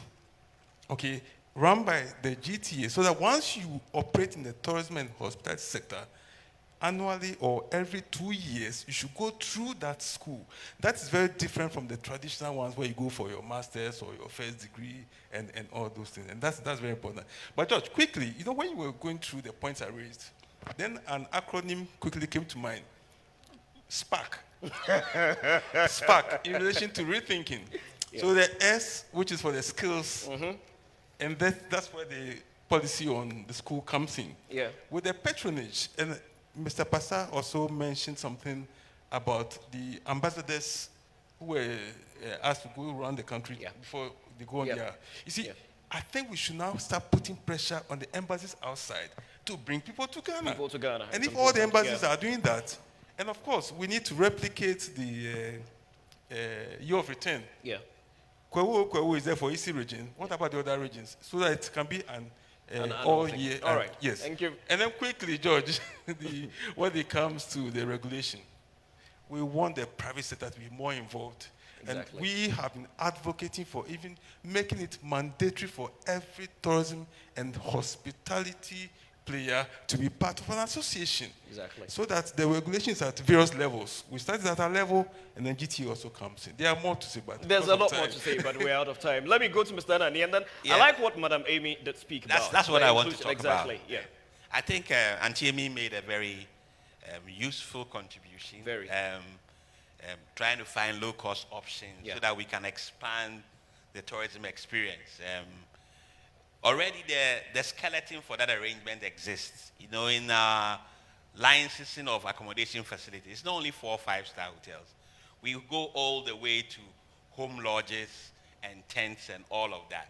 So you don't necessarily have to have the money to stay in a very expensive hotel to have a tourism experience. There are tourist clubs in secondary schools, workplaces, and so on. So the pieces exist, and we should be able to string all those things together and to most expand throw the light on them experience. so that people will get to know about So I think it's a useful suggestion. But the NDPC gentleman who was talking about the plastics, you know, there's this notion about circular economy. For when we say tourism is successful, it's not just money, it's not just GDP and so on and so on. It must not impact negatively on the environment and also not affect the culture in a negative way. So we are at tourism, we are interested in having sustainable environmental practices. But it cannot be that the tourism sector in an isolated way drives this business of non-use of plastics. It has to be a nationwide thing. Rwanda has banned plastics. I mean, why can't we ban it too? So if we want to ban it, let's ban it. Let's ban it. And then we all survive on whether leaves or paper. We'll find a solution to it. Thank you. All right, Evelyn, any final thoughts? We're just about to, yes. So, final thoughts. I think we've had a very interesting conversation, and I agree with the lady who talked about involving the communities. Very important. It is something that we also have realized that there's a need to involve the communities in this drive to get investment into the sector. So I would call for a collaborative effort between public and private institutions, agencies. Let's work together and ensure that we increase or ensure growth in the sector. Great. Thank you. I'll give Prof the last word. Thank you, George. I think very, very necessary, I call it youth in tourism development. Yeah. Now, I've worked, of course, through the Destination Legon program that we do, which we're in the 8th edition. I've seen my students develop some amazing tourism products and services. The problem is we're not able to turn it out into a startup businesses, which I think we need, because we need to have the area sustainable. So when you do youth in tourism, you have a sustainable growth, you have a sustainable employment, and then of course the future of the industry is actually, you know, sustained. I mean, if you look at the industry now, I'm sure average age is about 35 or 40, which means that we need to actually fill in the gap. When they leave, where are they? But if you come to my campus, the banks are looking for 22-year, 21-year persons, and whenever they finish school, they're going to the bank, the telcos, etc. What are we doing to replace the workforce in the hospitality and tourism? We need to make it much more attractive to the young people so that we can actually sustain the area. I think you can give them a hand. Thank you very much. Thank you very much. I mean, this has been a very important conversation on easing the bottlenecks in that business space for tourism to thrive very, very, very, very positively. I have one appeal, and I'm happy that everybody is here. You know, when we speak about tourism, one may argue that it's kind of transient. Everything within the arts and cultural space falls right under tourism. I come from the art space, and I am pretty much into events. I'd like to plead that some attention is paid to our event venues. I know the ministry is putting up some amphitheaters and stuff, but it doesn't mean we should neglect the ones that we have already. The National Theatre is desperately crying for help, and it would be good to, pay some attention to it. Plus a few of the other ones that exist. Our State House has been shut down for a while. The banquet hall, beautiful event venue, and if we can look at some of those ones, it's just an appeal that I think it would be good to put across. The other one is also a plea. We are event planners, and when you produce an event and you go home and you're counting your losses while the GRA is smiling to the bank because they had every event, we want to pay the taxes, but we've all asked for incentives here. If there could be some incentives for event planners too, because trust me, the entire December in Ghana idea would not survive without events. If we all go out of business, December in Ghana is also dead. So please, if there's anything that can be done for event planners in that space, let's have a conversation with the GRA. Give us some relief, especially in December. So thank you very much, and thank you to my panel. Thank you very much, Kafui.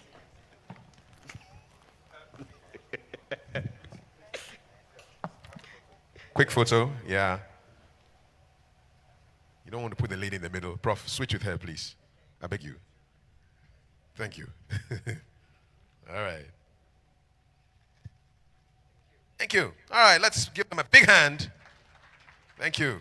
Awesome. Also, just acknowledging before the next panel, the Vice President of ECOWAS Tourism Private Sector, Ambassador Nancy Sam, who is here, and the representatives from Qatar Airways, Rwanda Air, and South African Airways. And if I have missed any airlines, please let me know so I can add. And Delta. Delta was there too. I couldn't miss Delta. Okay, so our final panel is going to be moderated by the first moderator. His name is Bernard Avle, and he will introduce his speakers. Can we put our hands together and welcome for the second time? Yeah, Bernard. Yeah. Oh, please, what are you doing? Ago. They say here we say ago, then people respond. We are practicing our political work. Yeah, Charlie. It's good to see you. And then you run small when you're going up the stairs. If I don't fall. Don't fall. Bernard, wow. I give you. Please stage. put your hands together for yourselves. I have never been to a program that said at 8:30 and by 2:30 people are still strong. Charlie, you guys, you are powerful. Put your hands together for yourselves. Wonderful.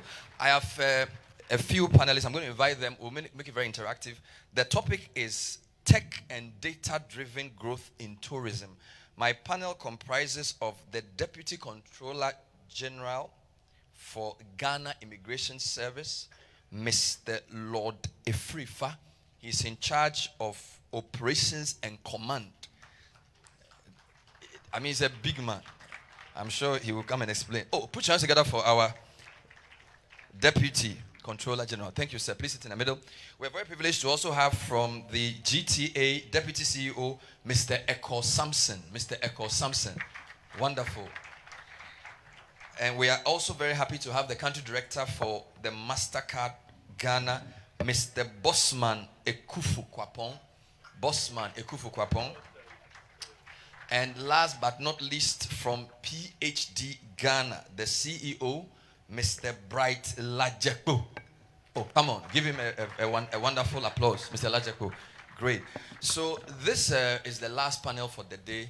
There are about 4 more tomorrow, so we will not talk about everything. So even though you're expecting a long panel, make it very, very, very short because it's technology, digital. So what I'll do is I'll ask everybody a first general question. That's question 1, right? That's the compulsory question. Then question 2 is optional. You choose. That's the long essay type. Then we'll mark. And then when you finish, you do your summary. So it's 3 questions. So there are 4 people, 3 questions. If you do 2 minutes, 2, 4, 8 times 3, very short. By 30 minutes, you are finished. We will not solve all the problems in tourism today. When we come to the question time, it's very simple. So the first thing is, the topic is very wild. The topic is heavy. So what I'll do is, I'll give each of you a minute to tell us who you are and what you do. So I am Bernard Avle. I talk for a living, journalist. Right? So you tell us what you do. Then the second issue, what do you understand by the topic? Because the topic is very serious. Data and something. Tech and data-driven growth in tourism. What does that mean to you? All right. But in answering that question, you also add what you are doing. Right? You are in data, whatever. How do you, because you are MasterCard, right? So how does what you do enable data and technology? How does that affect tourism? Please, is it making sense? Yes. So those are the. I hope we've planned a thing. So let's start with introduction. So please tell us more about yourself, Mr. Bossman Akufo, in 2 minutes. So that's a very fully loaded question, but we'll make an attempt. I am Bossman Kwapon. I work with MasterCard Ghana as the country manager. I think MasterCard is structured in 3 ways. One is the MasterCard Foundation, which is the NGO arm. Then the second one is humanitarian and development, which is aimed around how do we introduce things for human advancement. And the third one is the MasterCard business, which is purely the profit-making arm of MasterCard. Wonderful. So that is what we do. I think our understanding of the topic is in maybe 3 folds, right? One would be the whole world says that data is good. Yes. Because the reality is that you can use data to drive insights, to get a lot of insights and drive the decisions that you make on an ongoing basis. Because otherwise, you would be going on a path that you would not know if it's right or not. And I like the number of data points that we have heard here. The minister talked about how tourism has grown year on year, 47%, which is very good. But it would be great if we know which areas they are coming from. Is it the standard tourist people that we are having? Is it the rich tourist people that we are having? How do we attract the different streams of tourists into the country? I think when you talk about technology, there are challenges along the way. When you talk about the visa on arrival process, and I have the frustrating experience of always having to get my customers, people who are visiting Ghana, pay $150 cash. How can't we automate or digitize that process? So everybody has to carry cash and pay $150. We need to automate that process. So when you look at the challenges that has been talked about, how can we use technology to resolve those challenges? Wonderful. Is how we understand that. Oh, put your hands together. That was wonderful. So you added question 1 and 2 together. Wonderful. My Deputy Controller General. Thank you, sir. Thank you, Bernard. Lord Afrifa is my name. And as my uniform and cap shows, the airport. That's what we are known for. Yes, we are in charge of visas and regulation of people into the country. And that is a key component in driving tourism into the country. We have been doing a lot of work with the Ghana Tourism Authority. We understand the key role we play in helping them to succeed. So the topic that they chose, 2 keywords jump out: technology and data. Yes. The technology is the processes that we put in place to deliver visas, to facilitate entry into the country. And then the data, the information that we generate to help the policymakers to make policy decisions. The Excellency, the President spoke a lot, and in some of the presentations that were made, 2 keywords kept jumping out: visa on arrival, e-visas. And then a panelist spoke about the difficulty in uploading when applying for visas in the missions. Yes, that is part of the e-visas, but with this problem that we are seeing, we have to improve the system.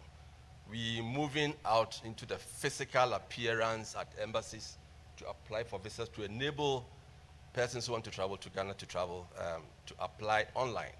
And that is a new system that we are deploying all over the country. All the Ghana missions abroad. But the most popular one that we do, the visa on arrival, increasingly is becoming popular, and more people are turning to its use, maybe because of the problems that they encounter at the missions. In 2019, we issued about 36,000 visas on arrival. We expected the figure to grow, but for COVID, etc. But last year, 2022, the figure jumped out to about 40,000. Wow. This year, we are not even half year, but we are over 20,000. Wow. And a lot of it also comes from applications that we receive from the Ghana Tourism Authority. Yes. Again, I'm sure I was asking my colleague here whether Ghana Statistics Services was here. It looks like they forgot them. That is where the data also comes in. They are running a project, the HISWA project, that is harmonizing and improving statistics in West Africa. That is a project that I think that you must tie into. With that project, we are giving them data for the country to formulate policies. The same way we can use that system to share our data and information with you. So for now, you've in a answered nutshell, question 1, question 2, question you 3. Finish everything. Thank you. So I won't give you more paper. Thank you. Put your hands together for him. Well, I want to jump to Mr. Lajako before I come to GT, because GT, you are like the host. I listened to Akwesi Ajima. He spoke about 3 things: investment, capacity building, and marketing. I suspect you are here because of marketing, digital marketing, but I'm not taking the wind out of your sail. Tell us who you are and the role you play in this whole conversation about tourism. So, Mr. Lajepo. Thank you very much. I work for PhD. We're a global network of marketing communication consultants. So we are all over the world. And in Ghana, the role we are playing, we believe, is shaping the way the industry works, moving more towards marketing science. I heard the Deputy Minister of Finance talk about science, the fact that this is an industry that you can see evidence-based outcomes. And so it's easy to invest in that because you can see the results. And so we drive a lot of data initiatives in the market as well. We have consumer panels that we have developed. We are launching very soon. We use a global operating system that has embedded in it AI and machine learning that allows us to customize communication to custom audiences. We use a lot of the usual suspects, Facebook, Google, and do a lot of e-commerce for some of our clients. We are privileged as PhD Ghana to work for some of the biggest advertisers in the country. So that's a responsibility we think that can extend to what we can do based on the experiences we have working for those categories into tourism as a driver of growth for our economy. I see marketing communications contribution even become more important because of the digital dimensions. Digital is driving a lot of disruption. And it's all because data is now what we call the new oil, if you like, the new gold. And there's a lot of data because we have these devices that collect data phenomenally on every conversation you're having, every location you are at, everything you are doing. You think you're sending an email by yourself, and AI is reading your email and determining which advertising we serve to you. So it's even more efficient to target individuals, address advertising specifically to persons, not masses any longer, which used to be back in the day.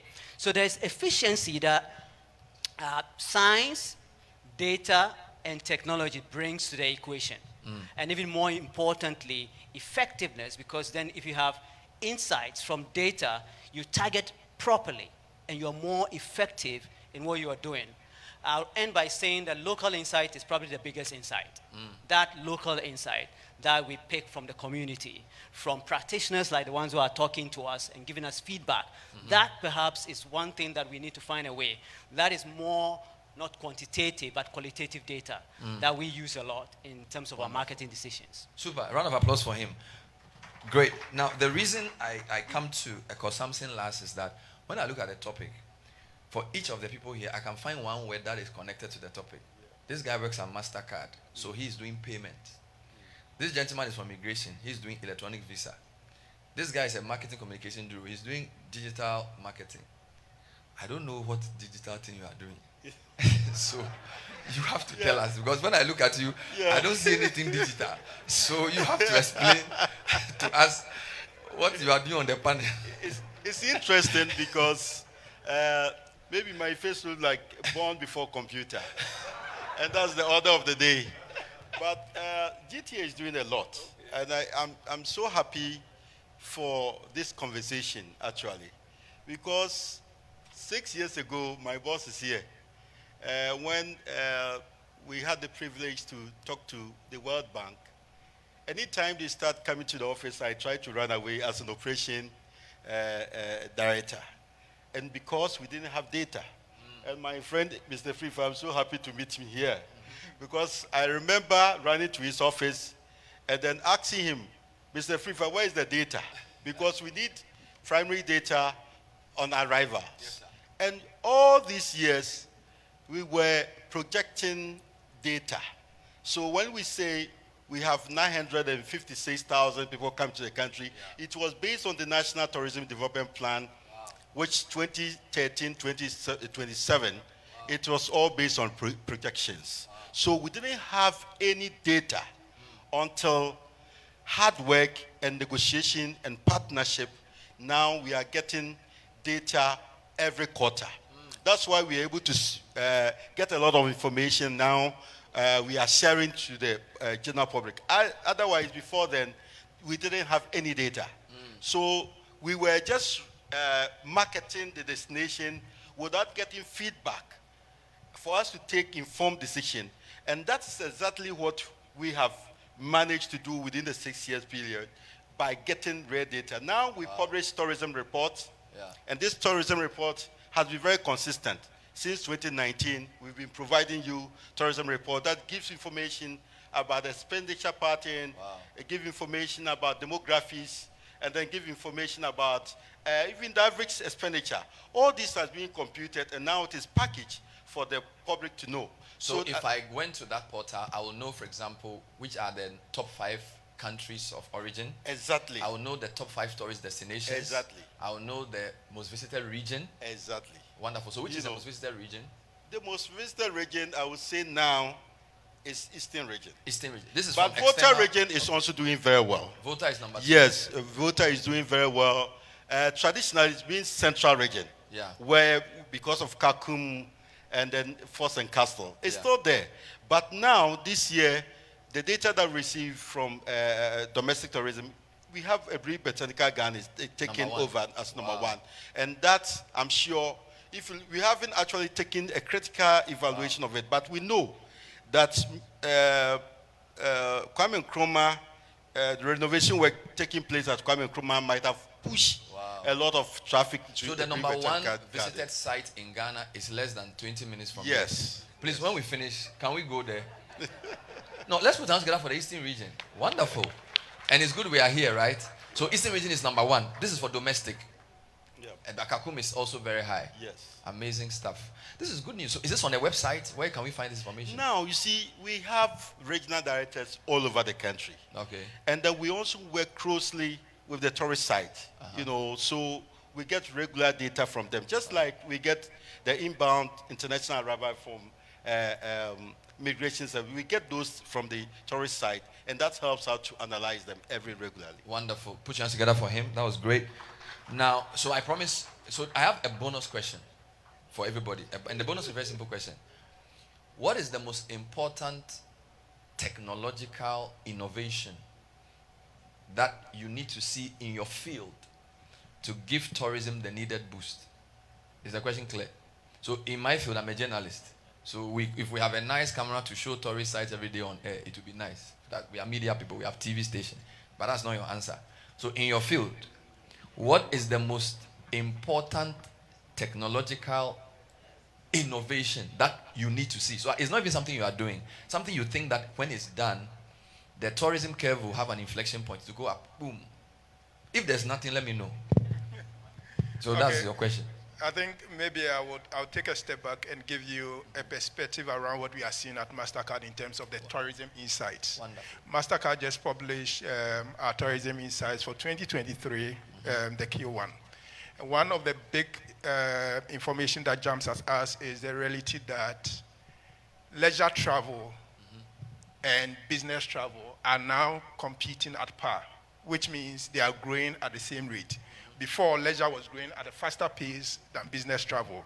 Now business travel is catching up on that level. So what do we then do? And I think 2 suggestions that came here was really, that resonated with me, was around conferencing and around trade events. But back to your question around what do we do, what technology do we think we have? I think MasterCard has a tourism innovation hub that designs tourism solutions for any country that is interested. And the process include knowing the challenges of the country, co-creating with the country the solution, and then coming up with something based on insights and data to drive the challenges that the country is facing. So if you ask me for now, I'll say Tourism Insight Platform would be the one most important item that we need to do.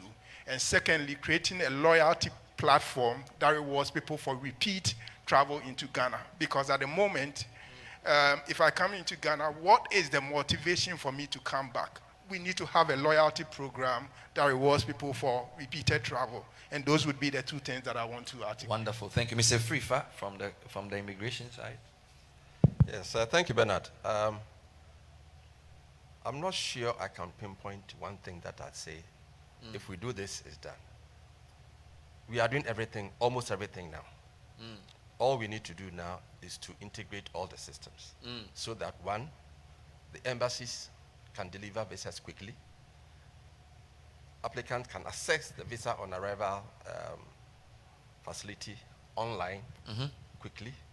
And then also us installing a very effective border management system that talks to all the systems. We have an integrated system, and I think that they are So good you to had go. a nice answer and you said you didn't have an answer. Something. I read a story 2 days ago that some guy was coming to Ghana and he didn't have his passport and he had a card, his Ghana card or something, and he was able to travel. Is that true, and is that part of what you're talking about? Yes, that is true. Under the Vice President's digitization program, we introduced the Ghana card travel policy. Okay. So with that, if you have the Ghana card and you are coming to Ghana or you are traveling to Ghana, if you lose your passport, you can travel to Ghana on it. If you are a dual national and you have the card, you don't need to take a visa to travel to Ghana. Wow. The airlines have all been informed and they are implementing it. So it was true. The guy came without his passport. It is very true. Amazing. And it's working. Wonderful. Put your hands together. That was great. And So then the good integration. thing too, the last thing that we did that has made us very popular, we scrapped the filling of the card on Charlie, arrival. that card. But did you actually use that information on the card? Because Yes. That card, Charlie, That is where he was getting his information from. Yes. But because we are implementing that new system in the missions, we still have that information. So you don't need to fill that So card. you don't need to fill When you that want card. to enter the washroom, then they give you some card. That green one. Annoying. Thank you very much for that. Yes. Again, I'll come to Mr. Lajepo. I want to always end with you so that you bring it home. So Lajepo, I know it's a difficult question, but what's the most important innovation we need to have within your field to give tourism the necessary boost? Very good question. I think I will start from a concept of beyond. I've been thinking through what we could do beyond the things that are working. A lot is working very well. We're doing very well. The brand is up. The traffic is growing very fast, double digits and so on. But what can we do beyond? And one of the areas of the beyond for me is digital. Just digitizing and digitalizing is not enough. What can we do beyond? How can digital drive jobs for the youth? So we see all these young people promoting Ghana and travel destinations on YouTube. YouTube pays them some money if they hit a certain threshold, right? What can we do as a nation to put our young people to work, to drive tourism using their devices and doing stories around our destinations, around our sites, and all the themes that we are driving, December in Ghana and so on and so forth. If we can get something that we can get into their hands, that all of them jump on board as part of our digital transformation, that definitely will be for me. I love that. Thank you for that. If you want to clap, you can do that. Thank you for that. So last question. Before you answer your substantive question, the guy who gave me the mic, he said he doesn't speak big English like me. So when I come, I should ask that why is that when he goes to tourism sites, he can't get internet. So when he's there, he wants to do like a video to show his girlfriend that he's at the place. Then the internet is not working. He said, I can't get network. Yeah. So why do tourist sites not have network? It's the guy at the back. He said I should ask you. So answer that first before I ask you a substantive question. Right, but Bernard, I will come to that. But let's know that now we are in the global market field. So because we are in the global market field and tourism has become very competitive business, and I was just checking the data, And then we realized that before COVID, before the global lockdown, about 1.5 billion people traveled around. And that generated about $1 trillion. In Africa alone, we have about 68.8 million tourists coming in to Africa alone. And that is even in the minutest part. And with that, we have about 169 billion US dollars coming to Africa. Okay? And Ghana, I mean, had that 3.3 billion. It is very small. Okay? And we have data that 5% of them are coming to West Africa. Okay? So we need to know that now tourism has become a global business. Okay. And you cannot play ball there when you don't have the appropriate technology to assess this market. That's why we need to, when we are talking about data and then technology, is very, very key. Because for you to be successful, you need the appropriate technology to leverage on this huge opportunities there to assess it to your distance. And countries, big countries are actually leveraging on technology to assess it. Now to your question, if you are talking about appropriate technology, I will go for digital marketing. And the reason why I'm saying this, it resonates not only in the global space, but also resonates in our domestic space. I had this figure. Those that use internet in Ghana alone in 2023 is 23.5 million. 23.5 million users of internet in 2023. And then in Ghana, internet penetration is 68.2%. Okay? And then Ghana has 6.6 million social media users. So, and then if you come to those that use cellular mobile, 43.8 million people use cellular mobile. So we have more cellular mobile than yes, about 129%.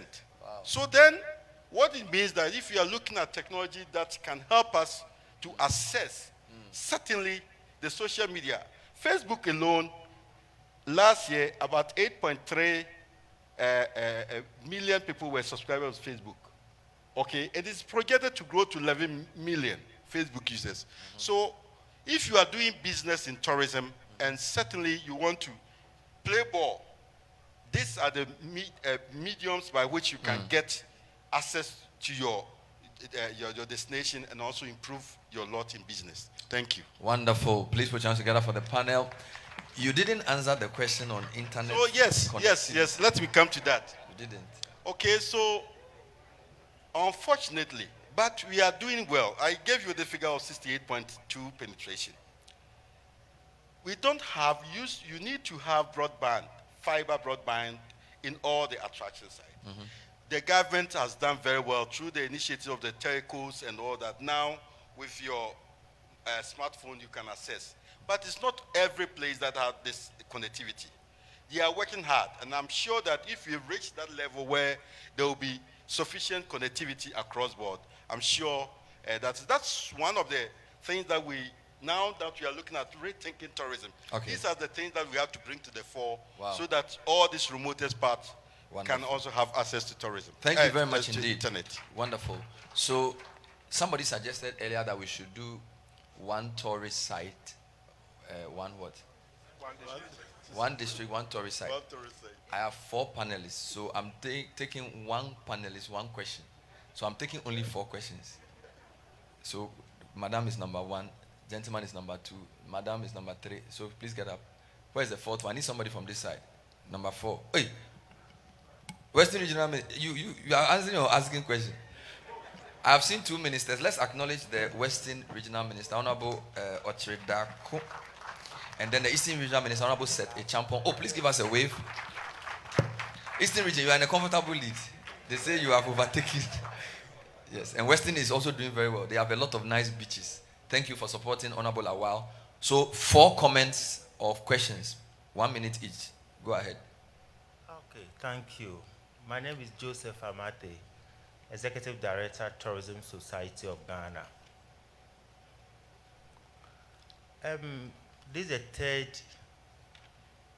panel or the third discussion.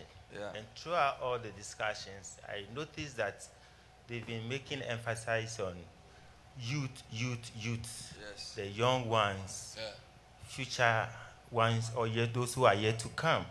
And I was so excited. I waited patiently to ask this question at this time. Okay. During the era of our fathers here or grandfathers here, there used to be something we call excursion. Today, we don't see the excursions anymore. I think I could be proved wrong. We don't see them. And it was based on things that were not done right. So Ghana Education Service put a stop to that. And they didn't stop it, but indirectly, the processes that these teachers had to go through were so hectic. Yes. Bring a car number, driver's license, and a whole lot. So they don't even organize. And when you organize and the inevitable happens, you have a question to answer. Because of that, they cancel. And of course, due to that, domestic tourism has come down. My question now is that what deliberate effort are we doing to bring back that domestic travels or excursions to schools? Mr. Mate, Thank you. Wonderful. Who answered that question? GTA. Excursion. Thank you. Madam. Please, I can easily collapse, so kindly don't get me tensed. Thank you. Okay. So, I noticed that Eastern region, we are in a comfortable lead with domestic tourism. Luckily, the minister is here himself, Eastern Regional Minister. I'd like to ask the question that links with Madam Emmy's first question. Is there anything that our gentleman that spoke about educating the youth in digital use, to promote virtual tourism?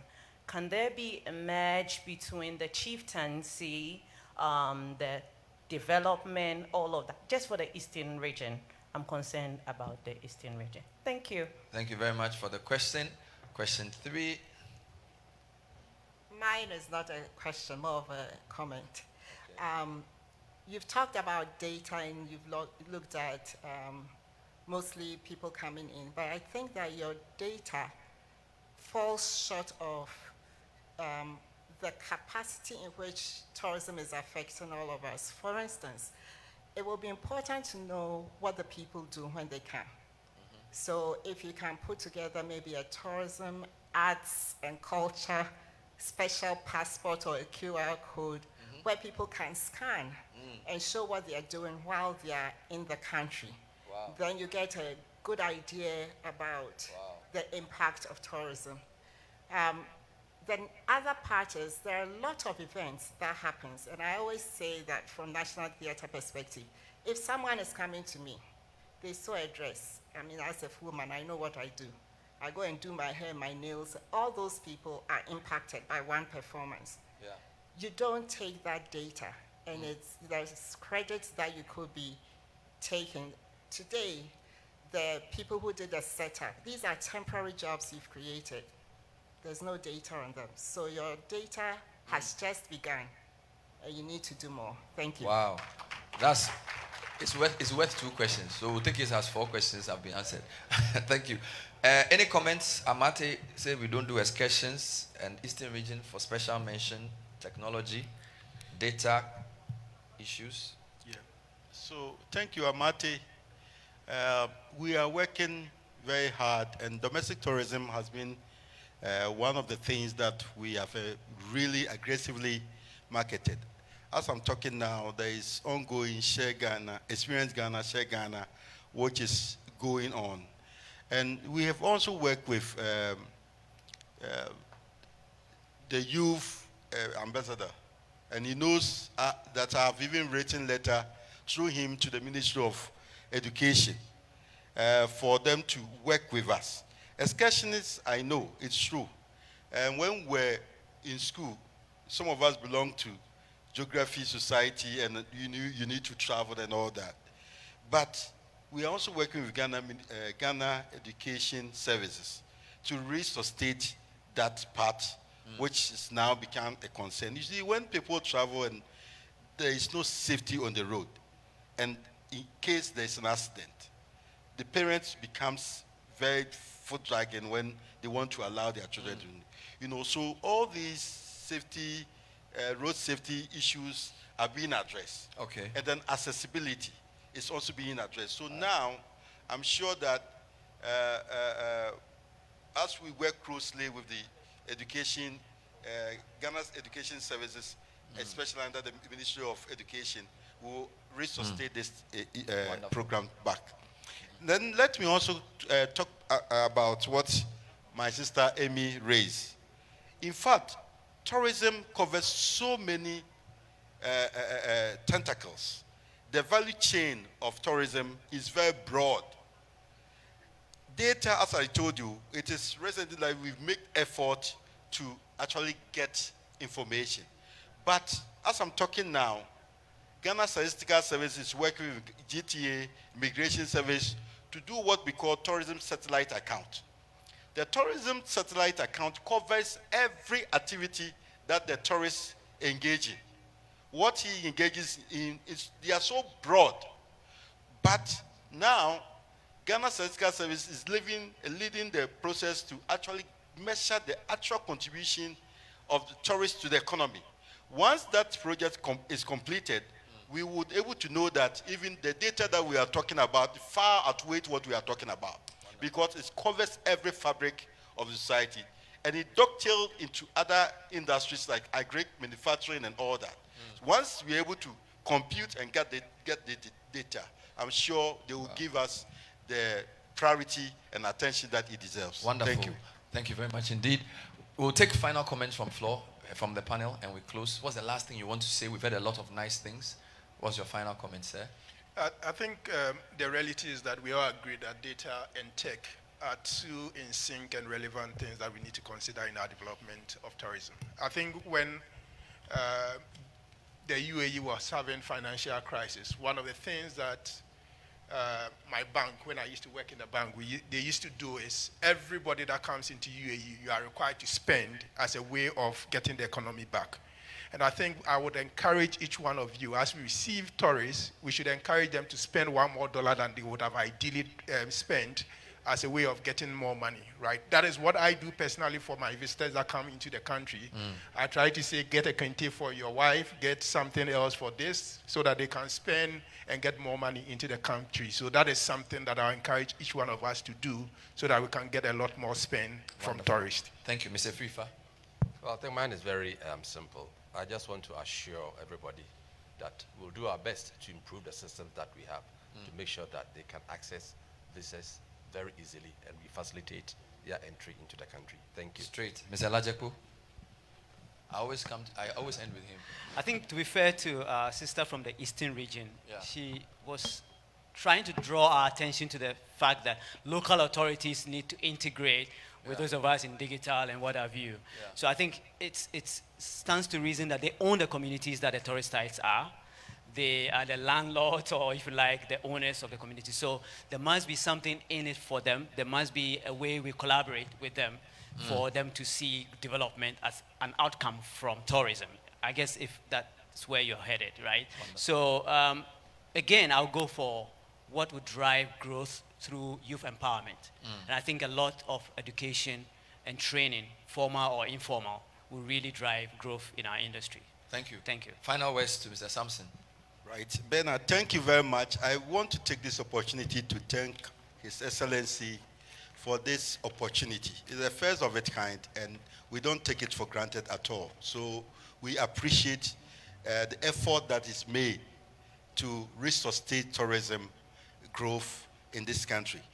You see, we are in a global village, so we are all playing balls in the global marketplace. And ability to compete favorably depends on the data and technology that you employ to compete. You cannot compete favorably, successfully, in the global marketplace when you don't have data, and then you don't employ and acquire and then maintain the appropriate technology that will help you to leverage and then attract people to your destination. So it is key that those of us that are suppliers and those of us that are within the intermediary space, it is important for you to leverage on technology to push the tourism growth together. Thank you very much. Wonderful. To summarize, thank you, Mr. Bosman Akufo, particularly for your tourism insights and also for the platform that you've created to help us in our tourism. Thank you, Mr. Lord Frifa, for your integration ideas and for the visa on arrival. Thank you, Mr. Lajepo, for your brilliant ideas on digital marketing. And thank you, Mr. Eko Samson, for your passion for putting all the data together. And thank you for being such a wonderful audience. Put your hands together for yourselves. And I'll bring back Mr. Kafui Day.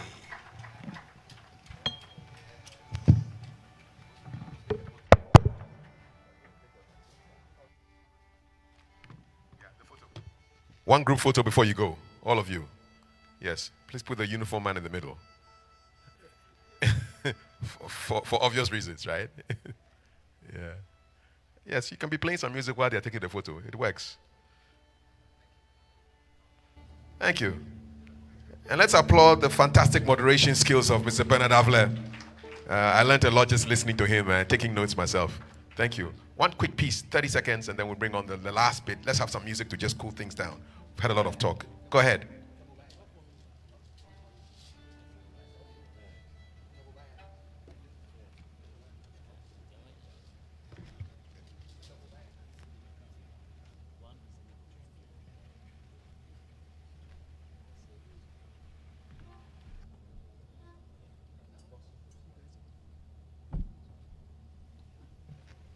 Let's have our wrap up for today.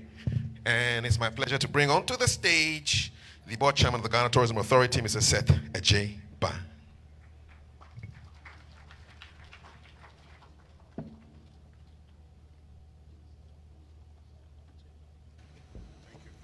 Welcome, sir. You're writing notes. Sure. Have you seen your notes? Yes. Addo. Addo. My Honorable Minister, Dr. Awal, my regional minister and my good friend, Seth, my Western regional minister, yes, distinguished personalities here, industry players, directors, everyone here with us. It's been a wonderful day and history is made today. I'm so happy that I'm part of this history. The first time ever presidential summit on tourism, rethinking tourism for economic growth and job creation. If you look at our country or what is happening all over the world, everybody is talking about economic growth. Everybody is talking about how best can we create jobs for our people. And it is not a surprise that today, His Excellency the President has made it possible for us to rethink and engage so that we can have the solution that will help us to grow our economy and that will help us to create jobs for the teeming people who are forming associations that are not supposed to be formed. I'm very happy to say that the presentations are so wonderful. If I want to just take in perspective to summarize everything, we are not going to live here today. I'm just going to talk about just 5 points. But there's one thing I heard some time ago about a father who wanted to challenge his son. And he said, if you are not within the first 10, you will come home and you see what will happen. Then a friend of the son told the child that, let's shame your father. So how do we shame it? Study hard. So really, the guy studied so hard. When he went home, the father said, are you among the first 10? He kept quiet. He asked the second time, then the third time said, Daddy, I'm first. Said, wow, the father was ashamed. We are challenging ourselves today. My president was asking us to get about 2 million 2025. My minister is very strong and has been working so hard. Honorable Minister, let's shame the president and get a target next year. If we put our hearts together, we can do that 2 million. From the presentations going on today, from all angles, I believe that we all think it is our duty to make sure that we improve on tourism to create the necessary jobs that our people are looking for. Every one of us here is very important and must be ready to be part of that. It is a history being made. I was sitting and thinking, why this time? Why not some years back? God knows that you are the people to make the history. Wherever you are, whatever role you are playing, it's so important that if you put your heart to it and your mind to it, you can make it work. We are fortunate to have a leader who is ready to move us. And I think we all have to give the needed support so that we can get there and make sure that we create the economic growth and the job creation we are all looking for. On that note, I want to give you the summary of whatever was discussed here.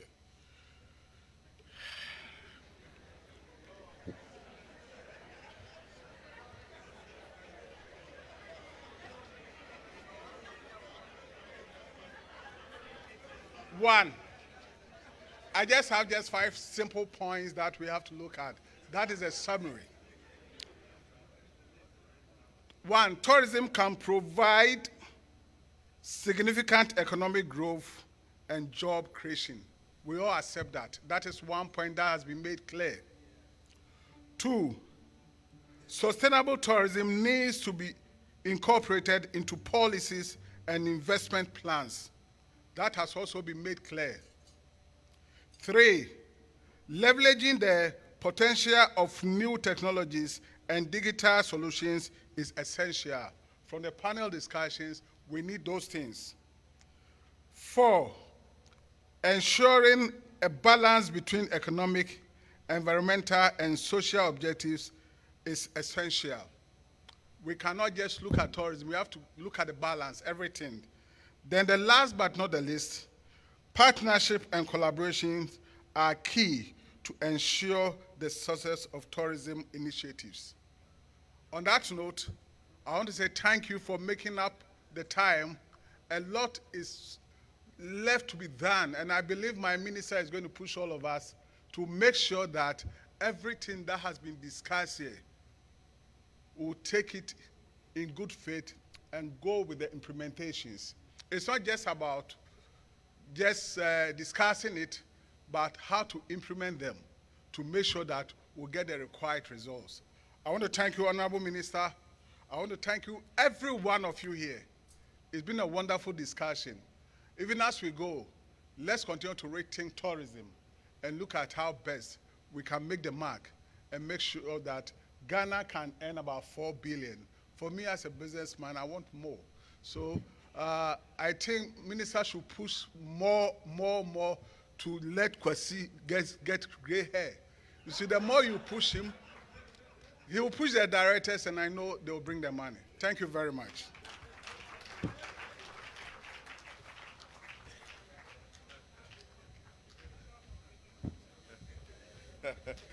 Thank you very much. The gray is starting from his chin. You can see his chin is gray already.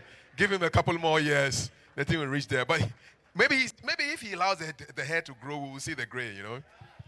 George, thank you so much. Akwesi, thanks a lot. Mr. Minister, thank you very much. For all of you who made it to this time, it's very rare to go to a conference and see this amount of people at this time. Put your hands together for yourself. You've been awesome. And that brings us to the end of day 1 of the Presidential Summit on Tourism. Tomorrow, last day of May, we gather here, God willing, for day 2. Call time, as we say in the industry, is 8:30 a.m., bright and early, sharp, and willing and able to go and do some more conversations on tourism.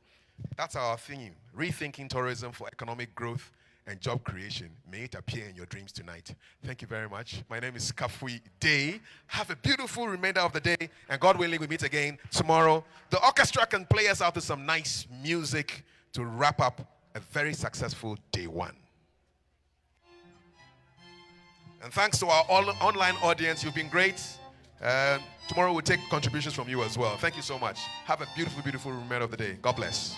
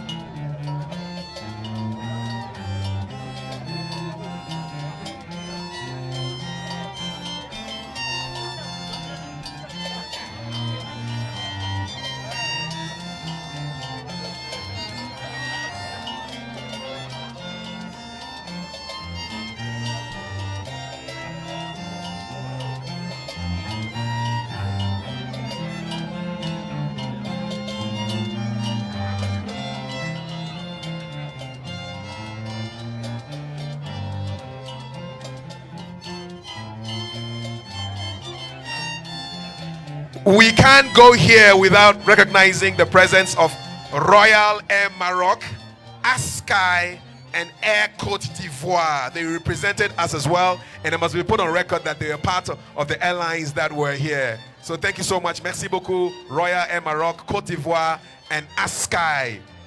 Je vous remercie. Thank you.